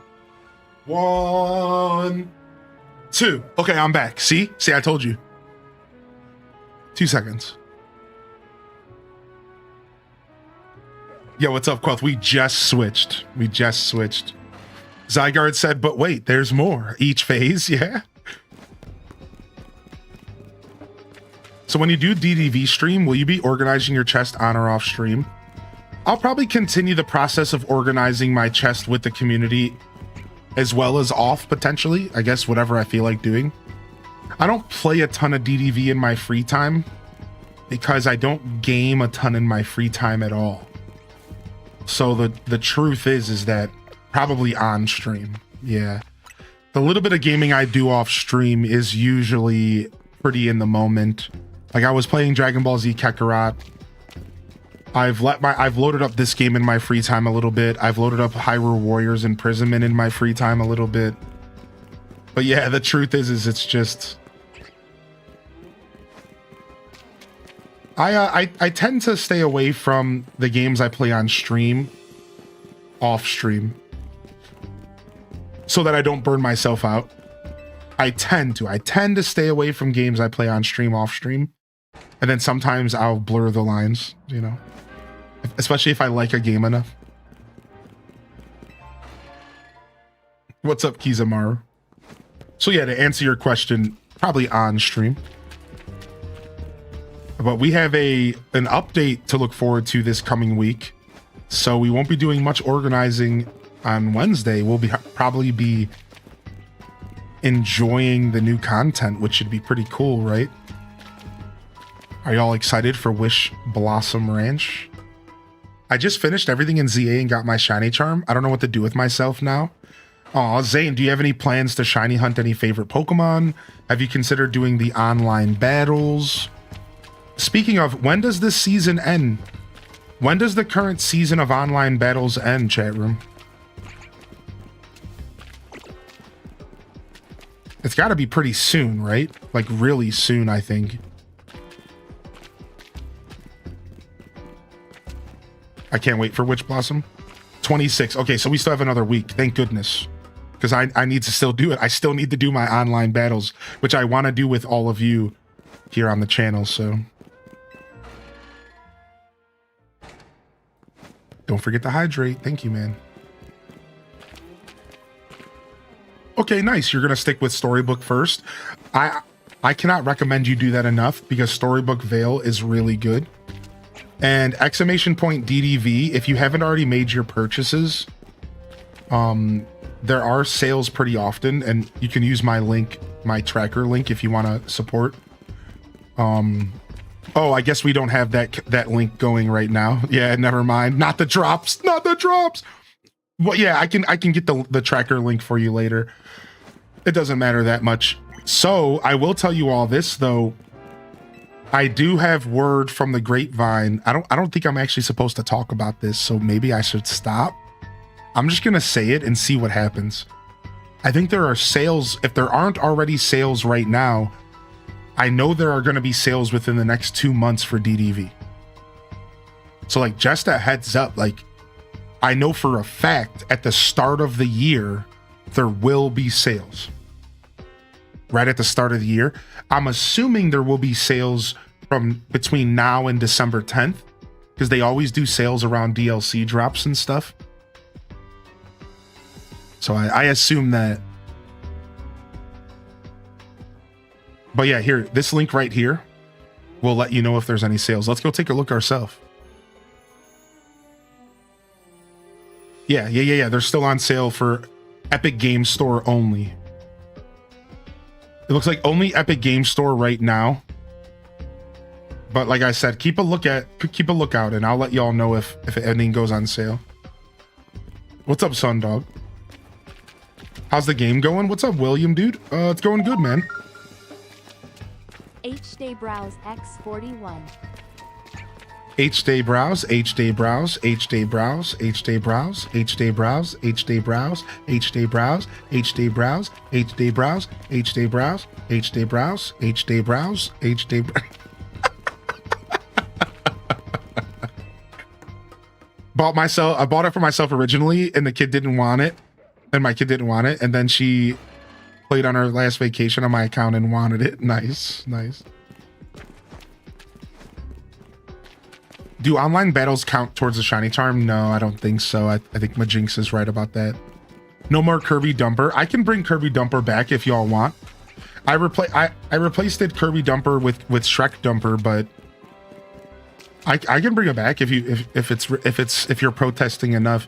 We just have to figure out what emote to take away, and it's probably got to be another dance emote. Did you get the DLC? I haven't bought it yet, but I will be. I will be participating in ZA DLC. Like, if you want to bring back Kirby Dumper, we got to get rid of, like, maybe Plink D, but that's a tier 3. Maybe, like, HDes Hype 3. I don't know if I want to get rid of HDes Boogie yet, but HDes Boogie could probably go for a little while, take a break from it. Yeah, it'd be hard to choose. Or we could get approximately 631 more subscriptions, and we could just have a new animated slot, and we could make it HDes Dumper. Kirby Dump. HDes Dump. You know, any oil princes out there? Any any oil princers out there by chance?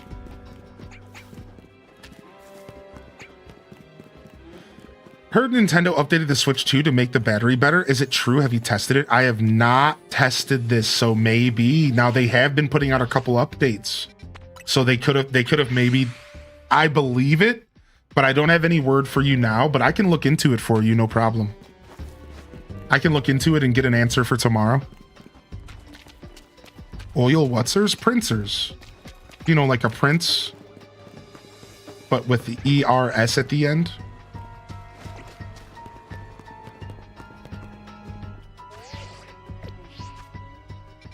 To be fair, I'm from KSA. I don't know if that counts. What's up, Lewd Fame? Yeah, I can look into it when I do my gaming news recap tonight. You know, just so I have stuff to talk about for the show. All right, I'm out of here. We're done. No Goomer today. Try again tomorrow.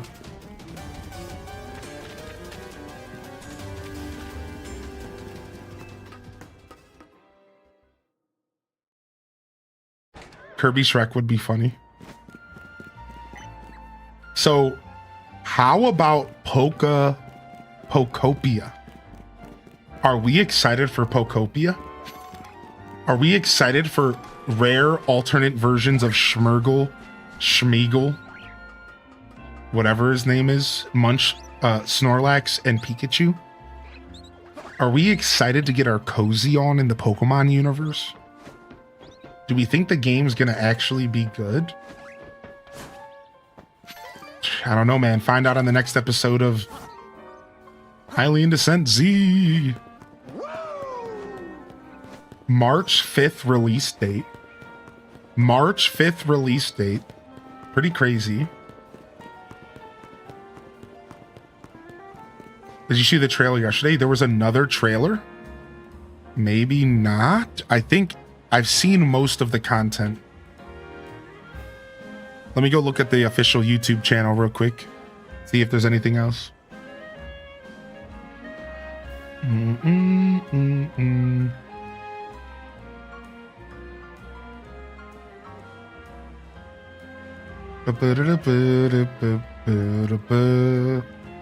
I was thinking about picking up Sparking Zero because it's like Budokai Tenkaichi. So there has been a bunch. They have still been posting stuff.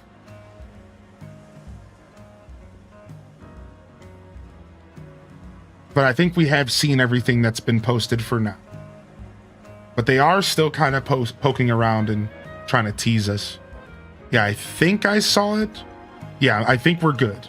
But yeah, they have still been posting stuff.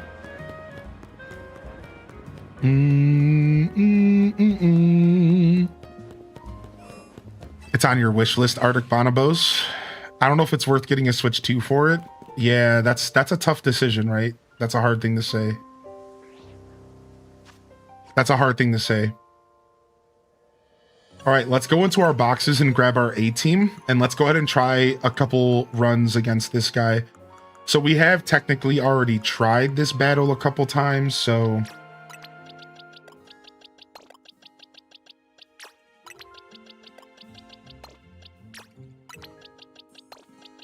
we have a little bit of experience, but we're still going into this like I don't remember everything, so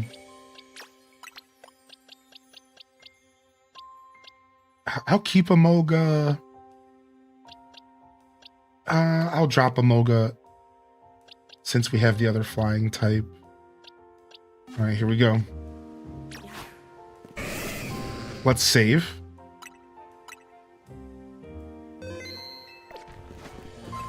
Oh, I went the wrong way.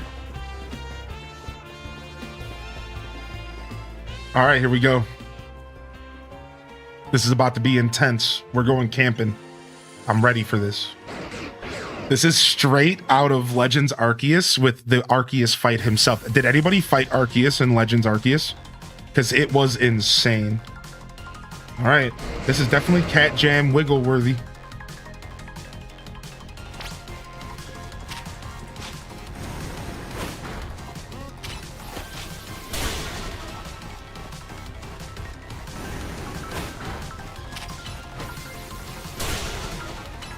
All right, we'll swords dance.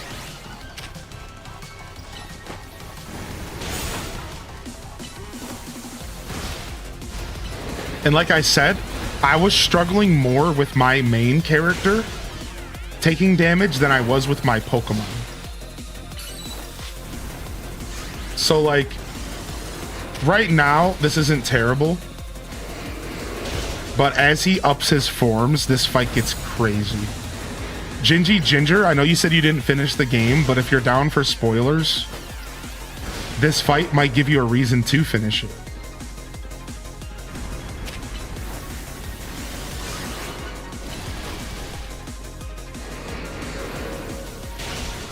All right, we'll just save Mega for after this. I'll actually just plus a Breaking Strike. Just give us a little bit extra damage. All right, I need to quickly pause and heal my Pokemon. Make sure we're nice and healthy because it only gets crazier from here. I feel like I'm excited for Pokopia, but I think it's going to be a disappointment. It looks like a mobile game. It's hard not to feel that way from the visuals. I understand your feelings. I really do understand your feelings. Super valid. It's definitely going to be up to them. It's definitely going to be up to them to teach us, to show us why it's worth it to get it. They're gonna, like, I guess what I'm trying to say is the gameplay is gonna have to bring it. All right, I actually don't want to Mega here either, because if I Mega here, he does dragon attacks. So I'm just gonna plus here. Because he does dragon attacks, we actually don't want to Mega here.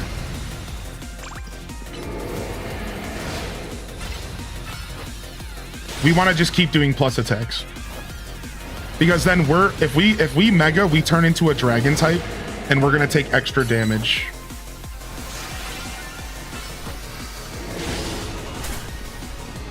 I forgot to take my Pokemon back. I forgot to take him back. You got to take him back during this attack. You got to take him back during this attack. All right, we're okay though. We're okay though. We survived, but we got to pull him back when we see him summoning that energy, because he's just going to walk straight into it like a big dumb baby. Yo, what's up, Soda Vigilante? Yeah, a little game switch this afternoon, baby. We're attempting our Zygarde fights again here. All right, couple charged up breakers here. Let me turn this down a little bit. Sorry about that. A little bit louder than it needs to be, right? We're trying to chill. Sorry about that. I didn't realize it was so loud, everybody. Hopefully it was still pretty okay. You know, we just went from Animal Crossing. We're not trying to neck break everybody who's lurking. That's my bad. I didn't even think about it. I'm used to playing this game at high volume.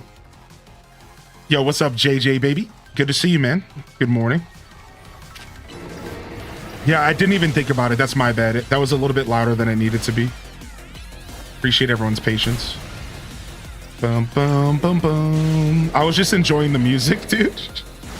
Do. All right, pull him back and then dodge.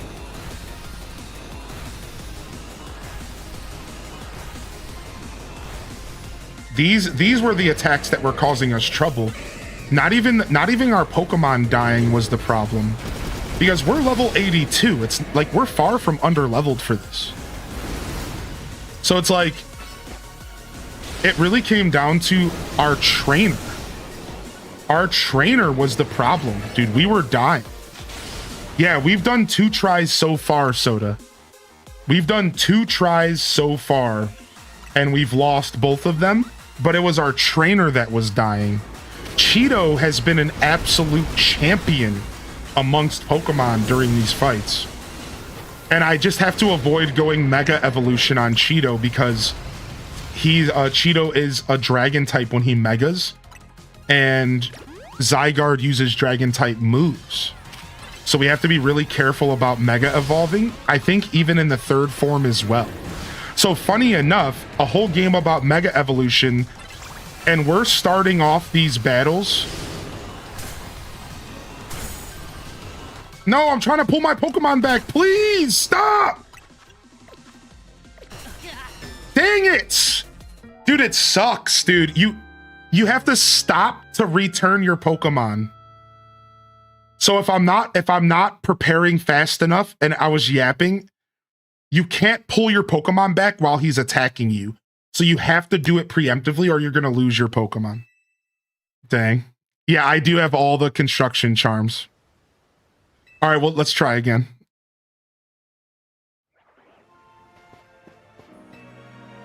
All right, so this is technically attempt number 4.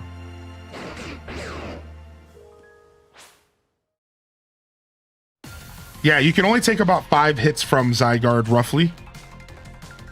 As you just saw, it was only about 3 and I was dead, but I was in the center of the attack. So I'll get it though. I'm rusty. I haven't played in a couple days. We're a little rust bucket right now. We're good. It looks daunting. I think the only thing that makes it daunting is the fact that it's 3 freaking forms. Now keep in mind that you could come and do this fight if you're no matter what level your Pokemon are.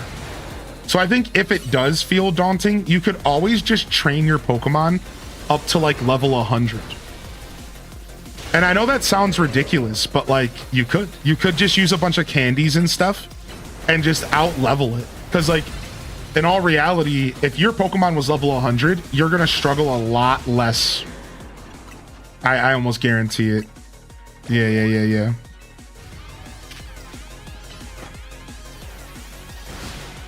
Bum, bum, bum, bum, bum. No, I don't need any hints or anything. Thank you, though. Like I said, my Pokemon dying actually, isn't the problem. Like, that doesn't matter. It's my character that's dying. Keep in mind, I'm not struggling in this fight at all. I have never had to use more than 1 Pokemon to fight this thing. Cheeto can handle this whole fight. Funny enough, it's me. I have to avoid damage on my character. So I'm good, dude. I'm good, y'all. I know what I'm doing. It has nothing, me losing this fight has nothing to do with with the attacks I'm using. No, it has everything to do with me taking player character damage. So just stick around and watch and you'll see what I'm saying. Cheeto is literally everything. This dude is a champion. He cannot be stopped.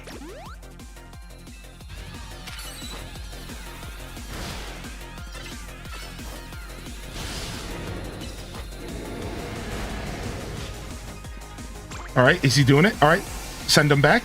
Let's go.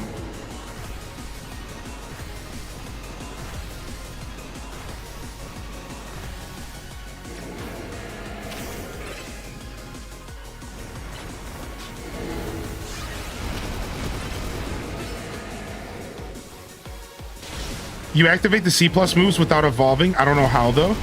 Yeah, you just press the plus button. Yeah, I'm doing that right now. I'm using plus attacks throughout this whole fight. That's right.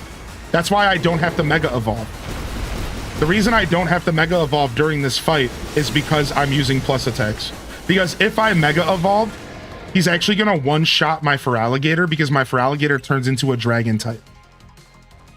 So I'm using Dragon type C+ attacks, but I'm not Mega Evolving so that I don't take dragon damage, but I do dragon damage. So I've actually got this fight down to a science because of that. All right, you're coming back for alligator. Let's go.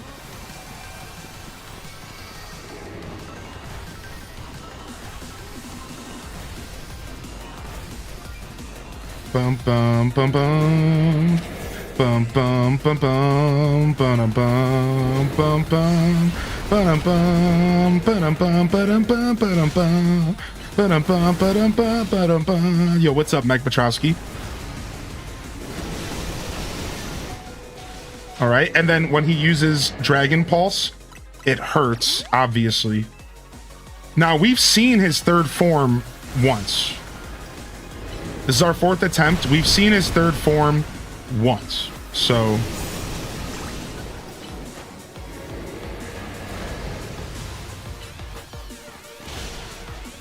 all right, one more attack.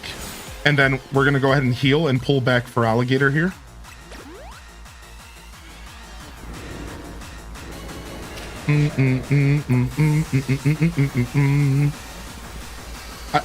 This is random, but emote feedback. I love this emoji. I also get comments on how cool and good of an emote it is when I use it. I talk about learning and personal growth, and it's the perfect emote for it. Aw, thank you for saying that, dude. I'm not gonna lie, that emote idea wasn't mine. I got the idea from the babe. I wanted a Stardew Valley representation emote, and they inspired me to create something that like showed a watering can growing a crop. And at first we were gonna do like a crop, like a corn, like a piece of corn or something, right? Like, because like farming.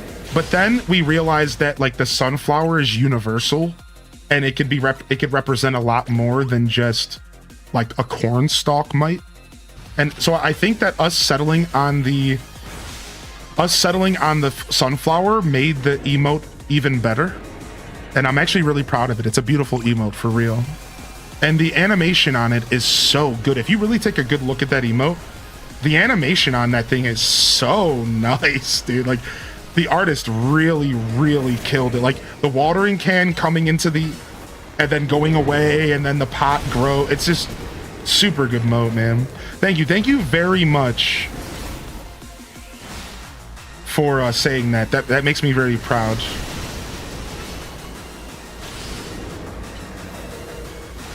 All right, let's heal again. Yeah, thank you so much, man. Yeah, that's right, Nacho. All right, here we go. You guys ready for phase 3? All right. So what typing is Zygarde? Is Zygarde phase 2 and phase 3 the same typing? I'm assuming they're both dragon and something else. I'm assuming they're both dragon and something else. This is where this fight gets really hard. This fight gets really crazy here. Again, for the player character. This gets really... okay, Dragon Ground. This is where it's gonna get really crazy, dude, because it's the player character that I struggle, because you have to issue commands while you're trying to dodge attacks. And I can't I can't Mega Evolve for Alligator, because Feraligatr is a dragon type, and he'll take extra damage when he Mega Evolves. So it's like, we're put into a position here where, like, we have to use plus moves.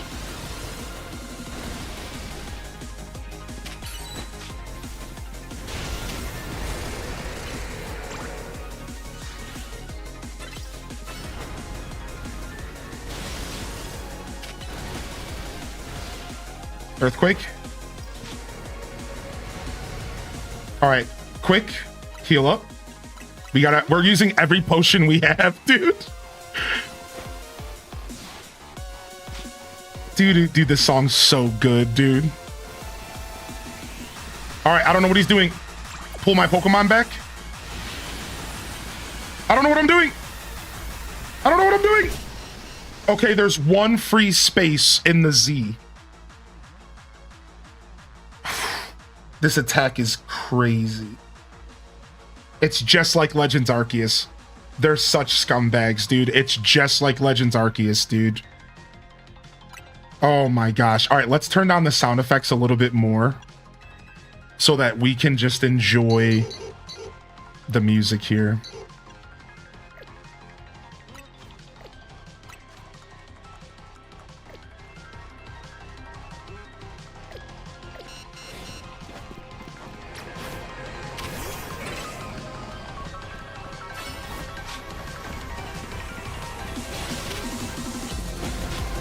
Okay, he's going after me.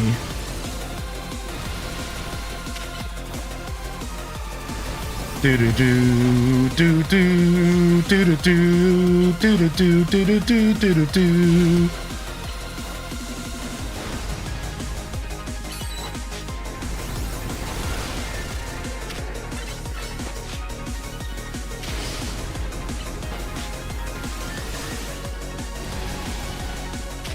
Okay, my character's almost fully healed again. Thank goodness.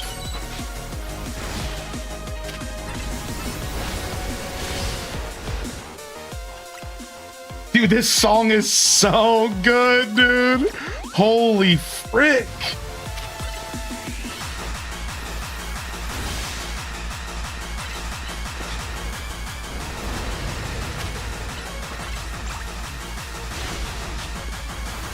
I don't know what he's doing. I don't know what he's doing. Come back, Cheeto. He won't bring Cheeto back. Cheeto's not coming back. I can't return Cheeto. I can't return him. What the was that attack? I at this point, I need to just let Cheeto die and then resurrect him. Because, like, I can't be spending time trying to bring my Pokemon back while I'm getting annihilated and I'm not paying attention to what he's doing. I'm freaking out. All right, I guess we're bringing out Ariados on accident. Yeah, I just need to let Cheeto die. We have max revives for a reason, dude.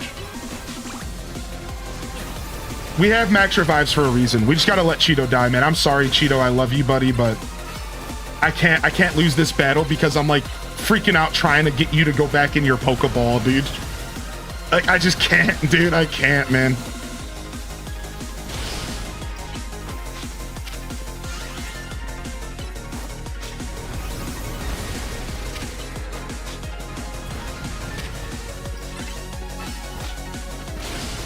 Nice. I will heal here.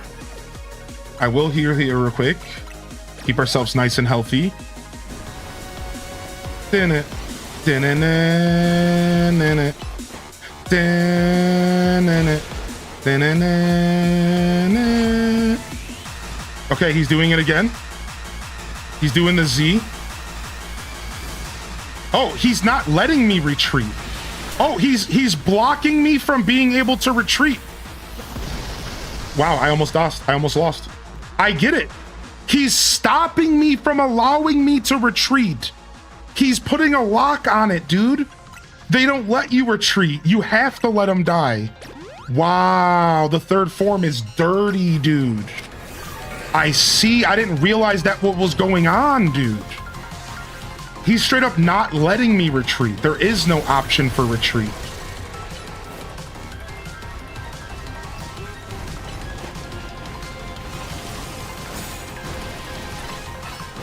We got him at half. We got him at half.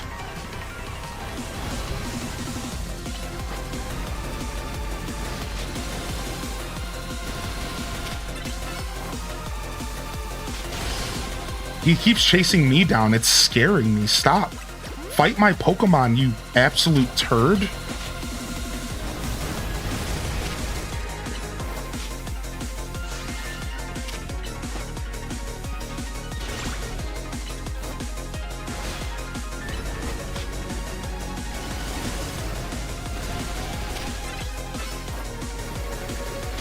Okay, bad news is coming. Here we go. Incoming bad news. I don't know what to do here. I don't know what I'm doing here.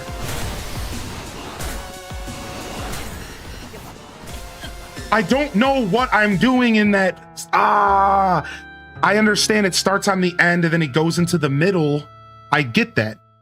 But like, I'm still getting hit somehow. So it's like, frick, that is the hardest thing for me to dodge. Frick, dude. All right, round 5. Here we go. I feel like we got it now. We just have to figure out how to dodge that attack and we're good. And I was close there. I understood the cadence of the attack, but I'm still standing a little bit much in the edge of the like ring of the attack, I guess. Oh, that's crazy. And the thing is this game doesn't let you pan your camera out.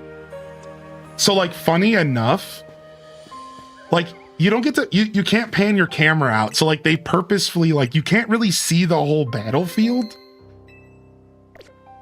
And it's like, oh, it's like really hard to see what's happening, right? The camera angle makes this fight more frustrating than it needs to be, is what I'm saying.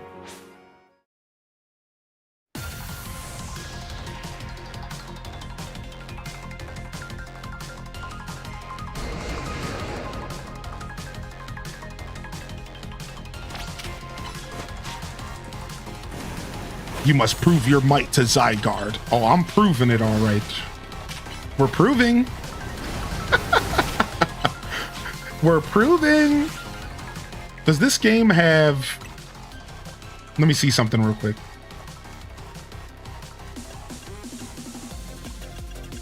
I don't remember if I've seen these in the game at all. Let me check.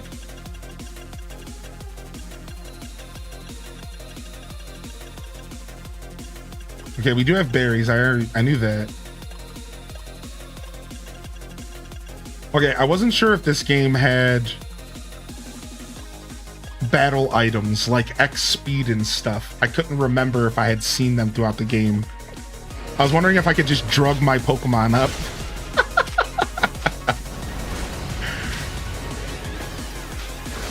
No, there's 3 legendaries in the game, and this is the final legendary, the final showdown.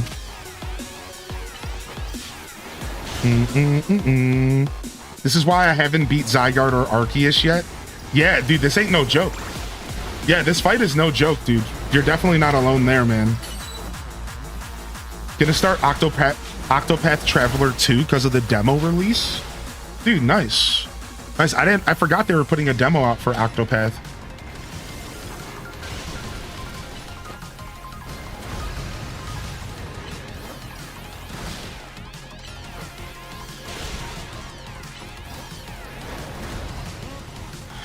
So Dragon Ground is ice. He wants... Ice is his actual weakness. That would make him ×4 weak to ice, huh? Like, if we wanted to, what we could do is we could replace Earthquake with Ice Beam. If we, like, really felt like... If I get sick of this fight, that's probably what we're gonna do. Yeah, if I get sick of the fight, we'll probably just add an ice move to our Feraligator's kit, and it might make a big difference because we don't have any ice moves in our kit right now. But again, it's not even necessarily that we're struggling in that department, you know? We're doing pretty healthy damage to him with Breaking Swipe. It would help if Breaking Swipe was Stab, but we would have to Mega Evolve in order to do that.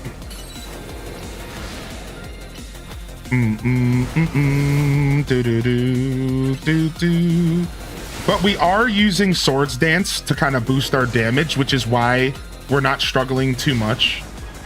Because Swords Dance is actually helping out a lot.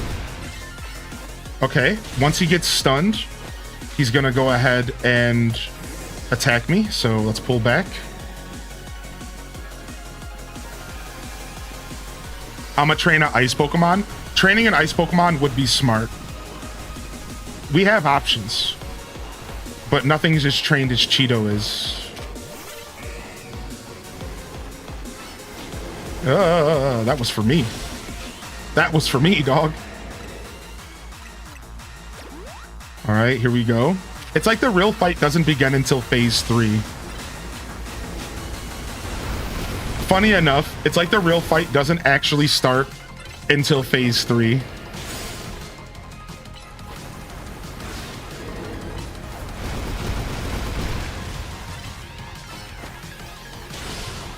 One more attack.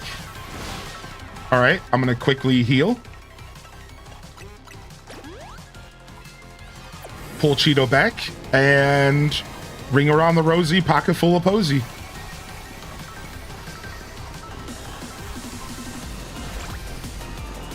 Oh wow, Majinx, nice. Dun dun dun dun dun dun dun dun dun dun dun dun dun dun dun dun dun.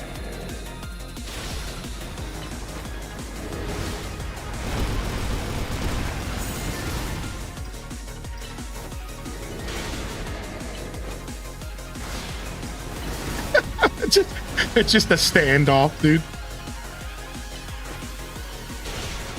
All right. Swords dance. I'm gonna get greedy and do another breaking swipe. Greed! That was some good greed. I love a little bit of greed, man. Nothing like a little bit of greed for breakfast.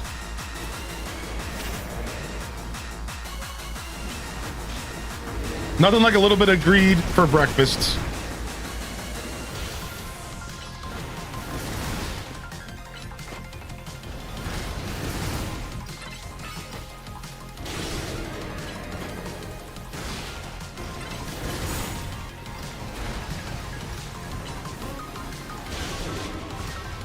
All right, let me heal real quick.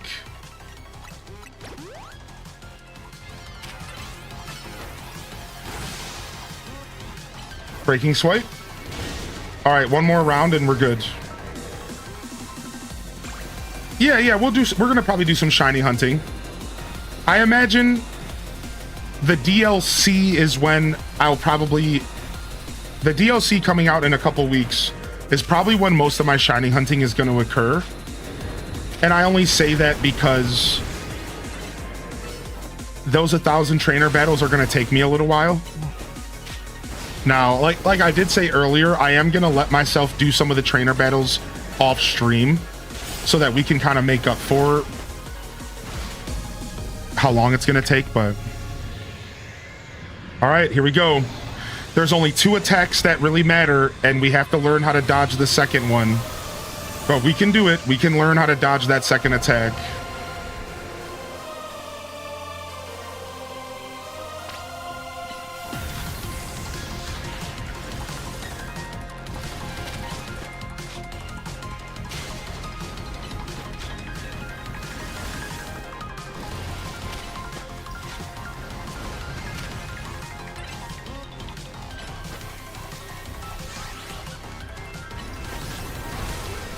I always forget about that attack there. I wonder what that attack is. Is everything this thing does a dragon attack? I feel like that's probably the case.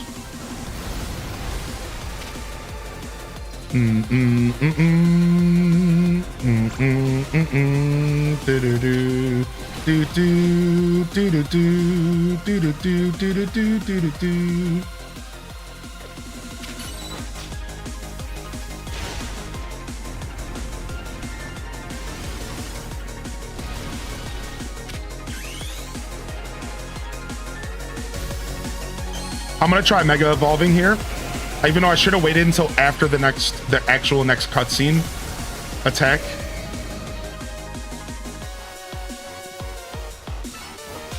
Yeah, I should have waited, ideally, but we're gonna pull back because we aren't locked. All right, we have to dodge the actual laser beam.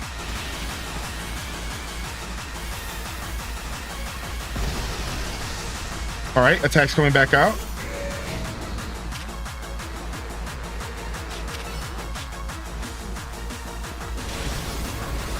All right, nice. Full restore. Let's get a swords dance. Let's get a breaking swipe. Yeah, keep attacking me, dude. No, dang it. We missed the breaking swipe. I hate that. Breaking swipe. Nice. Good damage. Good damage. Chew him up. Chew him up. Chew him up. Yeah, keep using that ground attack. Yeah. Yeah. Swords dance again. Breaking swipe. Breaking swipe. Quick. Nice. Good job. Good job. Good job. Good job. All right, here it is.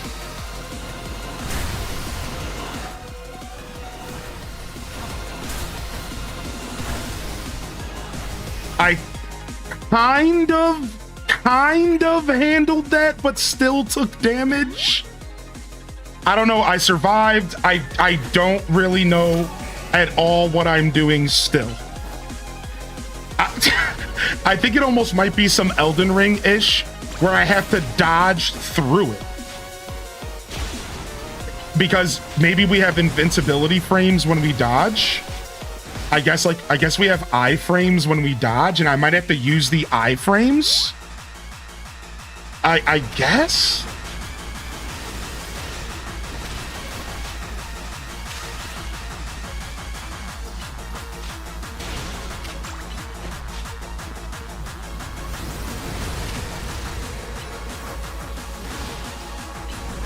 All right, we got him on half.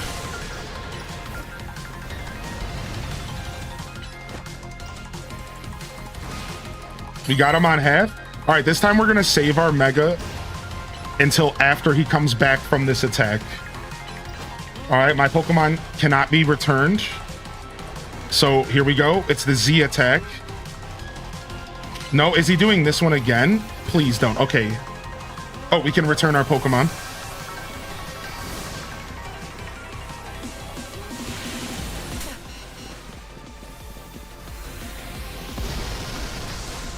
That attack is so bogus.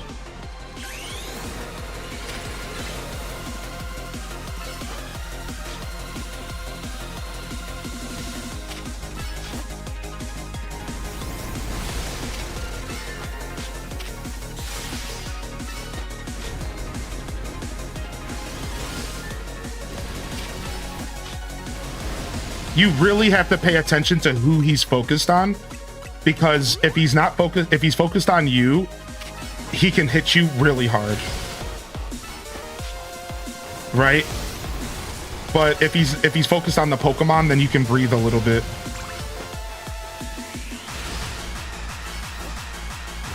I'm just gonna hit as much as I can while he's standing still. Nice, got another breaking swipe in. Okay, here we go.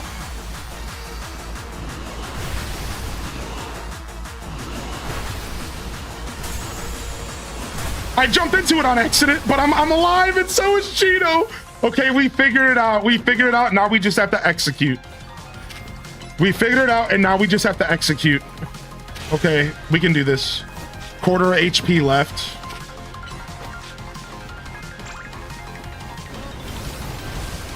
Hopefully he doesn't do anything different for the last quarter of the fight. I would be really happy if he doesn't do anything different for the end of this fight, dude. Like, please, dude, just keep the same coming, dude. Keep it coming, man. If I had a mega to pop right now, we would be so good, but I don't have a mega to pop. So I started using plus attacks because I don't have a mega to pop here. I think I can, if I can pop a mega, I can kill him right now. I'm gonna keep issuing commands, and we might get a chance to pop a mega here. No, he's not gonna give me the chance to pop the mega. We have to get through one more cycle. Laser beam.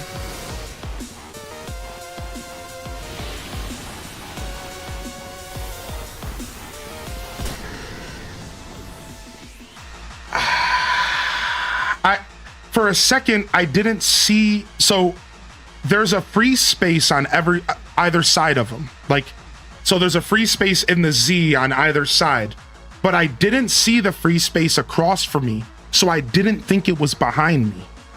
Again, the camera angle for this is really scary. You can't really see anything. So I didn't think it was behind me. So I like panicked. Turns out it was behind me, but we lived, and that's really all that matters. But now I have to watch out because he's on my ass here.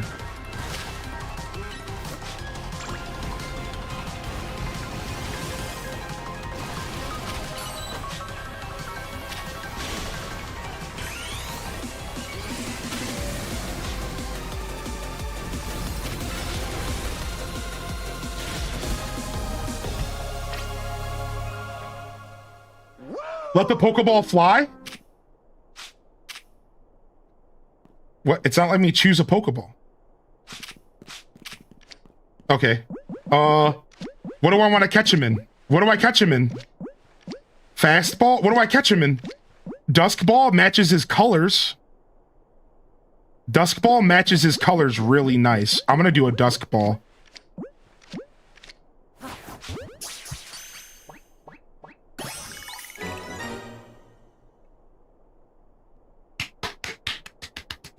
Nice! We did it, dude. We did it, dude. Oh!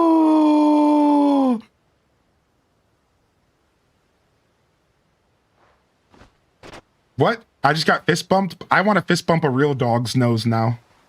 So this legendary Pokemon has joined forces with the mightiest trainer in Lumiose. The thought of you two combining your power gives me hope for the future of this city. You should have this. It will allow Zygarde to change his form.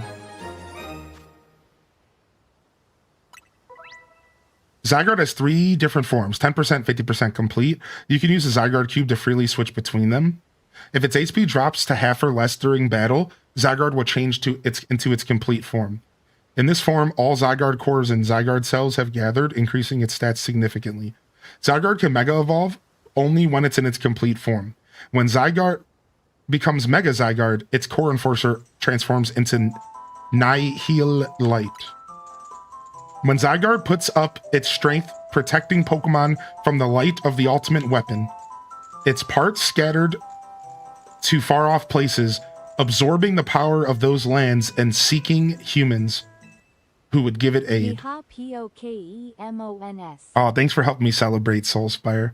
And now that I think about it, the moves that Zygarde used when it's Mega Evolved, they remind me of Z moves, like those used in the Aloha region. But perhaps I'm reading too much into it. So is he referencing the cyberspace stuff? So doesn't Zygarde come back in Alola in the Ultra Sun and Ultra Moon games? Is that what he's referencing? Yo, Mike, stop. Is that what he's referencing? In Sun and Ultra Moon, doesn't Zygarde come back after Gen 6? And like there's like something that happens with the cyberspace stuff or whatever? Yeah, I think that's what he's referencing the Alola region for with Zygarde. Because he's claiming that Zygarde picked up abilities and skills while he was in the Aloha region. Now it falls on me to ponder. What should I do with the 3,000 years I must live?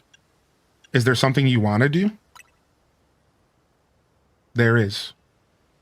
To this day, I yearn to create a more beautiful world, and I will yearn for it forever. I once thought that we could achieve that world by fulfilling the material needs of everyone. Now I know it is not so simple. An old proverb says it is good to feed the hungry, but it's better to teach them how to feed themselves. I had focused solely on what I believed the world needed, yet I lost sight of how to make it so that people can truly flourish. Thanks to what you and your Pokemon have done together, I have learned my lesson well. It is an outlandish dream far beyond my reach, but with 3,000 years' time, perhaps I can make it real. Much like AZ wandered far and wide across the world in search of Floette, I shall travel across vast reaches in search of ways to create the world I yearn for. When people manage to meet, it is a gift. Even living in the same time and place is no guarantee. The fact that we and so many others met and banded together to make Lumiose a better place is something we should treasure. Barring some great change, I doubt we will meet again, but I will carry these lessons with me. Au revoir, my young friend. Dang, so I'm not going to get a chance to fight him again. Oh, dang. I didn't fully appreciate that fight, man. Dang, to keep the world in balance. What's up, Strawberry? Wow, that's kind of bittersweet. Wow. He's gone, man. Just like that, L's gone. A changed man. Just like that, man.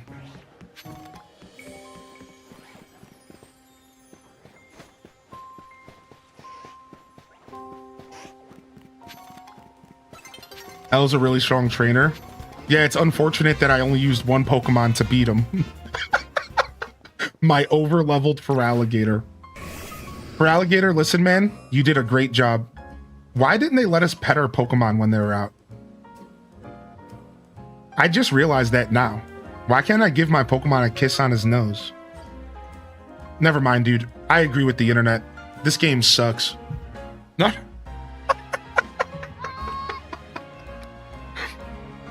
I do have the quest, Majinx. I do have the quest.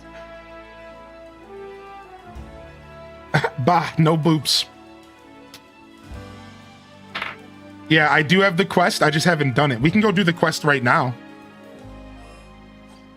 We can go do the quest right now.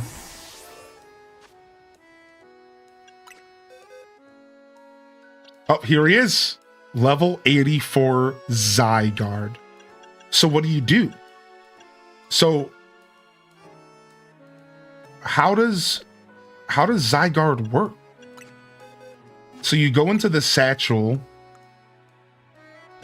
and you use the Zygarde cube to switch him to forms, but I thought that he said the forms switch automatically in battle.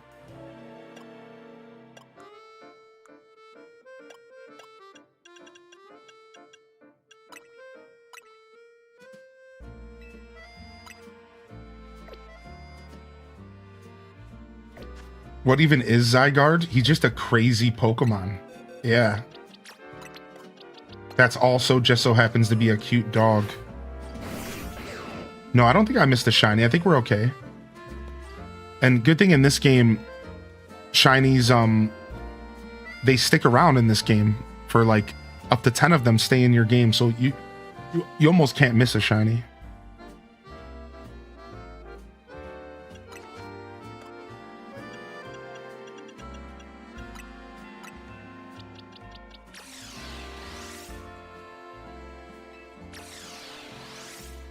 Okay, I get it. Oh, so is there like a big stat difference between them? Dude, I'm so curious about this Pokemon. So let's just take a quick look at its stats. 210 HP, 199 attack.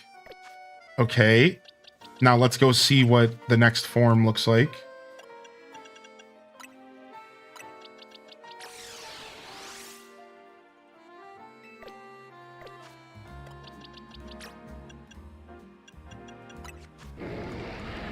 .301 HP. Wow. I got an extra 100 HP.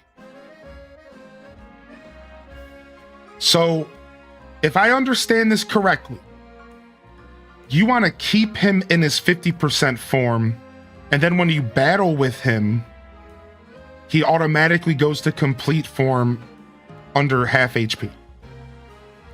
Now, what happens if you battle with him in 0% form? Will he also turn into complete? Does that question make sense? I do have his Mega Stone. Yeah, it's right here. Boom.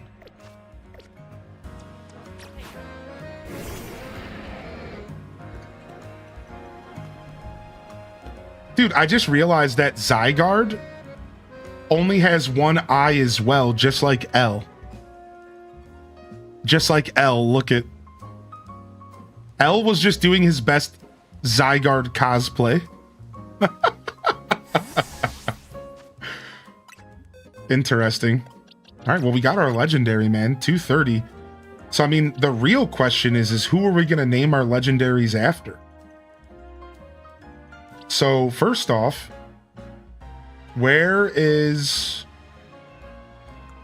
Xerneas? All right, we have yet to name Xerneas. Let's go see what our names are going to be. All right, let's see what we're going to name Xerneas. Do we have a good name in our name list for Xerneas? Or do we just name him after a chatter who just put their own name in the request? Let's take a look at what options we have. We have Ass Turd. Wow, that's a good one. We have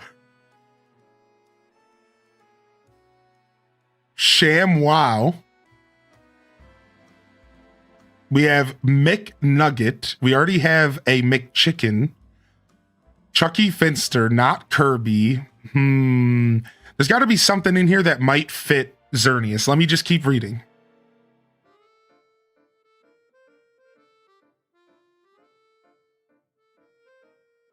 Michael Jackson, Captain Zed, Pistachio. That might be cute for Zygarde.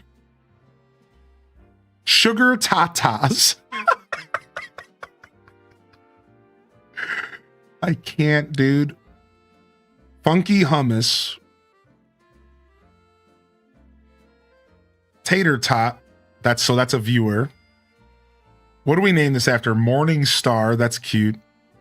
Sassafras, Mochi, Squishy Blanket. Mango Twizzler, Butters Bratwurst, Nachos Bel Grande. What is this, an ad for Taco Bell? Pringles, Grandma,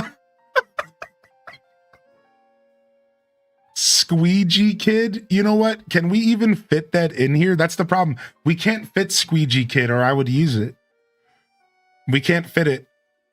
5, 8. Actually, we can. Wait a second. I'm going to go with Squeegee Kid.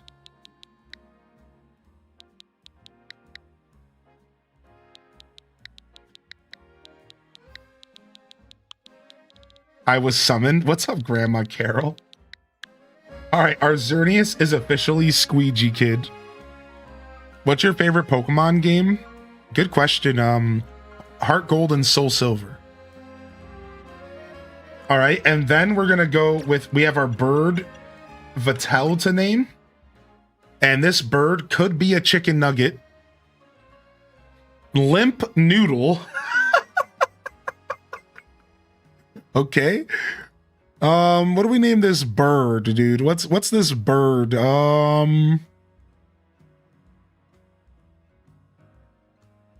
I kind of like Sassafras for the bird. Rotisserie, Flappykins, Icarus. Icarus is a fun name, actually.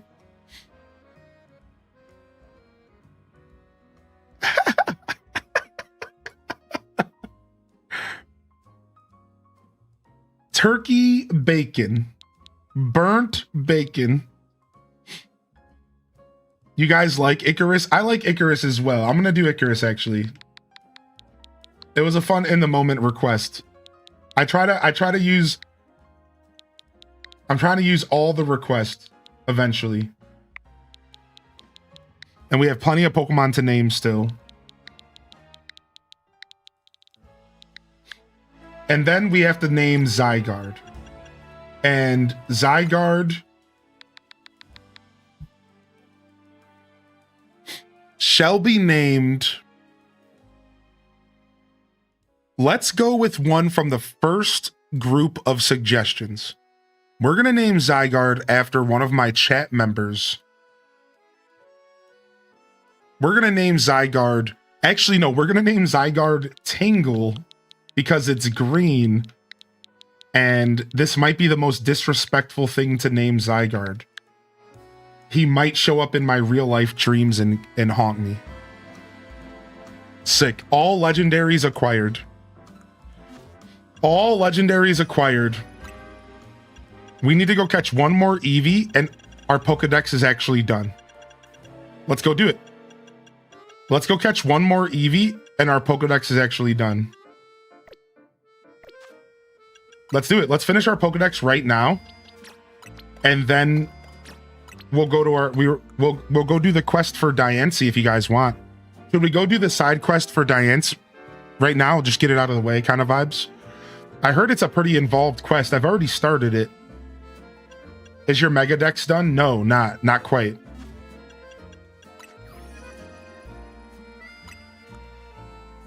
We're missing 4. 1, 2, 3.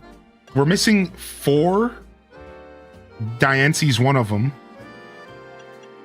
But then we technically have never mega evolved Scyther, Charizard, Stripper Bunny, and Audino, and I think it's just because I don't own those stones. Right? I think it shows that because I just haven't bought those stones yet, right? I think that's what that means. It just means I haven't bought those stones yet. That's why it's gray. Right? I think that's what that means. The catch rate is horrible. It can be really bad for sure. Ooh, nice color name change. I like the blue, dude. The blue looks good on you, dude. All right, let me grab these EVs real quick.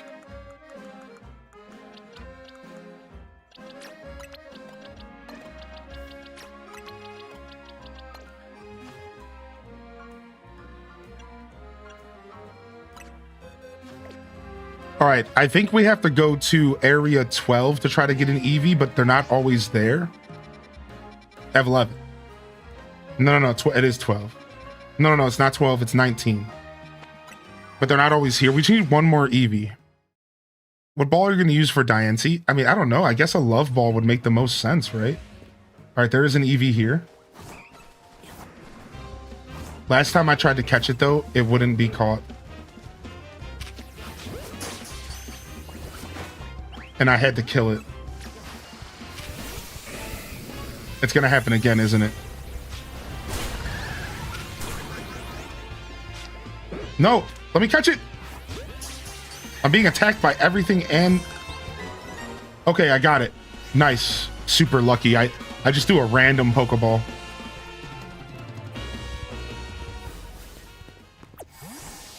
Alright, here we go.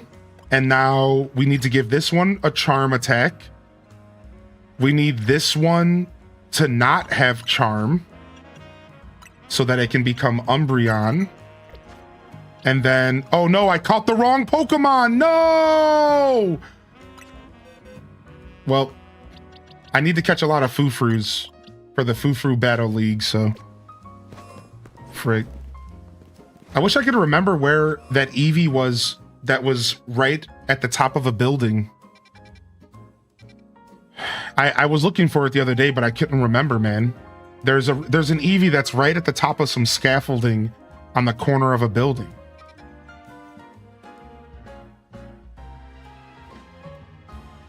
And I just have no idea where it is. I don't remember at all.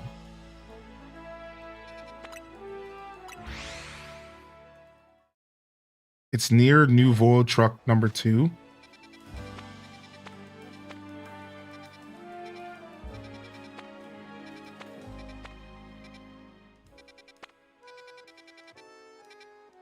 I don't know where that is.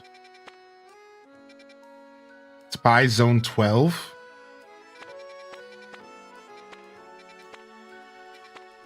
Ah, this makes sense. This looks familiar.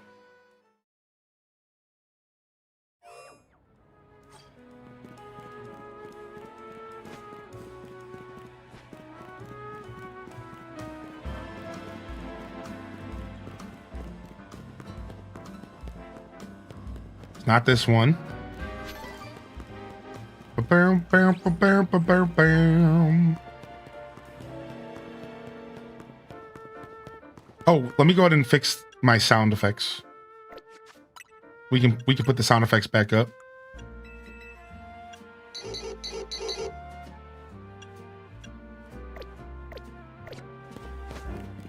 All right.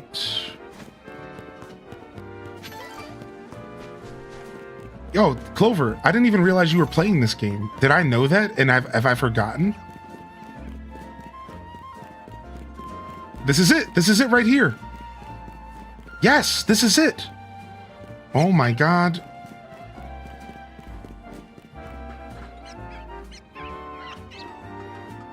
You might not have known. Yeah, I don't think I knew. I didn't know if you were playing this game, dude. Are you enjoying it? I like the map size. I think this game did a good job incorporating the city life. Good question, Maddie Senju. Yeah, I think this game is good. Now, as a gamer, we could always ask for more. Dang it, I thought that there was a guaranteed Eevee spawn up here. Is it only during a certain time of day?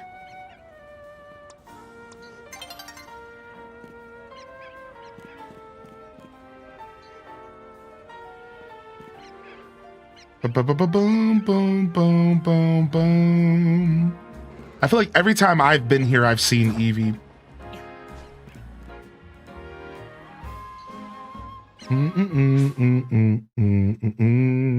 Eevee was there. I didn't see her. Where was she at? Am I blind? I played this handheld today from 100% down to 5% battery. Dude, nice. I can't remember. Didius, are you playing on a Switch too? You just got credits a couple days ago? Nice.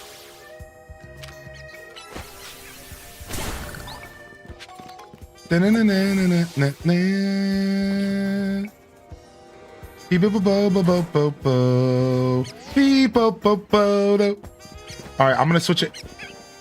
I'm gonna switch it back to daytime real quick.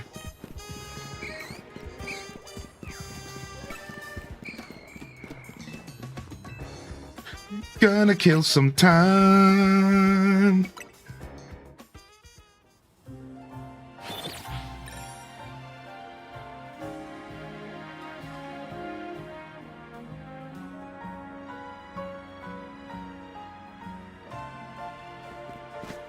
All right, nice fresh morning.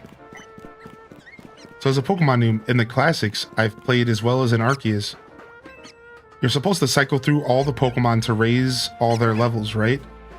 I've been getting all in my pocket to level 20, then switching ones I just caught, raising them to 20 and repeating. Is this a good way to go about it? Sure, just keep in mind that... So in Arceus specifically, the game has an abundance of...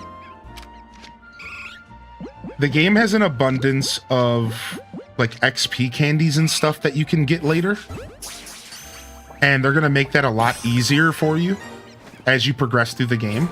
So first off, to answer your question, that's not a bad way to go about it at all.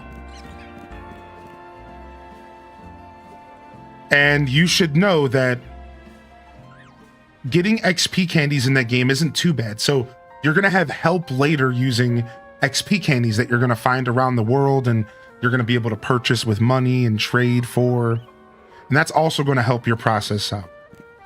And to clarify, what you're really doing and why you're raising Pokemon is so that you can evolve them to fill your Pokedex. So, in all reality, Exhaustion, you don't have to do that with every Pokemon technically. So if you wanted to save time, you would be wise to maybe figure out which Pokemon actually evolve and which Pokemon don't evolve, and to focus on Pokemon that you're trying to get rank 10 in your Pokedex, because Arceus has that whole rank 10 thing, where like research level 10 for every Pokemon. Really, in Arceus, your goal is to get research level 10 with a Pokemon and to fill your Pokedex, just like traditional Pokemon. And getting them all to around level 20 is certainly going to help with that. Heck yeah. So you're thinking correctly. You're on the right track. There's lots of different ways to go about what you're trying to accomplish. And you're just choosing one pretty decent way to go about it.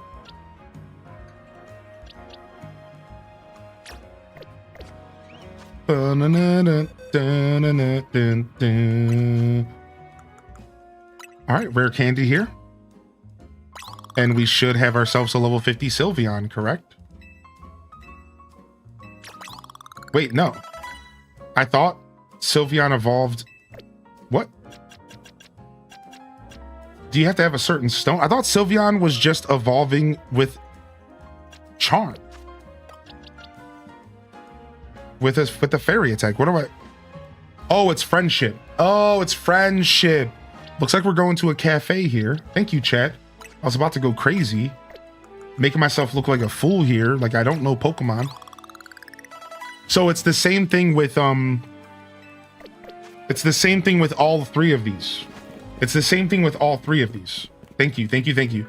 It's the same exact thing with all three of these. They're all Friendship Evolve, just like Gen 2, but Friendship Evolve at night for Umbreon, and then Friendship Evolve during the day for Espeon, and Friendship Evolve with a Fairy attack for Sylvia. So let's head over to a cafe and let's get some friendship. Favorite flavor of ice cream? Butter pecan. But I can honestly answer that question in a lot of different ways. I'm a big fan of mint chocolate chip.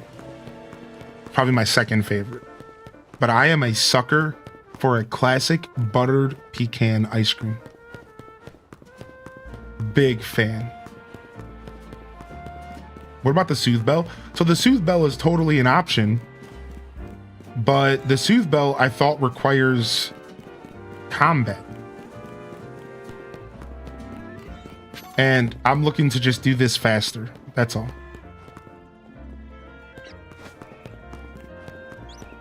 And by faster, I mean utilizing a cafe and just spamming drinking some coffee with them.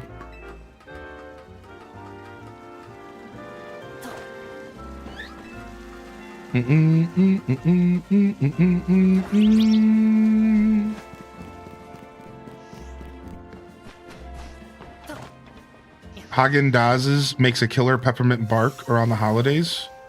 I like anything peppermint, anything minty. I'm a big fan of those flavors. Minty Mont even.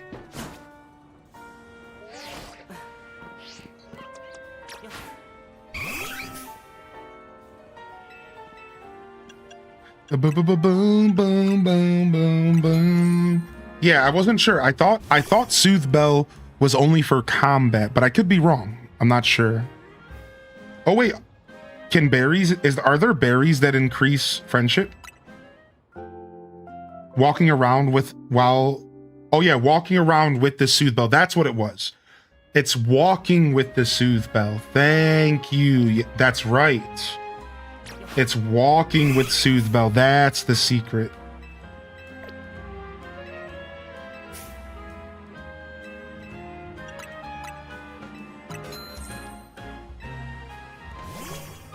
I feel like the Grinch for not liking peppermint stuff. Aw, I wouldn't feel too bad about that.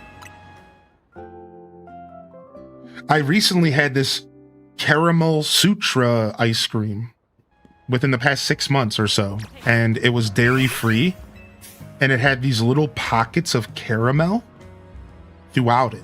I don't remember the actual flavor of the ice cream, but it was like there was these pockets like of caramel, like drippy, goopy caramel while you were eating through the ice cream. And it was so good.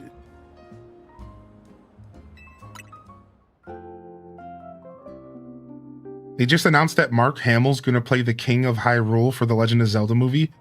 That makes so much sense because I swear to you, I've read that Miyamoto's a big fan of Mark Hamill. I swear I've read that before. That's crazy. Anything peanut butter? Now we're talking. I'm a big peanut butter fan. Your character's going to be high on caffeine by the time you're done? Oh, we got it. He's a phenomenal voice actor. Have you done those blizzards that DQ with a filled center? No, I haven't. No, because, you know, I have a little bit of a dairy intolerance, so I can't always go to places like Dairy Queen unless I'm off work for a couple days and I'm okay with having a stomach ache, potentially. So no, I haven't gone to Dairy Queen in years. The last time I went to Dairy Queen, I got a chili dog. I didn't even get any ice cream. As sad as that is, but the chili dog was delicious. Gotta have my chili dogs. I do too, but I choose to be mean to myself. Yeah, the only reason I don't is for my stream. Like, if I was working... Oh my gosh, this Alpha Eevee is massive. If I had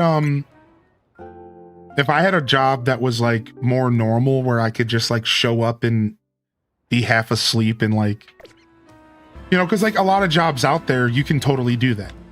I'm not saying that we don't have to work hard sometimes, but most jobs in my life, I could show up to work probably like I'm just gonna say it. I went to work stoned for most of my life.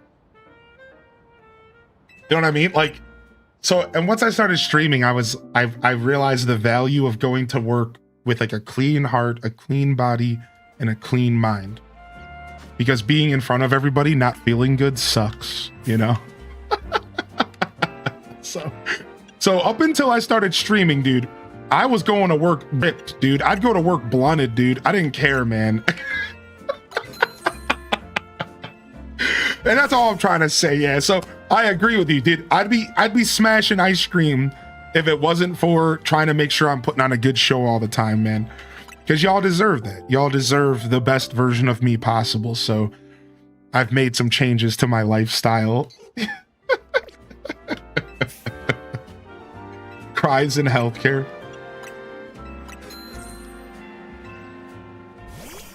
They say off a sandwich, you make the best sandwiches.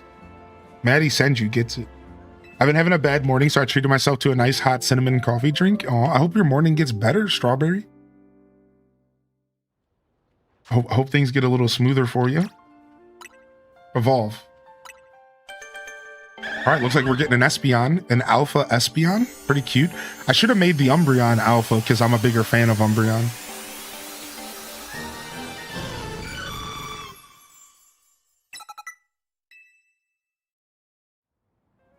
All right, and then last but not least, we can still do the friendship stuff right now. We just don't want to click the evolve button.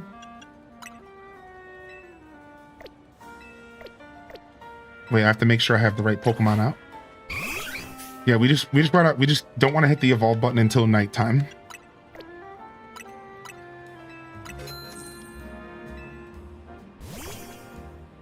Work from home really is amazing. I had food poisoning and still work. So I know exactly what you mean. Yeah, it's just like a different vibe, right?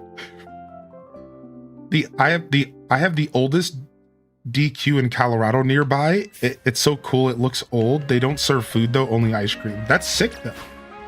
Honestly, Dairy Queen's food's not that good. I'm just gonna be real. It's nothing more than just fast food nonsense. The only thing I eat is the chili dogs because I love Sonic the Hedgehog.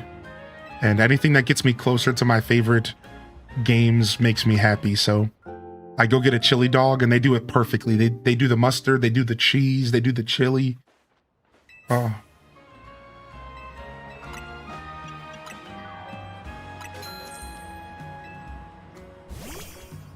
No, I've never heard of Portillo's. They actually have a Sonic cookbook. I'm not surprised. That's cool. I never heard of it. How do EVs work? I know there are lots of EV evolutions. Do they randomly evolve the different types? So most EVs evolve via stones.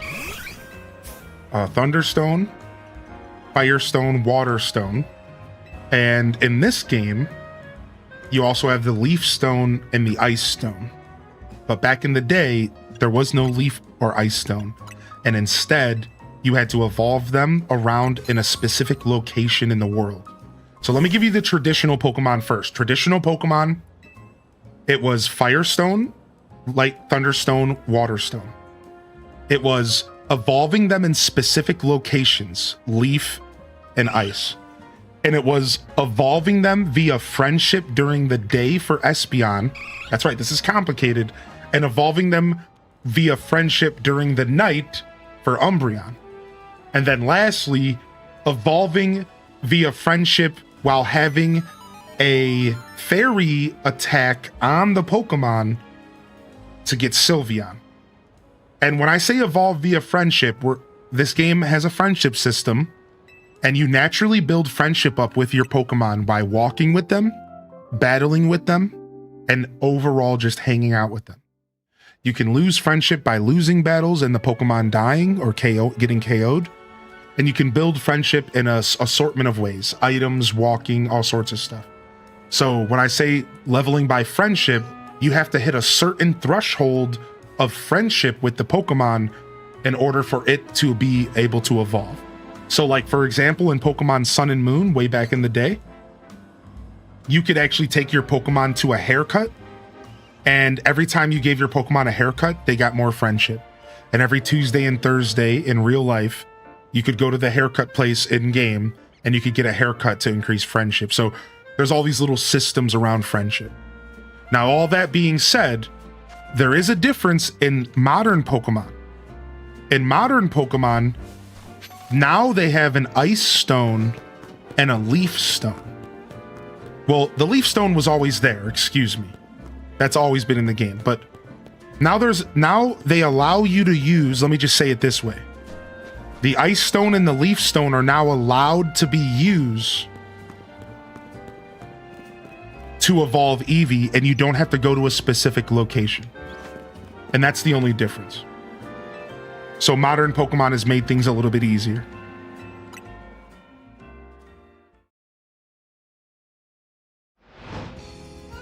You're missing out. I live in Ohio. Oh, what state do you think has the best barbecue? I don't know, because I'm not worldly. I'm uncultured swine.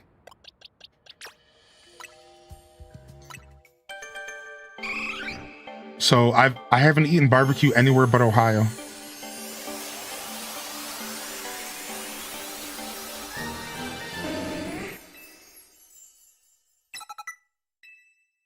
Now, I've had barbecue that was inspired by different locations in Ohio. Does that count?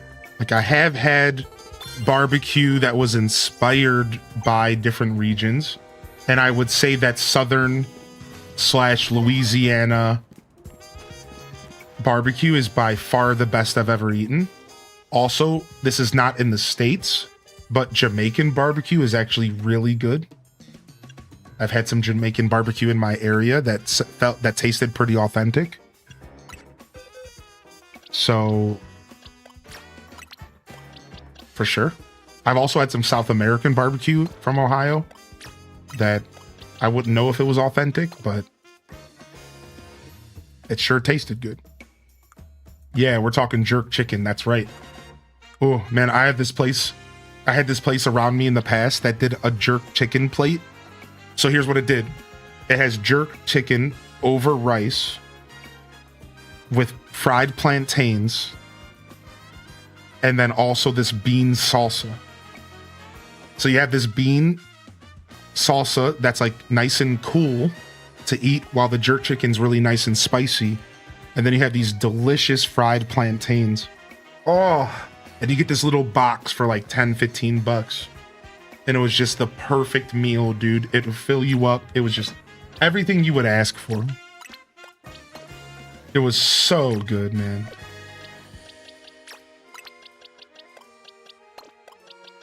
Everything you wanted, dude, for lunch.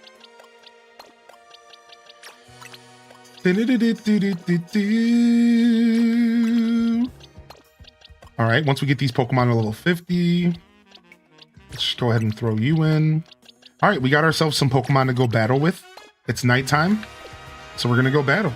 But we're gonna reset the time real quick. We're gonna go battle. Yeah, we got our Master Ball. Yes, thank you. I'm cooking steaks later in my air fryer. Nice. I've become an air fryer chef. There ain't nothing wrong with that. There ain't nothing wrong with that, dude. All right, let's go do some ZA Royale battles here around the area and see if we can get ourselves some more battles done for closer to our shiny charm. But we just officially finished the Pokedex. Now, we didn't finish the Mega Dex yet, so I don't know if, like, that counts. But look. Complete! Our Pokedex is officially finished. We got those crowns, baby. 5 more here, and we're finished with this as well. And we're working on making a living dex in our boxes, so feeling pretty good about this. Feeling pretty good about this. All right, I'm going to stand up real quick and stretch, and I'll be right back. Give me just a second. Give me just a second. Yeah, I could check the reward, sure. Let me get my master ball. Dun-dun-dun-dun. All right, shiny charm incoming next. All right, I'll be right back. Give me just a moment here. Give me just a sec.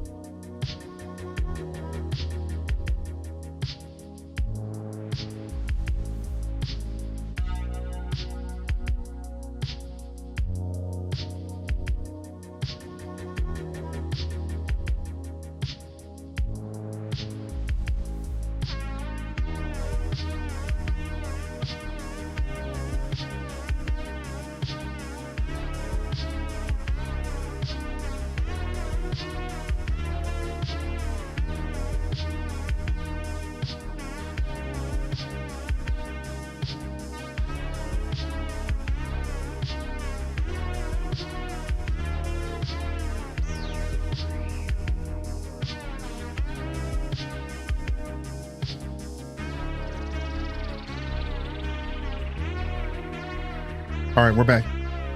Sorry about that, everyone. How we feeling, Afternoon Squad? How's our Sunday going, everybody? I'm sure I haven't had a chance to catch up with all of you today. Sorry about that. Ended up having to stand up. I burnt my tongue yesterday eating hot food, and it's sore. Like, that's a little like swollen because like the food was just so hot. But then I've been like talking all day. Yo, what up, Allie? What up, Allie Bobally? Thanks for the follows coming in, by the way, and thank you for the YouTube love as well. We've been killing it over there. Did you heat the chili up too much? I was meal prepping some chicken and potatoes, and I didn't want to wait to taste the chicken. Got myself. I also did. Yeah, it was the potatoes and the chicken. 2 times I burnt my tongue yesterday. All right, nice. Let's figure out where we're going. All right, let's go here first. Yeah, we be jamming over here for sure.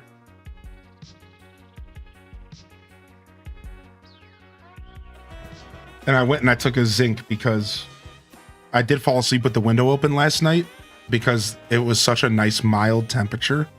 But then I woke up and it was cold this morning. And as the stream progressed, I was like, actually, my throat feels a little scratchy. Like, oh no. Which is unfortunate. Like, I definitely have a little bit of a swollen lymph nodes right now. I can feel it. Like, uh-oh. Definitely don't want to be going to sleep with the windows open in winter. Feels like 28 degrees because of wind, but it's actually 50. Isn't that crazy? 25 less because of the wind chill.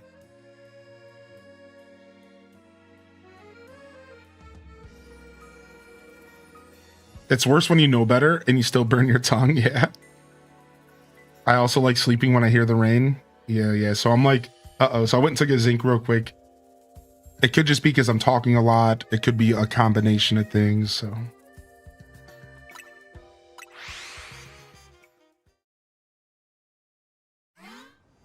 when I was a kid, it would be snowing by now. Global warming sucks. It is a thing. It is a thing. Sneak up and start using a dragon type moves.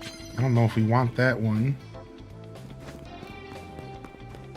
Whoa. I just want to grab this card. Got it. Sneak up and use bug moves. Got it.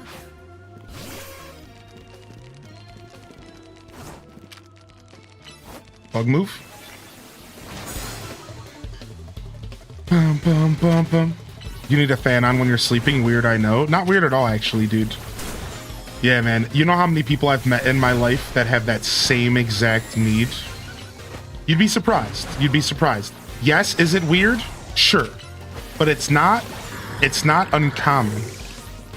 But sure, you know, we can still call it weird if you want. Nothing wrong with being a little weird. Nothing wrong with being a little weird. Do do do do do. Do, do, do, do, do, do, do, do.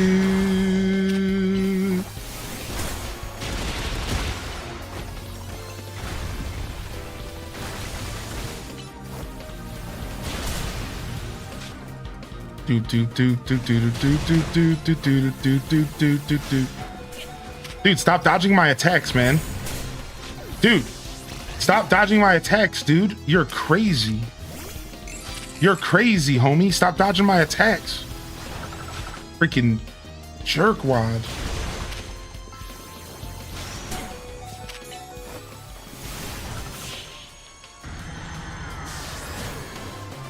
Do the Pokemon actually come after you to attack you? Well, wild Pokemon do, yes. So Legends Arceus started this trend. Legends Arceus came out and it started the idea that you could be attacked by a Pokemon as the trainer, which forces you to make two decisions. You either have to pull a Pokemon out in order to defend yourself, or you run. And this game builds on top of that. So yes, wild Pokemon, if aggressive, not all Pokemon are aggressive, will attack you. Unless you pull out a Pokemon and battle them with the Pokemon or run away. Yeah, that is a thing. But now trainers aren't going to just start beating you up. Trainers aren't going to start sending Pokemon after your ass. So trainer battles are different. Do you have HP? Yeah, we do. We have an HP bar, basically. We have the equivalent to an HP bar. And if we take a certain amount of damage, we white out just like the original games. That's right.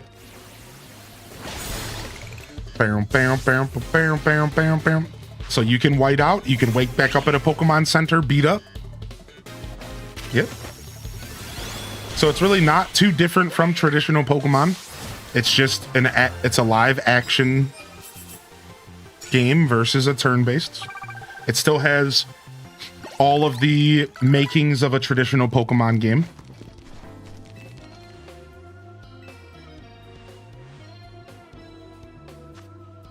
That's actually what makes these games so good. is because this isn't like, surprisingly, this isn't like a different genre of game, even though it is. So while what we're doing in the game is very different from traditional Pokemon as far as real-time versus turn-based, the thing you have to realize is, in all reality, it's all still Pokemon. It's all 100% still Pokemon. And that's what's interesting. It's all still very much the same experience as Pokemon Blue. However, it's real time versus not. So isn't that kind of cool? And they've managed to kind of create this experience where you still kind of feel like you're playing Pokemon Blue, but you know, not so much. It's active now. You're on the same grind, dude. You understand my pain then? I don't mind. I've just started the grind. I'm only at 425 or so. Now, I'll call it pain later. I'm sure it'll get painful at some point. That's the next step. I want to infiltrate the enemy base in mainline games and sneak attack all the grunts. Yeah, Metal Gear Solid meets Pokemon. That's the next step. I like that. Just going full on Metal Gear with it.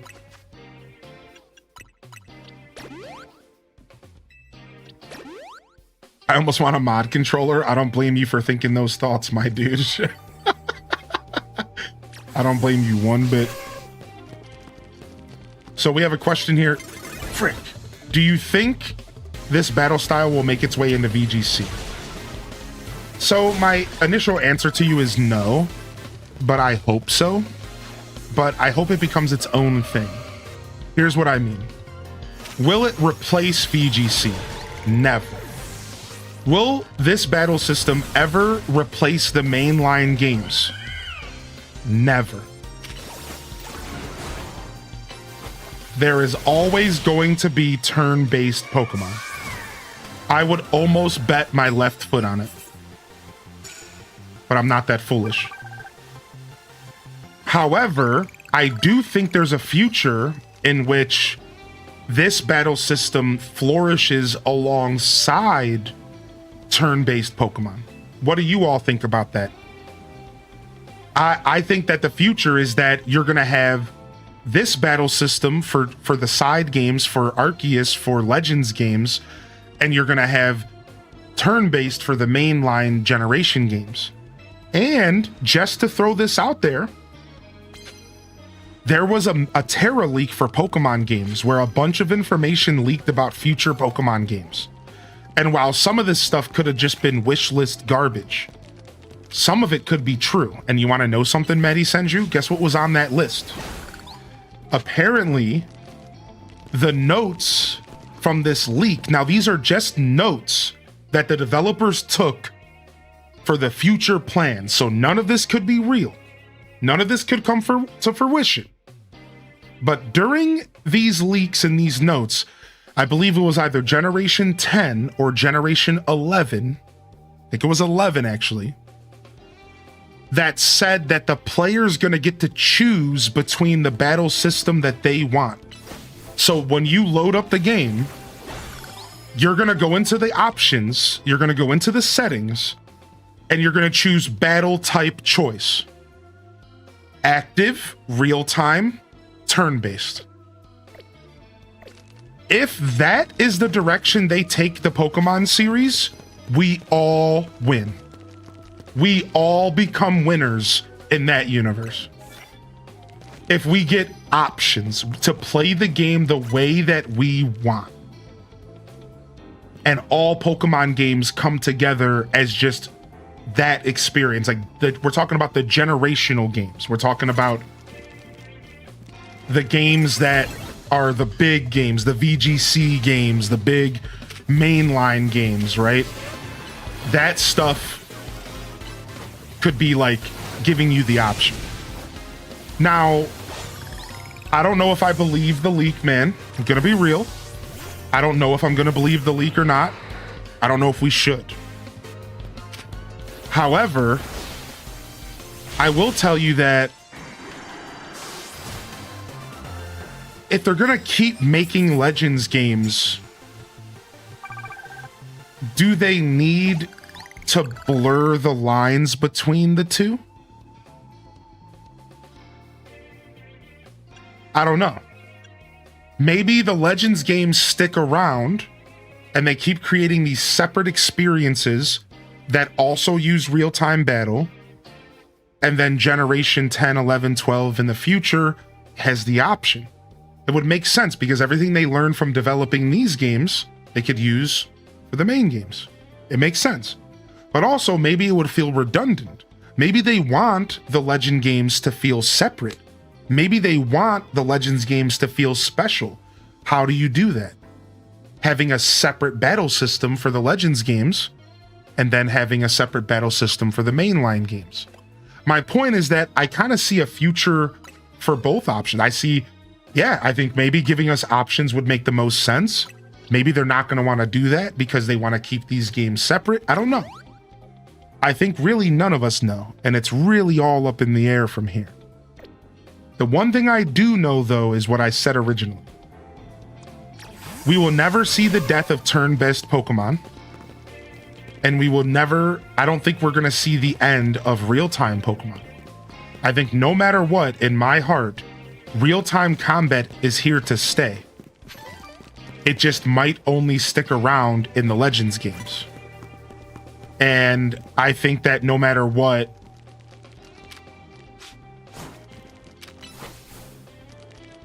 you know, whether they combine them or not, like these ideas are both going to be here separately. Like, I think this is the future. Yeah, I agree with that, Planet Kitties. So we'll see what happens, right? I'm very interested about the future. But to go back to your original question, I don't think you're ever going to see VGC turn into real time. But if you didn't know this, the Pokemon tournaments actually house everything. Hear me out. Like, Pokemon tournaments, they have VGC, they have Pokemon Go, they have card games, they have TCG Pocket. In the future, we're speculating TCG Pocket to be there. So my theory goes back to separate. I think that in the future, what they could maybe do is have real-time battle tournaments and then turn-based tournaments, and literally just support them both separately. And there will be a VGC for real-time, and there will be a VGC for turn-based, and they host them both. They have they have Pokemon World Championship, and you watch people do real-time battles and turn-based. Right? I think that really is probably where they go with it, you know, like. But we'll see. We'll see. I'm still waiting for Pokemon Pocket to show up at the tournaments. That would give me a lot of faith that they're willing to do more. Pokemon Go being there gives me faith. So Pokopia design challenges. Yeah. I like that. I like that.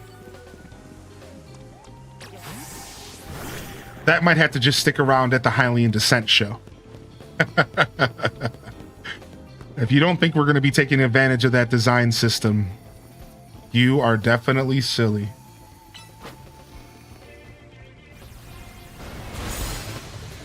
Yeah, so that's my thoughts. Good question. Good question, man. I watch a lot of VGC, so it's fun to talk about it.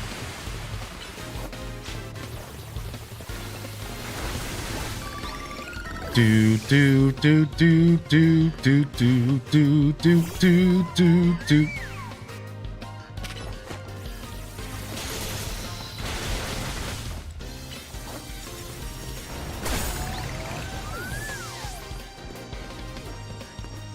It does make you wonder how much faith they have in this battle system, considering that they only gave us 4v4. I do wonder if that's a sign of them not having faith. I feel like when the development team decided, all right, we're going to make this game have a battle system of 4 players, battle royale.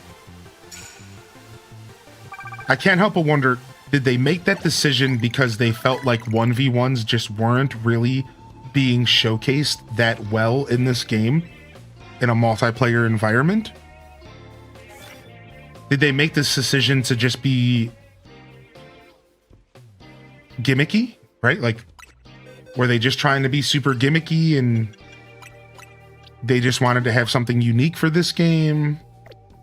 Like, what was the reasoning behind only letting us play Battle Royale ranked battles? Why wouldn't they give us a 1v1 option?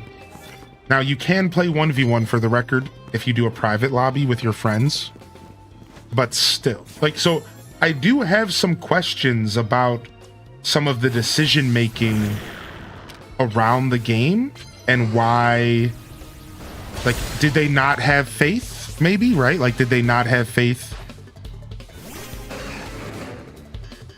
that it could be fun? I'm not sure. I'm still on your team. Heck yeah, you're still on my team. What's up, Jelly the Gamer Mom? And how you doing today, Howland? Sorry I missed your question, Howland. Now that's how you get some points. Sorry I missed your question, man. We're playing Pokemon Legends ZA.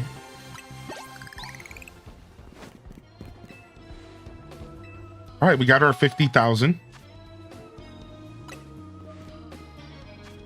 Let's fast travel to Quasartico and let's get our next challenge battle going. And I'm wondering if I should probably switch to my real team because these battles have started getting kind of real. We'll switch out the level 80. We'll use this, our little nugget.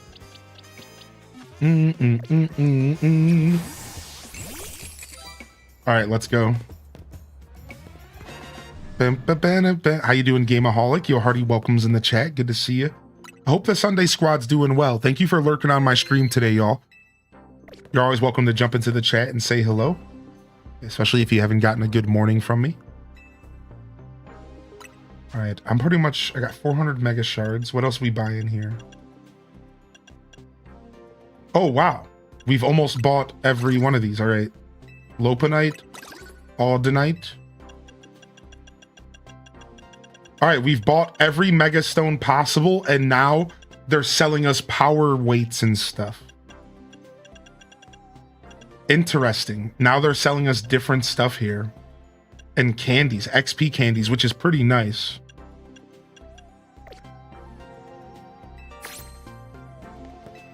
Nice. Filling up my mega decks. I'm just trying to bench reset and I saw you got a shiny Dratini. Dude, nice. But who were you trying to bench reset for, if you don't mind me asking? They're selling us shake weights, calling us fat. Oh, Rintaro. Rintaro, dude. All right, let's go, buddy.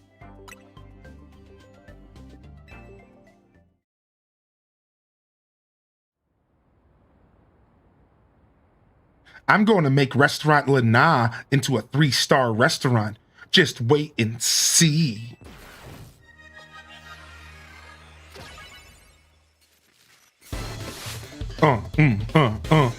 Yo, congratulations. Rank A, you got rank A with Excadrill, Klotzer, and Ampharos. That's a nice team, dude. I'm surprised to see Klotzer in your team. That's pretty cool, man. All Mega Evolution, I imagine. All Mega Stones. I'm after Dratini, but I keep getting Bellsprout. Do do do do do do do. All right, here we go. Time for a real fight. First thing we're gonna do is set screens here.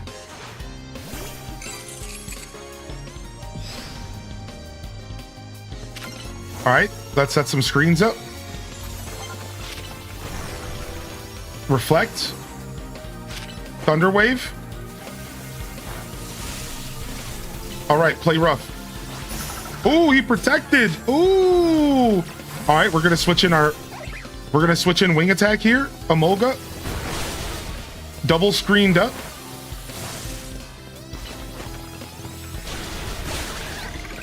All right. Switching back Nugget. Simi Seer. Oh, I forgot this guy has all three. Well, we don't want to be in front of a Simi Seer, so this is a bit of a problem. Let's Thunder Wave. Oh, we took that hit like a champion. Let's Light Screen. We did not. I didn't know he had more than one fire attack. Yikes. All right, let's go ahead and switch in our big boy. Nice. Big Surf, but that's a big Solar Beam. Oh, the Protect comes out. The strategies, dude. All right, let's switch in Jelly. Ooh, Umbreon does not like my bug attacks. Good choice on my part. Ooh, the Protect. Leech Life. Snarl. Sneak, Shadow Sneak. All right, we're just waiting for Lunge to come back. Oh, it healed. Finish off with a Leech Life here. All right, Manectric. Let's go hard on him, baby. Let's show him what's up. Oh, I knew that Simipour was coming. What you gonna do with all that junk? All right, Thunderbolt, you're done, dude. Oh, wow, not one shot. Wow. All right. The sorrow of reaching the last course in a meal. The fear of being down to your last Pokemon.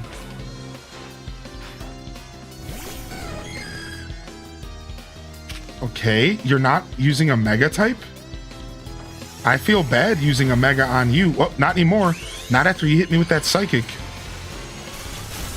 I don't feel bad anymore, dude. I'm gonna like doing what I'm about to do to you. Oh, the Protect.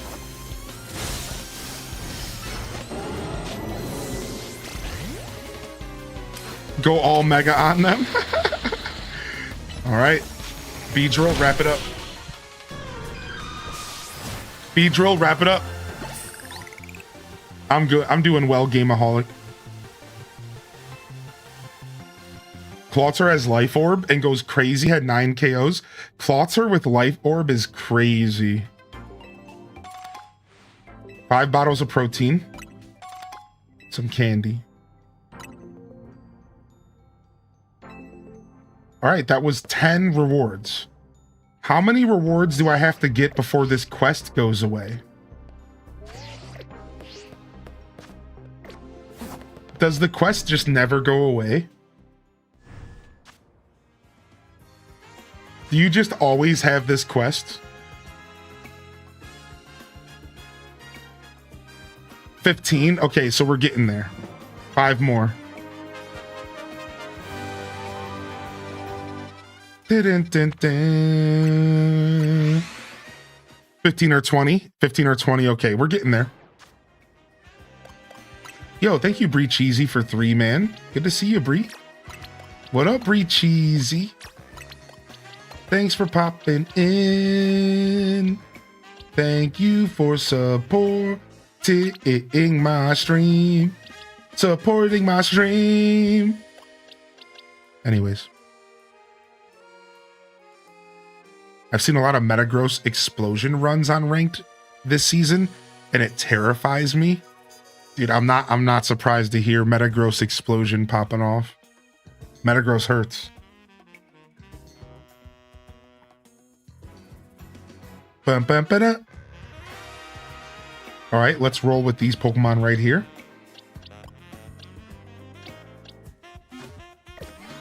Let's go.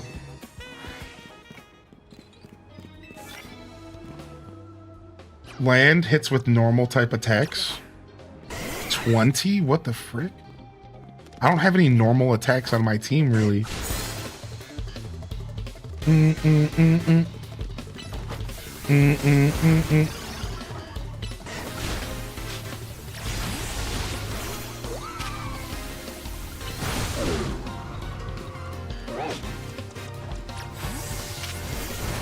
Stop wood hammering, you jerk.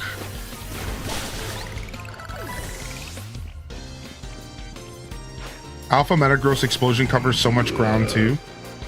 Oh, because if it's Alpha, it's a bigger attack. That's so cool that people are manipulating the game that way.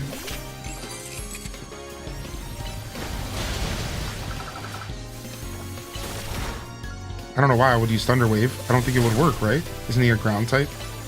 Oh, it did work. Dang it, bounce played me.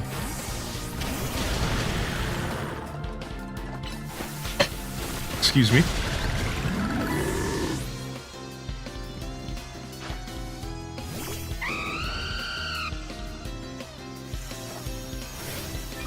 What's up, Bird?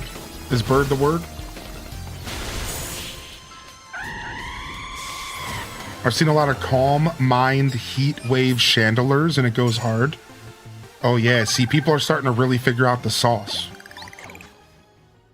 Yeah, I imagine if you catch enough people off guard, because Heat Wave is an AoE attack.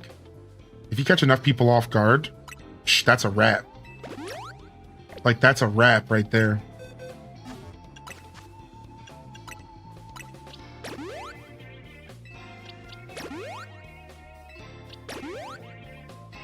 All right, we got Jolteon to level 50. So I've just been getting a bunch of my Pokemon to level 50 so that when I go to build a competitive team, I can have fun and just kind of use whatever Pokemon I want. You know, of course I would have to like adjust their stats and stuff, but so it's pretty nice. So I've been kind of making a point to just level up a bunch of Pokemon to level 50 so that I have options when I want to have fun and make a competitive team.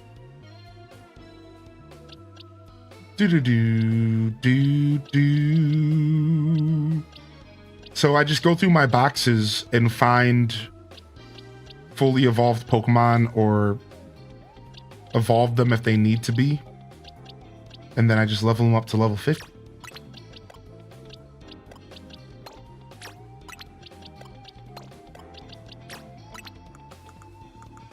And then we have options. All the options. Because I don't really need a team of 6, right? I don't really need a team of 6. Right? So it's like...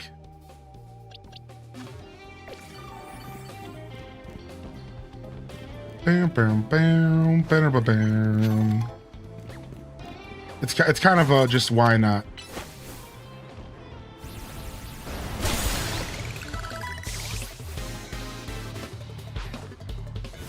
Yeah, I've been leveling up my all my Pokemon that can get Mega Stones and stuff as well. Yeah, it's not too bad. It's not too bad to get your Mega Stones from ranked battles. From what I've heard, it's about an hour of your time to get both Mega Stones this season, from what people have been saying.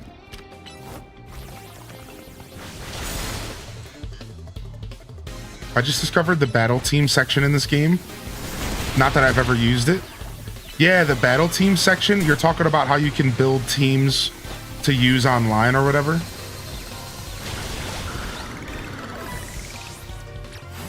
Bum, bum, bum, bum, bum, bum. Nice. One shot from a foul play.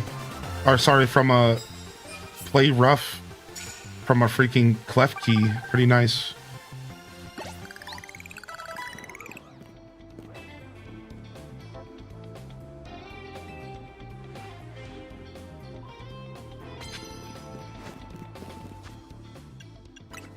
Bam, bam, bam, bam, bam, ba-da-doo, do, do.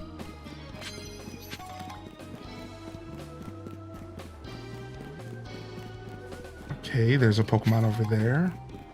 I don't have any cards, dude. Can I get some freaking cards, dude? What the heck, man?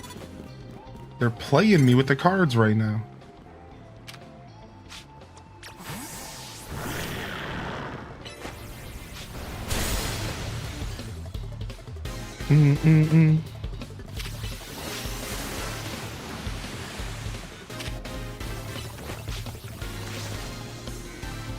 What? My Pokemon's stuck. Stop being stuck, you big baby. You big boob.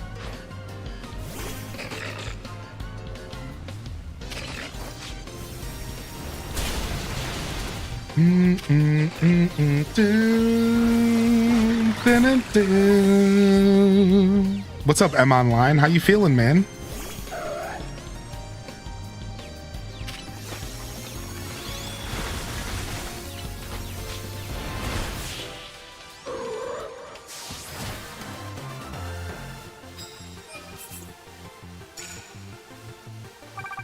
All right, let's go do the new mega quest after this night in game.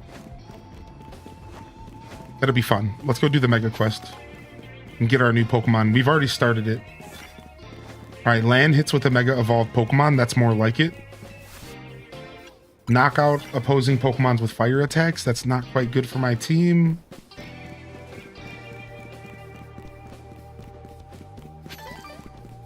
How you doing today?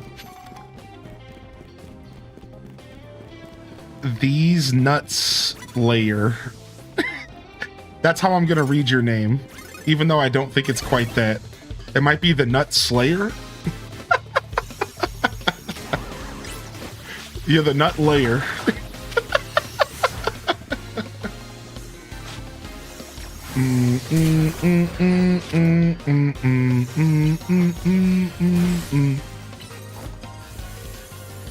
Ooh, unfortunate freeze here. Alright, we have to use attacks by a mega evolved Pokemon.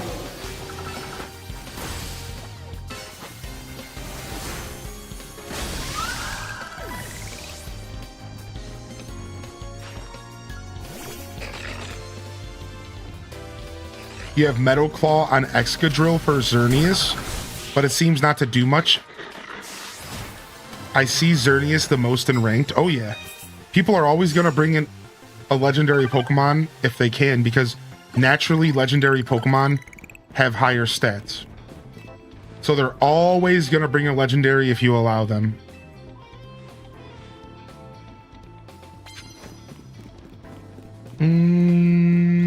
Do.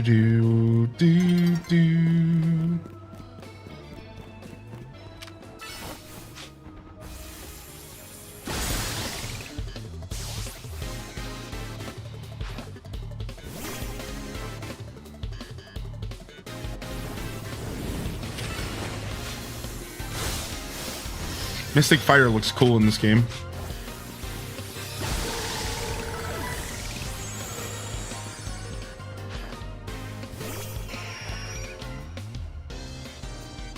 Now because mega legendaries can't really evolve, or can't really mega evolve,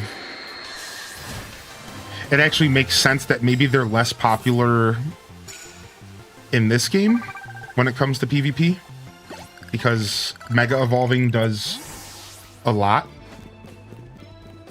But still, I imagine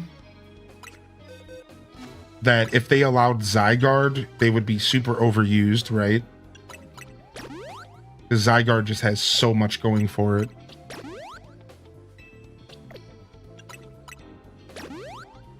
Yo, Tab Flav is in the house.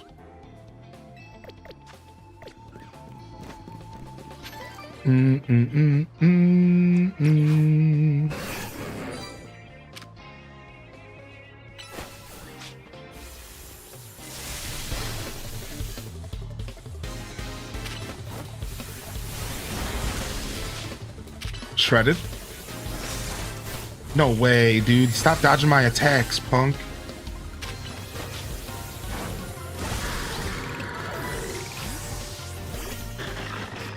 Probably shouldn't send this Maw out.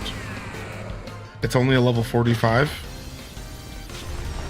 Yeah, I'm not gonna do it. I'm gonna switch.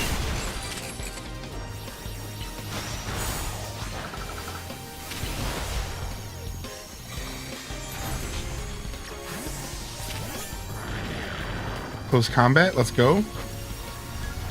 Dang it, dodged me again. Freaking Steelix with all these attacks that dodge. Look at all these attacks that dodge stuff. Stop, Steelix. Stop dodging stuff.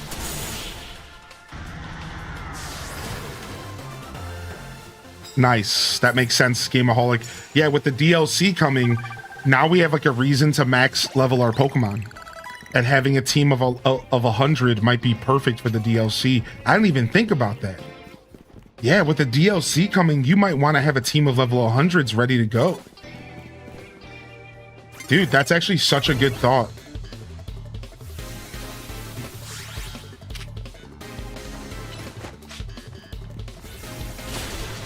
Ow, that hurt. Please don't hurt me anymore, you Gallade. You're such a chore.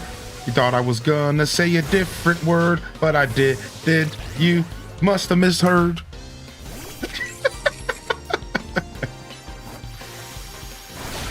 Ba-ba-da-ba.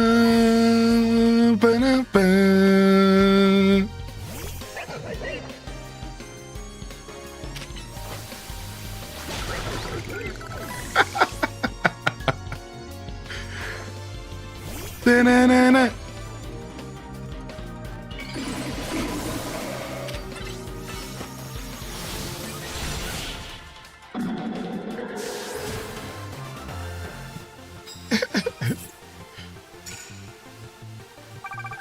All right, well, we made it to the halfway point here.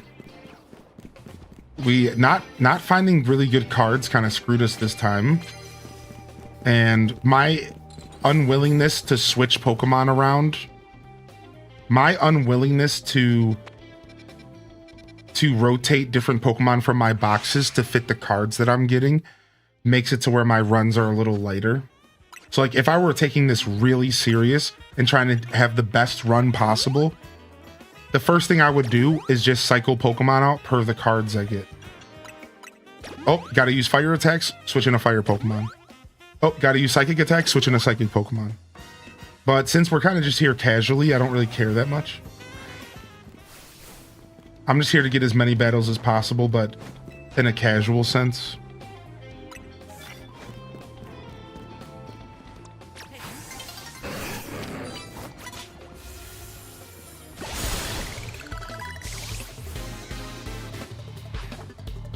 Bum, bum, bum, bum.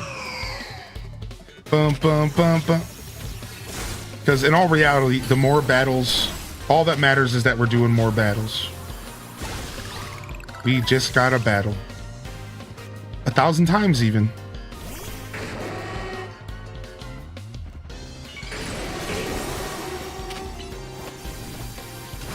Oh, that's a hard hitting overheat. Yikes. He's gonna do it again.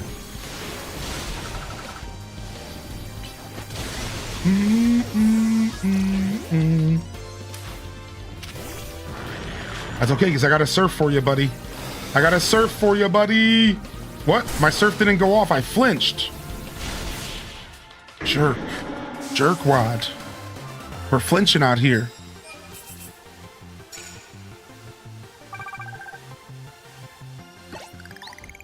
Ooh, nice. We'll take a heal. Thank you. Thank you.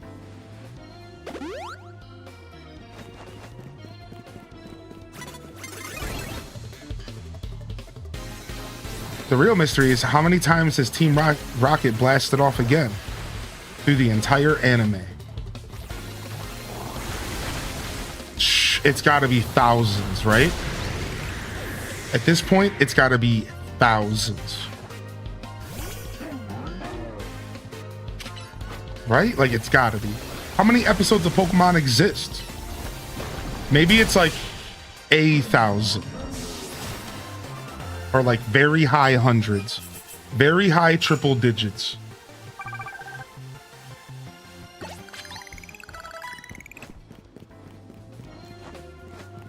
Bam, bam, bam, bam. 700 episodes of Pokemon?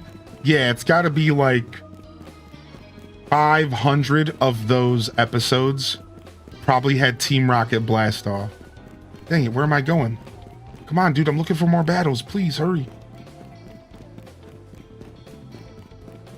Dude, this zone sucks. It's all on the rooftops. Okay, here we go, Greninja.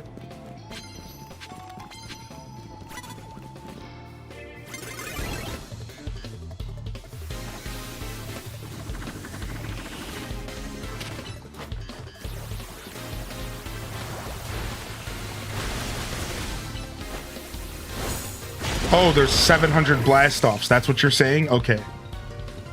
I think 700 is a good guess. Ow. That hurt. Okay, Obama Snow. You better give us a better healthcare act.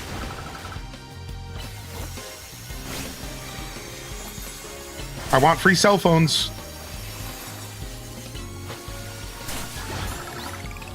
Bum, bum, bum, bum, bum, bum, bum, bum, bum.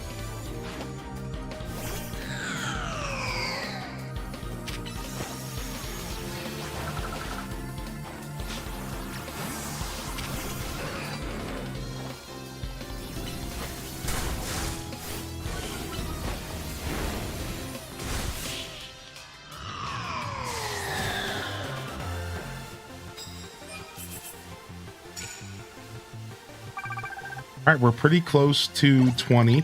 We can get one more battle in.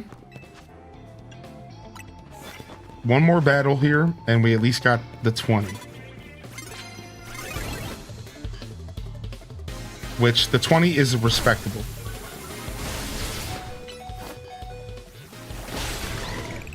The 20 is respectable.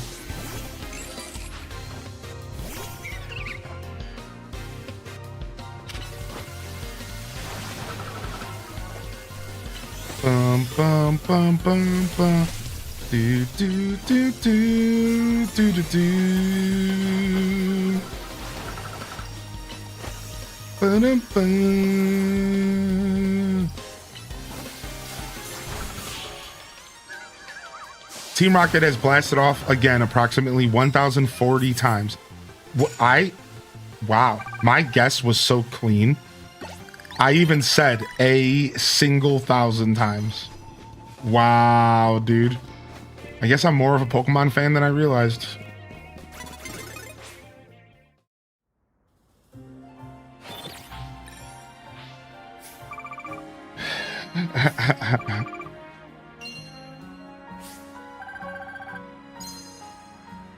Nice. Some good cheddar. We almost got 1,000,000 Pokebucks. But we're about to go spend a bunch of it. All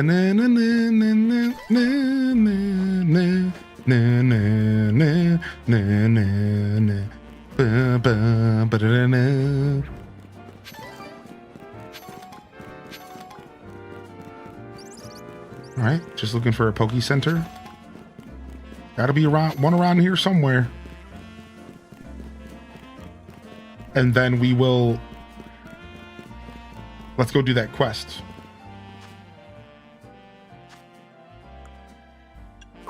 Shine bright like a gemstone.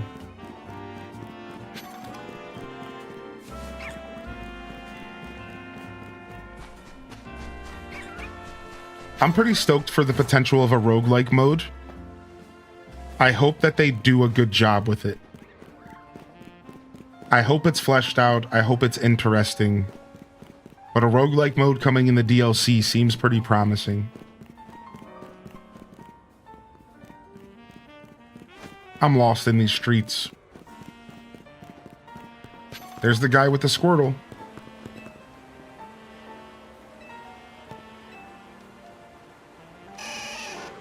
Had to come say hi to him.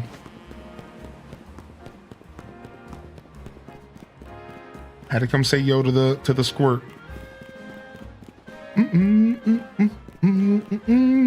Now that Great British Bake Off is over, what other kind of TV shows should I be looking out for, chat room? I don't know, man. I'm waiting for Stranger Things.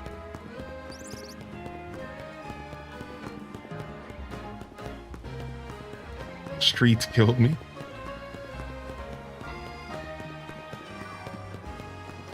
Season 3 of The Floor. I never heard of The Floor. The Diplomat on Netflix.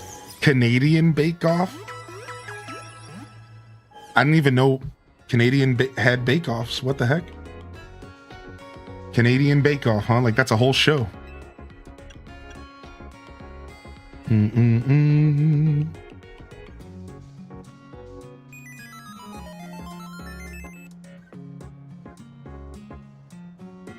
The show From? It's just called From?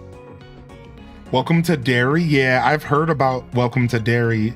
So they're releasing episodes once a week, right? Yeah. Oh yeah, the Holiday Baking Championship. What about the holiday episodes of Great British Bake Off? Aren't those supposed to be coming out as well?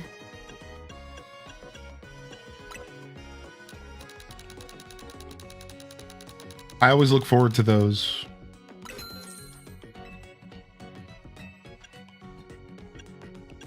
All right, I need some more hyper potions. Oh, so the Canadian one is just like British Bake Off. Oh, that's sick. Dude, I'm actually into that. I'm down for more. I'm assuming it doesn't have Paul Hollywood, does it? Now, they were supposed to make an American Bake Off, and I think it was going to have Paul Hollywood, I thought. Maybe not. I don't remember the details. It's not that I need Paul Hollywood to make a good baking show, for the record. It's like fine if he's not there. I'm just curious.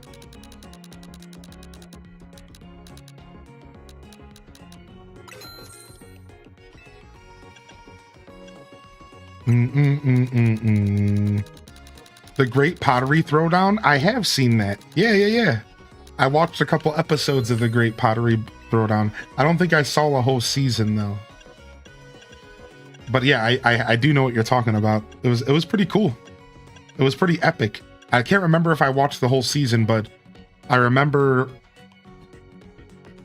it was pretty cool how they had to like manage the battle, because there had to be like whole days in between when they made it and when it got cured and all that. So it was really interesting.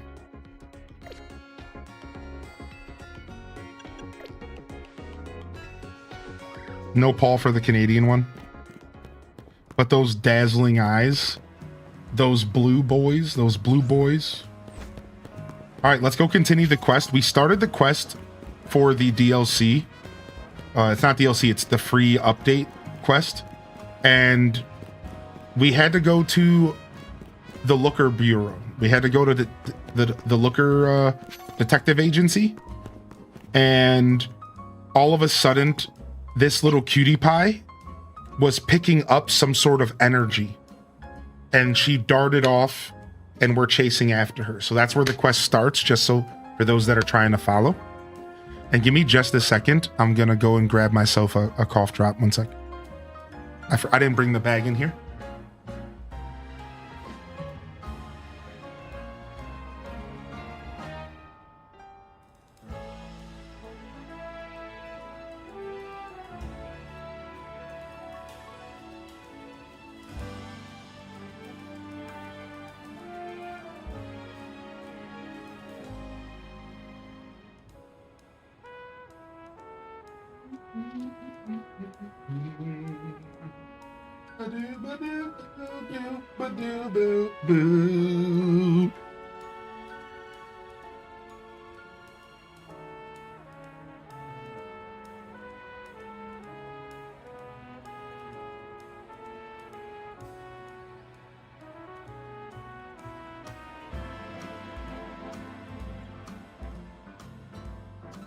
Wait, you're talking about the judge of the pottery show and how emotional he was about the pottery? I remember that. I remember that, actually. That's so funny that you say that. I remember that from that show.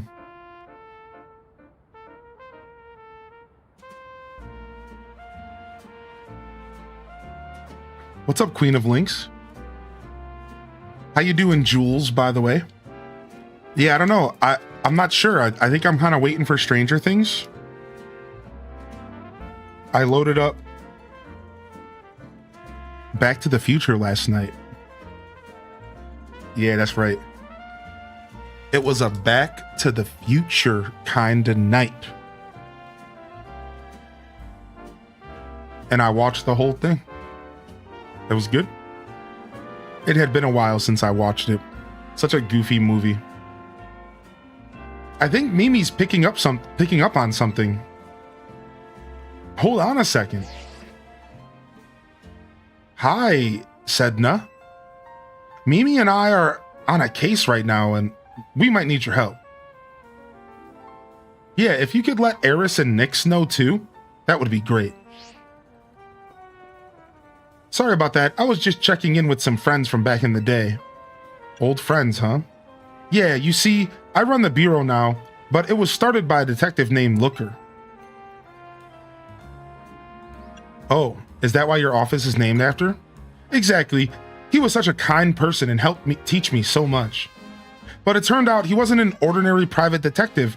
He was an international police officer. So eventually, he had to go off and solve some more cases somewhere else. Far away, probably.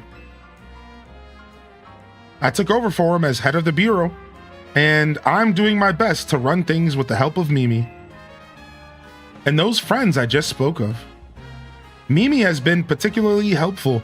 Its telepathy has helped solve many cases. But, like I said, it gets worn out if it uses those powers too much.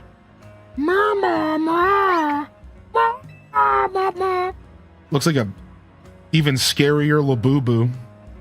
Come on, let's follow our little Labubu. Yeah, you like this? This is my Noel cosplay from Great British Bake Off. My character is sexy as heck. We're bringing sexy back. Yup. MFers don't know how to act. Yup.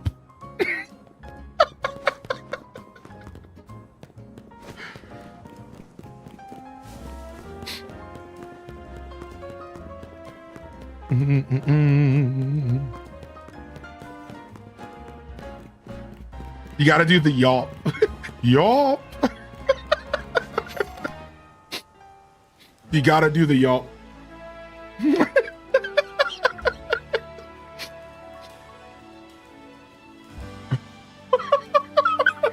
Why is that making me laugh so hard?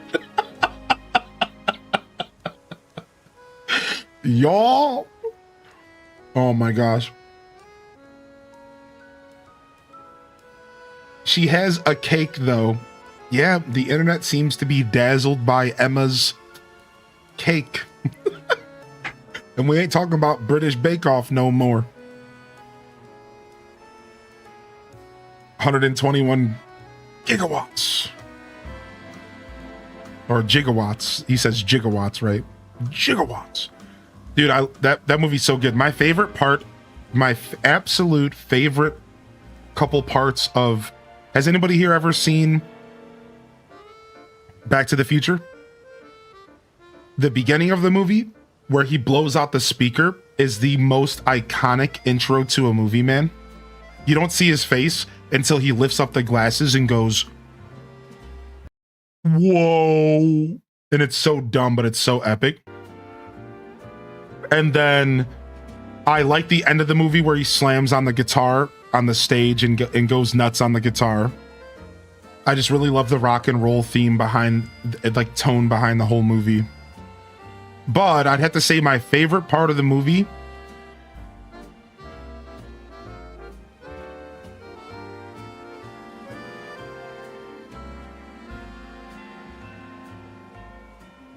is when he first wakes up in his mom's bedroom. And the whole scene that follows it, where his mom is like grabbing his leg and stuff, and he's trying to have dinner, and it's just so bad. It's so bad, dude. I think that's probably my favorite scene in the movie.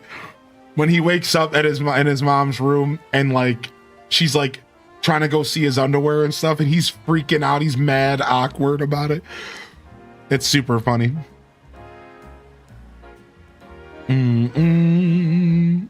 Oh, wow, that makes sense, random, of course, right. Nice to meet you, Calvin. What is it, Mimi? Wait, were you picking up on my own feelings?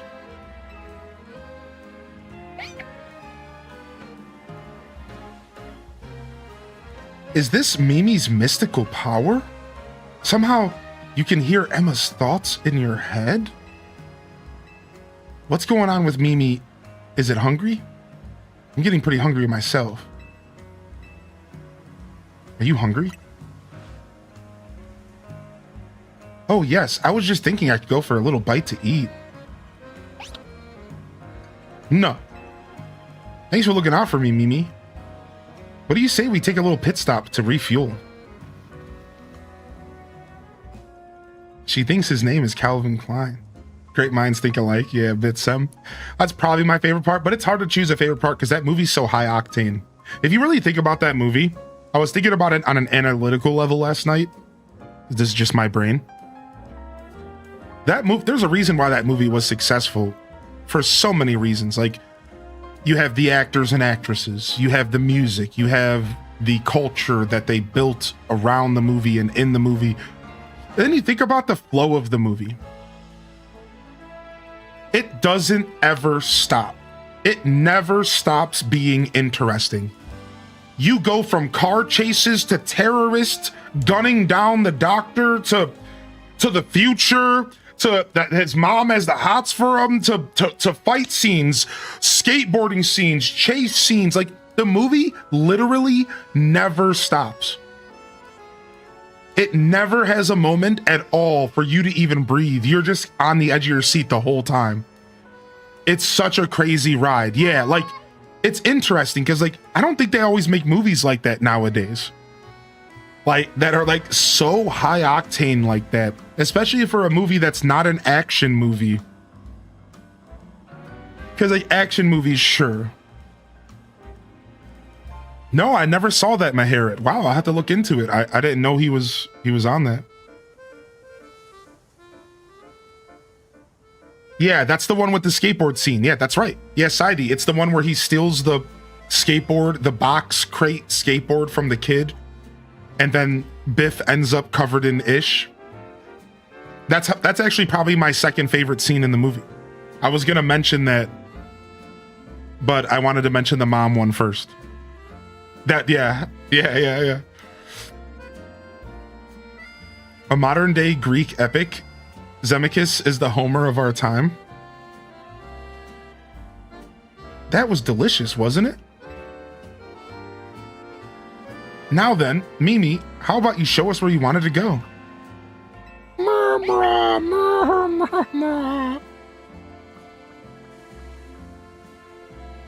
It's not always good to have a movie never rest. I agree. That's why, but like, Back to the Future was a scenario where it was good. And there's a reason why that movie is iconic. And if you think about all the reasons what made that movie a perfect storm, it was the casting, the music, the theme. It was the fact that you cannot stop in that movie. Like, that movie just keeps going. I think it was the perfect storm. So I was just bringing up that it was one of the reasons why Back to the Future was successful. Because that movie never stops. It doesn't take itself too serious. I think it's really interesting, and it's something I've never thought about. It's like, wow. It's really interesting, right? But I agree, sure, not every movie needs to be that way. I don't think I ever said that for the record, and I agree, sure. That's a really good point, sure. I don't want to be watching You Got Mail, a rom-com, and have it be high octane every 5 seconds. Like, yeah, sure, like, you could always jump into the chat and counter something that I mentioned because, you know, I'm generalizing and discussing a certain movie, you know, so you could always be the contrarian in the chat about anything that ever comes out of my mouth. Actually, sometimes you don't want that. Well, yeah, I know. Now, if you want to participate in the conversation with us, you're welcome to say, hey, I love that. And, you know, I think that here's some good examples of movies that do a good job not being high octane, right? Like, I don't know what your goal was there, if you were just jumping in the chat to actually, but like, yeah, we all know that. we know, dude. Come on, Heinlein, let's follow.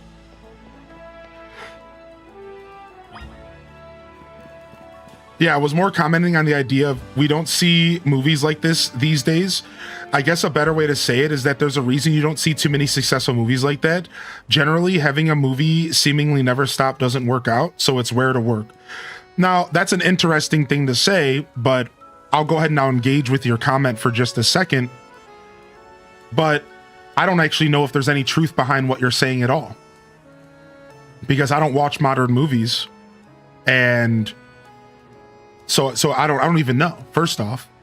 And secondly, as far as I understand, successful movies nowadays are going to be very different from successful movies from 20, 30 years ago. Because everybody in the universe is very different than they were 30 years ago. So yeah, sure. Yeah. What makes a movie successful nowadays is going to be different from 30 years ago. Back to the Future was one of the first of its kind. It was literally an original film that was based off of nothing before it that I know of, and there's nothing like it afterwards either. So when you have such an iconic movie, like, it can do whatever it wants to be successful, and it's a very different era that it released. If you released Back to the Future in 2025, I don't know if it would still be just as successful. Because the era in which a movie releases is a big factor in which affects its popularity. Right? So like, that's where I'm not sure. I don't know. Like, you're bringing up a lot of different variables. You're bringing a lot of, generally speaking, maybe high octane movies aren't as successful as they used to be. I don't know. But I really can't engage with that too much myself. I don't really watch modern movies. So yeah, maybe you're right. Maybe you're wrong. I'm not sure. I genuinely appreciate that you validated that info dumping is fine, but the method is the issue. Info dumping is a love language for many people. You validated the intent, but critiqued the delivery. Thank you genuinely. Well, that's the only reason I ever criticize anybody who comes into my chat saying something, is because a lot of people don't understand that the delivery matters more than anything else. When somebody comes in my chat and they want to engage in a conversation with me, I always say it. There's a difference between, actually, you're wrong, and, hey, actually, I disagree with that statement, and here's a couple reasons why I think you could be wrong. And all I ever ask is that you don't come in here saying, that's wrong, nerd. Because, like, that's not fair to me, dude. You're not engaging with the conversation at that point. You're literally just telling me I'm wrong, and then not following it up with any reason why I'm wrong. It's weird. And that's not how you interact in real life. But on the internet, it seems like it's okay. And it's like, not here. So, I will forever be a proprietor, a vocalist towards the idea of interacting with people on the internet the way you interact with them in real life. Which is to say, don't just shoot them down or say they're wrong or interject in a conversation with something that is simple as, that doesn't work nowadays. Like, why? Like, are you looking to have a discussion? Are you looking to just tell me I'm wrong? Are you looking to validate your own opinion? Because, like, the way you deliver a comment matters. And through text, I don't really know who you are or what you're trying to say to me, and you know. You're right, because you aren't wrong. You know what I mean? Sharing information and not reading the room is genuinely difficult for me. You're blunt. Hey, this feels uncool. This is why. And this is the aspect that made me feel this wrong. You're giving detailed feedback, not being insulting. I appreciate this. Oh, thanks. Thanks for saying that. You're very kind. I try to keep things balanced around here. I also try not to let stuff annoy me too much. But just every once in a while, I'm like, okay, dude, come on.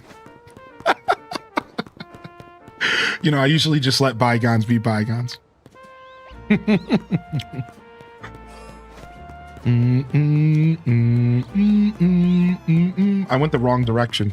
I don't know where I'm going, do I?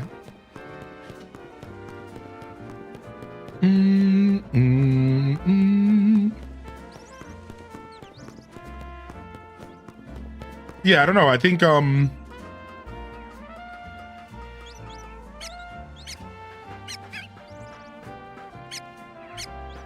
really my commentary about the movie being so fast-paced and being successful was just a realization that I never had about the movie, and watching it and realizing how every scene is on this almost beat, this consistent beat, and they're moving through the story at this this fast-paced, consistent beat.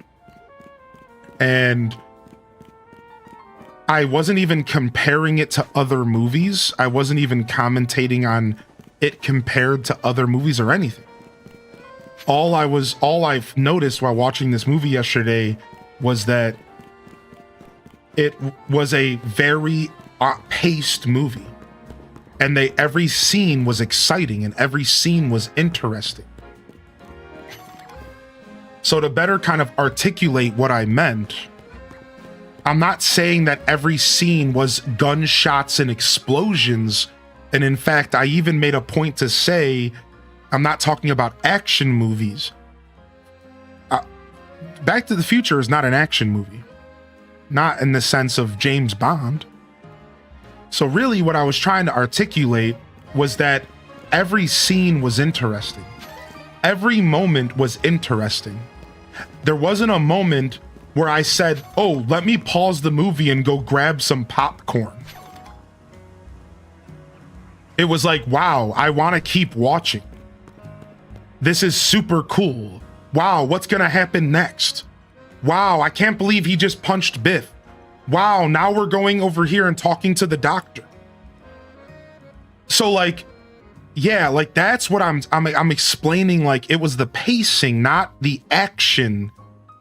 The pace. So even when you pause to talk to Doc Brown during the whole scene, he's trying to tell Doc Brown that he's going to die in the future, but Doc Brown won't let him because Doc Brown is trying to get him to check out his new technology where he could read minds. So even in a scene where they're trying to like create some character growth and touch on a subject that's going to come up later, they're still creating an experience that's interesting.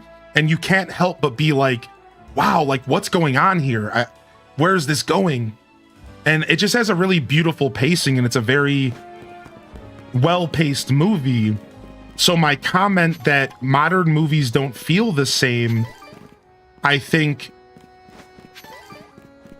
wasn't that modern movies don't have non-stop action. It's that modern movies don't pace themselves well. That's kind of the comment I was making, is like, you don't see movies that are paced this well nowadays all the time. And that has nothing to do with action or anything like that. So like, yeah, if I articulate what I was thinking better, maybe that helps you better understand why it's really a conversation about pacing. And I just don't think pacing is as good as it could be all the time. I feel like movies are paced very differently nowadays because they're paced for a different audience 30 years later. And back then, Back to the Future was paced that way because it was novelty. Because that was groundbreaking. There wasn't a ton of movies that weren't action, but that had a story but didn't, that had big bill actors and gunfires and terrorists, but also was about traveling through time and going back to the 50s and a dude accidentally almost becoming his own grandpa. And like it's just such an interesting movie, and it always stays interesting. It is never not interesting. There's always something happening that is interesting on the screen. Yeah, whether or not new movies are good at doing that, I don't know. But yeah, like I think that's, so there we go. That's a better way to articulate my feelings towards that. Like, it's about the pacing. It's about like the level of interest happening throughout the movie stays so strong the whole time. It's really cool.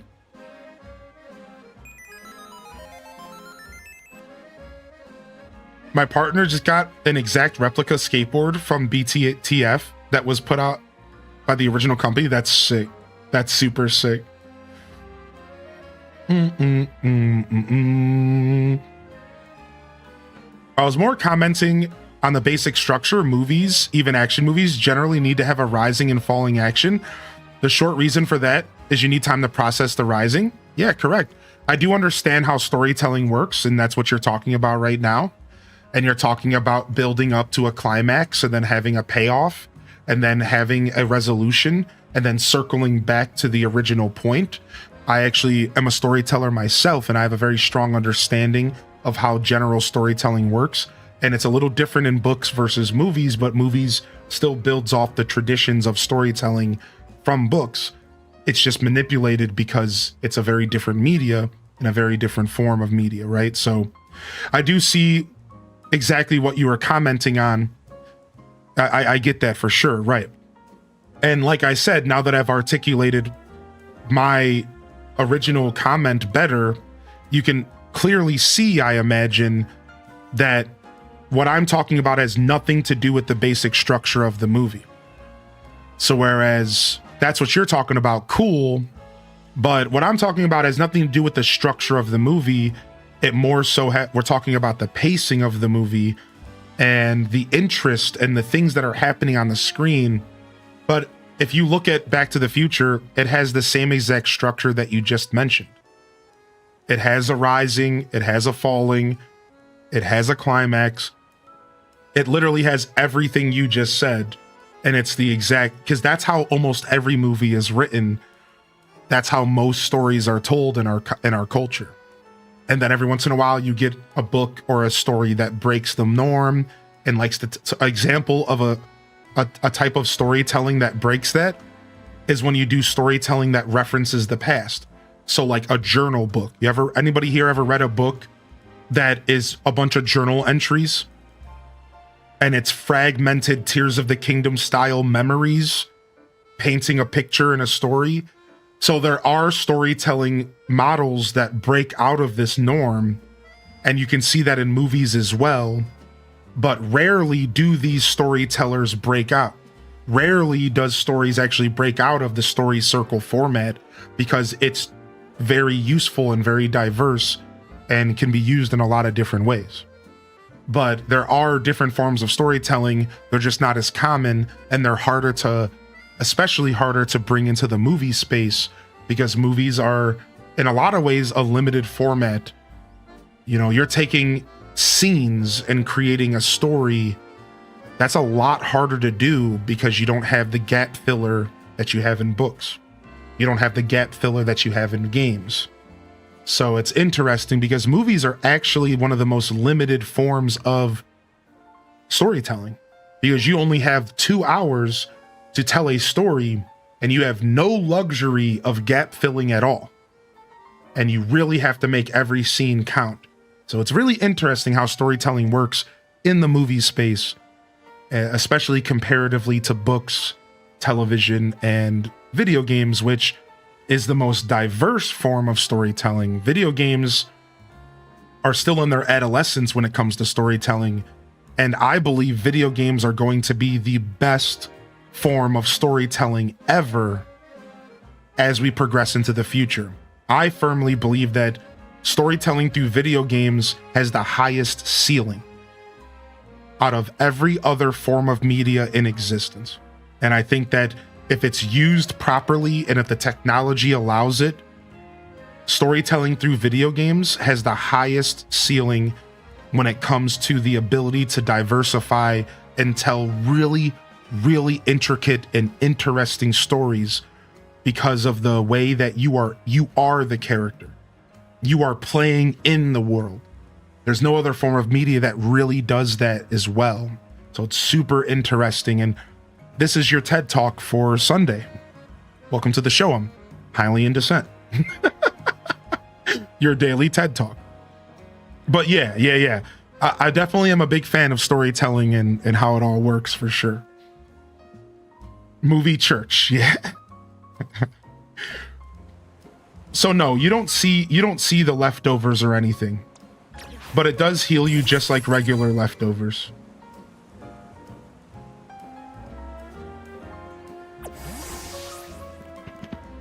Love a turd talk? We love a turd talk.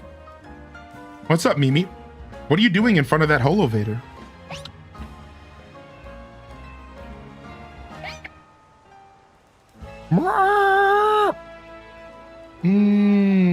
You don't want to go up, do you? I think we're close to finally unraveling the truth. We'll go first. See you up there, Hylian. Yeah. No, they don't actually hold it, unfortunately. It'd be kind of cute to watch your Pokemon eat a piece of old vegetation. Like physically. It would be interesting.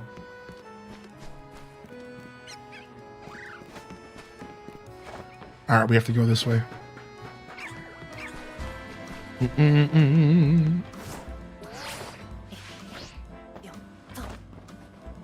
I hate this mission because I can't catch the POS Pokemon. Apparently the catch rate of this thing is absolutely garbage. I think Calico might have been talking about this earlier. You mentioned catch rates, and I thought you might have been talking about Eevee, which is fair because Eevee also has terrible catch rate.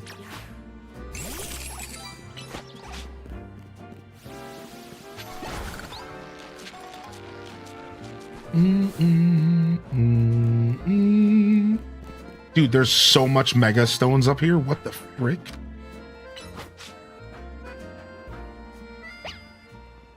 You went through 40 Ultra Balls before I gave up. Whatever you were sensing is around here, right, Mimi?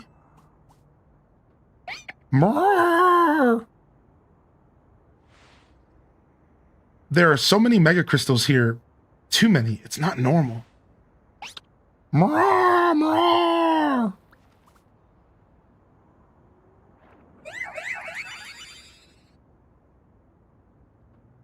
Carbink.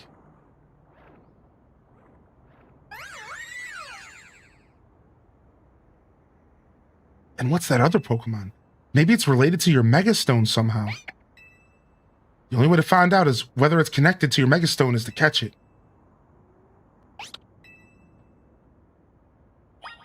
All right, we better save. All right, this is about to be intense. All right, I think we need to develop a battle plan, actually. Let's go ahead and set this up. This is about to be serious business. Hold on, we need to go to the war room for this. We need to go to the war room for this, dude. All right, hold on a second.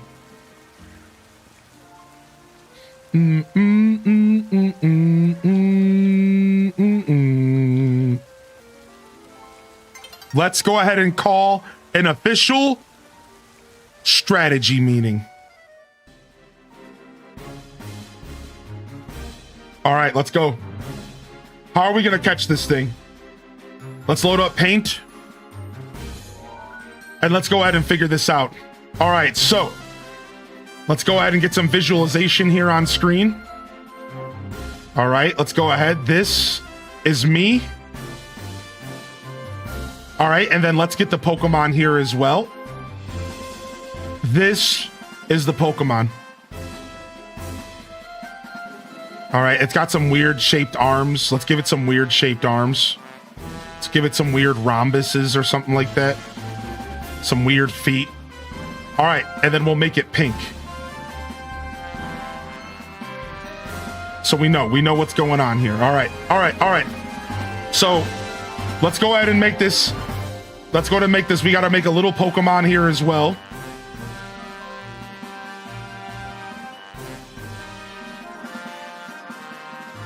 All right, this is my Savamon.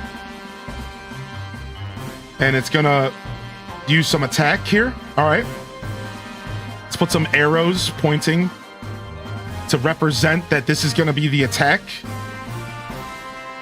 And let's go ahead and put some like fires over here, like we're using fire damage or something. All right, the battleground has been set. We know what we're doing now. So now we have to decide, how are we going to approach this thing?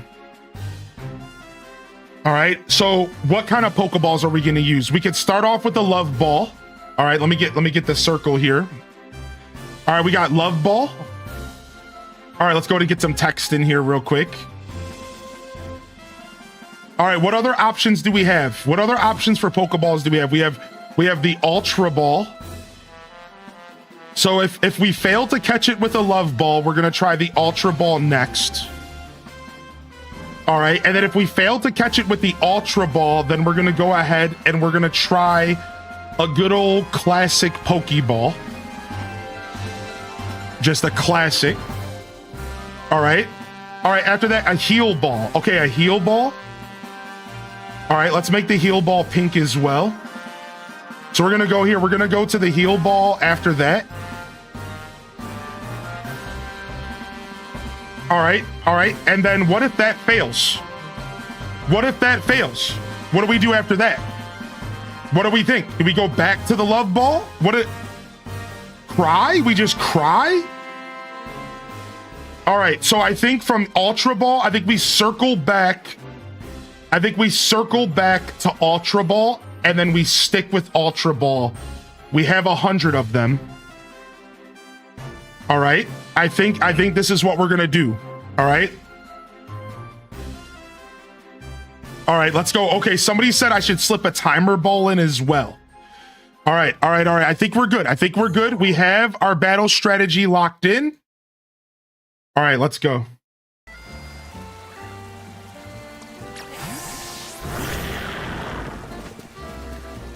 Let's get this.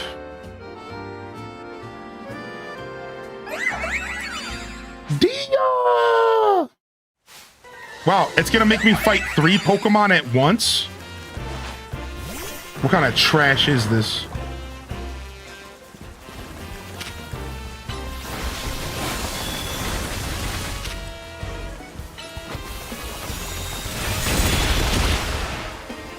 All right, Surf, baby. All right, Rob Boss is down.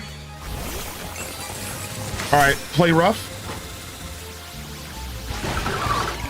All right, we're gonna catch the Carbink if we can. Carbink? No! I hit the wrong Pokemon. Okay, everything's dead. All right. What's our strategy here? All right, we're starting off with a heal ball. First, we gotta do damage to it. Man, I'm panicking. I don't remember the strategy. Nah, screw this, dude. I'm just kidding. Nah, y'all got trolled. Just joking. I was gonna use the Master Ball the whole time. Sorry.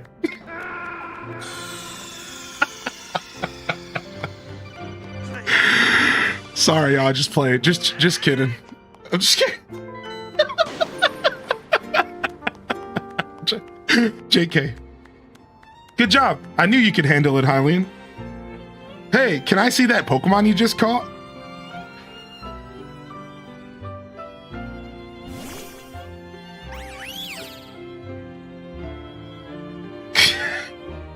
It's so pretty. Its glimmer reminds me of the Anastar sundial. Sundial? Yeah, there's a strange sundial in Anastar City said to have something to do with Megastones. This brings so many things to mind. In particular, I'm thinking about 2 people I've met since I've parted ways with Looker, namely AZ and Professor Sycamore. Professor Sycamore mentioned? The professor spoke with AZ as part of his research into Mega Evolution. Professor Sycamore's theory was that Megastones formed 3,000 years ago. When certain stones were irradiated by the light, the energy of the legendary Pokemon that was fired from the ultimate weapon. AZ nodded when he heard that. According to him, that's why we've been finding new types of Megastones recently. After all, the ultimate weapon was fired again 5 years ago. Wow, they actually incorporated new Mega Evolutions into the lore. That's cool. It's okay, Mimi. I'm here to help keep Lumiose safe, and Hylian is here to help too. Make sure to take good care of his Pokemon, okay? Lumiose needs people like you, people who can really bond with all sorts of Pokemon. All right, dude, I'm gonna bond so hard with this Pokemon, dude. Oh my gosh, dude, I'm just... Oh, I can't even. I'm gonna bond so fucking hard, dude. Me and this Pokemon are gonna bond. I'm already starting the process in my mind. I'm starting to bond right now before the cutscene's even over. I just remember that AZ mentioned something else. He said during his long journey searching for Floette, he saw a phenomenon in Hoenn that might have been the beginning of all Mega Evolution. That's what got him always thinking about the bonds between people and Pokemon. Wait, is that something that are we supposed to know about Hoenn? Is that like new lore? Was Hoenn the root of Mega Evolution? All right, let's let the bonding begin. Are you guys ready? Oh, it's already started. You see, I'm gonna take this Pokemon and I'm gonna put it in my box and then I'm gonna leave it there. And I'm never gonna use it or touch it again. And 27, 28, 29, 30, 31. Boom. We're bonding. We're bonding. We knew because of a Delta episode, okay? We're box bonding. It's a different kind. We're bonding from a distance. First try? What's up, Sailor Scout Megan?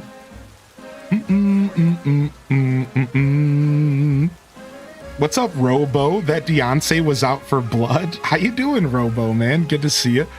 Yeah, I just wanted to mess with y'all, and I thought it was the perfect opportunity to play this super dope track for y'all.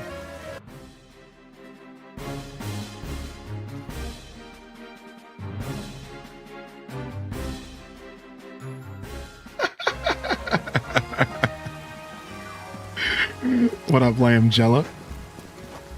Nice. Wait, it's raining. Goomy attempts. Let's go. This is the best way to farm Goomy, dude. This is it right here. This is the best way to try to farm Goomy. Especially if you have a Switch 2. Let's put some jams on for this. Well, maybe not. Maybe we want to make sure we can hear if something shines.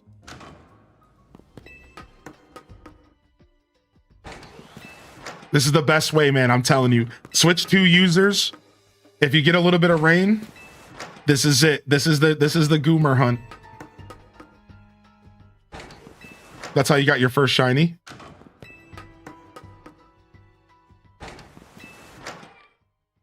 Your shiny day was so productive.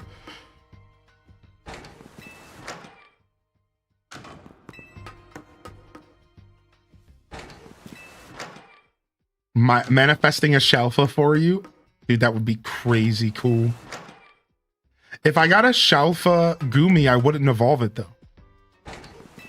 That's the thing. If I got a Shalfa Goomy, I wouldn't turn it into a Goodra. I would just have the oversized Goomy as my best friend. I know, Brittany, I laugh every time I hear it as well. The word Shalfa, I know. It's so funny. I mean, the other option is Alfie. Shiny mixed with Alfie.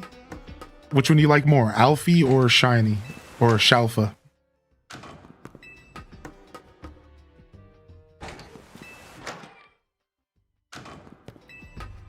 Come on, dude, shine. All right, that was attempt number 12. Let's keep going. I think it was 12. We're just gonna start from there. Okay. This is 15.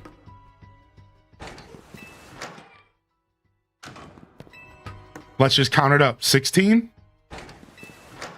Let's see how many attempts it takes.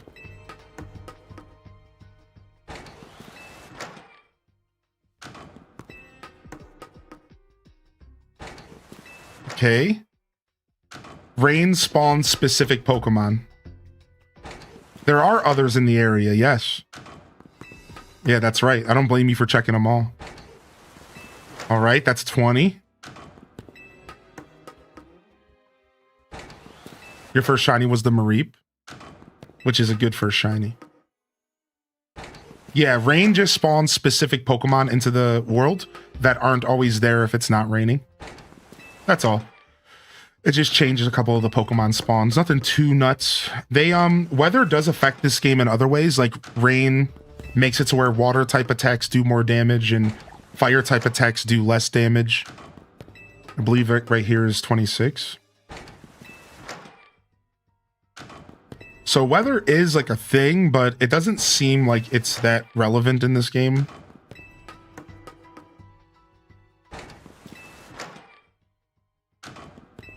I would love the ability to create an ice storm in the middle of the city. I would love to have the ability to create an ice storm in the city, though, with like the attack hail or something. That'd be kind of cool. All right, we're 30 something.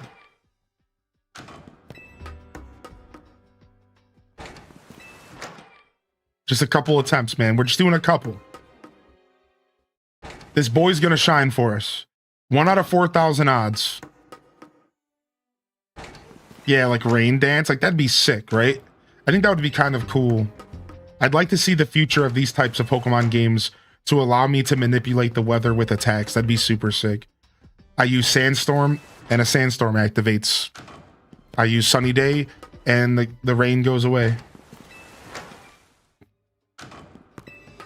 Only 2 or 300 more.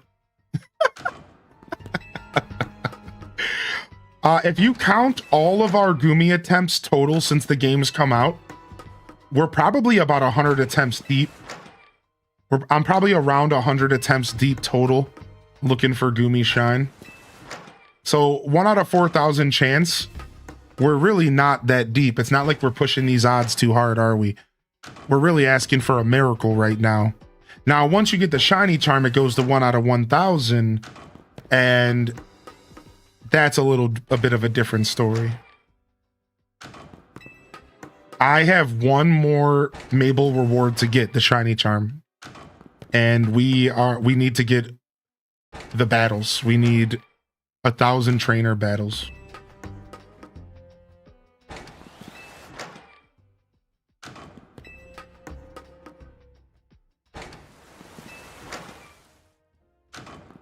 I never am too hesitant to use my Master Ball. What about you, chat? You did this.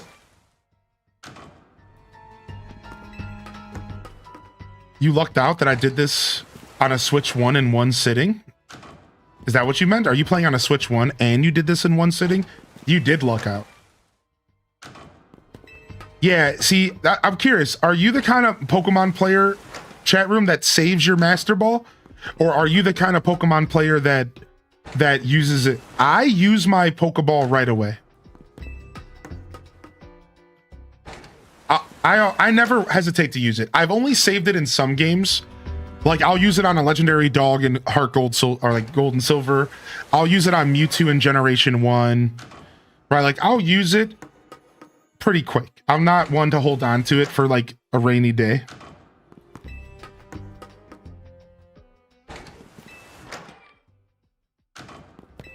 I never use Master Ball.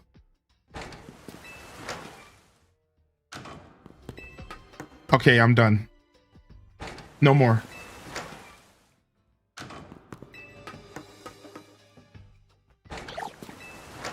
All right, for real. I'm done. For real though. I don't want to do this anymore. All right, we're for sure done after this one right here.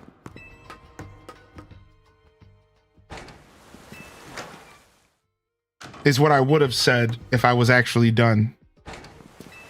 Now, for real though.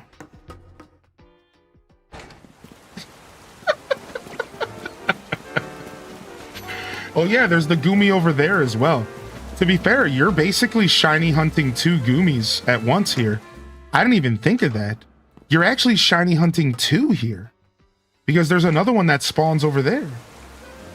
Look, it's right next to me. Dude, whoa, I didn't even think about that. You can AFK shiny hunt? You can AFK shiny hunt. Do you have a turbo controller? I don't think I do, but I'm not much of an AFK hunter anyways. I'm not, to be fair, I'm not that big of a shiny hunter, chat. It's never been something that I really focus on in Pokemon games, so I kind of like my shinies to come naturally. In my opinion, the best shiny Pokemon are the ones that happen without any effort, where you are just playing the game and then it just appears in front of you. So I always try to recreate those experiences if I can.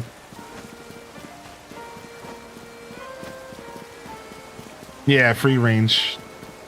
Now, for the record, I'm not saying there's anything wrong with using a turbo control. Dude, what the heck? This Emolga's just sitting here eating fruit? How cute is that?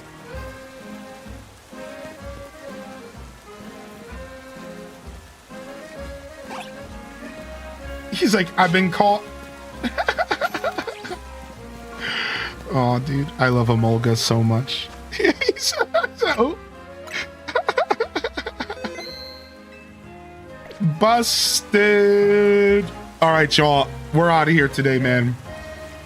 We raided yesterday, we'll fade today. Sound good? We raided yesterday, we'll fade today. Thank you everyone for coming out. Definitely a nice stream after ending a little early due to a headache yesterday. I'm happy that we got to play some Pokemon, a nice solid 3-4 hours of Pokemon, which is exactly what I wanted today. We'll be back again. I'm not done with Pokemon yet by any means, so for the Pokemon fans out there, you'll see more. Afternoons and evenings is mostly my focus for variety right now, and I'm gonna do some of these battles off stream though. I've realized that I should probably do some of these battles off stream. So we have 446 out of 500. I'm looking right now. I probably should do some of these battles off stream so that we can get our shiny charm. So I am going to let myself play a little bit off stream so that we can get closer to shiny hunting. And I want to do shiny bounties with all of you. And shiny bounties are really fun. So I'm going to do a little bit of it off stream so we can catch up here. Otherwise, I'm going to save any ZA Royale promotion matches potentially for the show though. I want to do all my promotion matches for the show until we're done with the 20 promotion matches. So we're going to still do all our promotion matches on the show. I want to make sure that we're saving that content for the channel, but I will just grind battles so that we can get our shiny charm off stream. Otherwise, that's a wrap for today, man. Thanks for coming in and hanging out. I also should note that we are going to be doing ranked battles as well. And I haven't pushed myself towards ranked battles yet, but they're happening. So we're going to do some ranked battles. We can do some private battles. So casual Pokemon content will be going all the way until the DLC releases and then afterwards. But for now, we're wrapping up today. I'll be back tomorrow for the Monday morning show. We're going to be doing Animal Crossing in the morning for AC mornings. And then we'll see if we feel like game switching to something different tomorrow.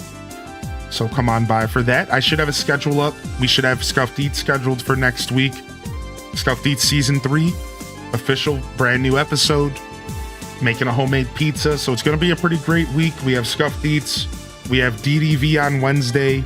Kirby Air Riders on Thursday. It's going to be a pretty dope week. And Animal Crossing mornings every day that we feel like it alongside our varieties. So thank you again, Breach Easy, by the way, for the love. And hopefully I didn't miss anybody else today. Yeah, we're gonna wrap it up there though, man. Great show today. Thank you everyone for supporting my journey. I'm so happy that I could just come and hang out with y'all for a Sunday. And yeah, I think I've said enough, fam. This is Highly in Descent signing off from another wonderful Pyro Gaming Group production. If I don't see y'all here tomorrow for the Monday morning show, the best way to start your week, twitch.tv/Highly in Descent. If I don't see y'all, I'll see you when I see you, fam. Don't forget to game on.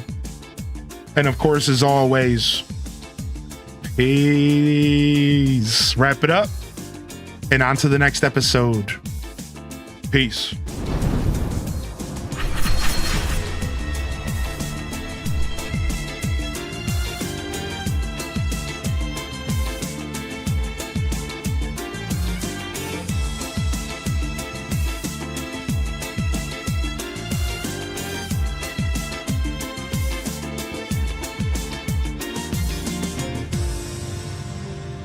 All right. We are out here, baby.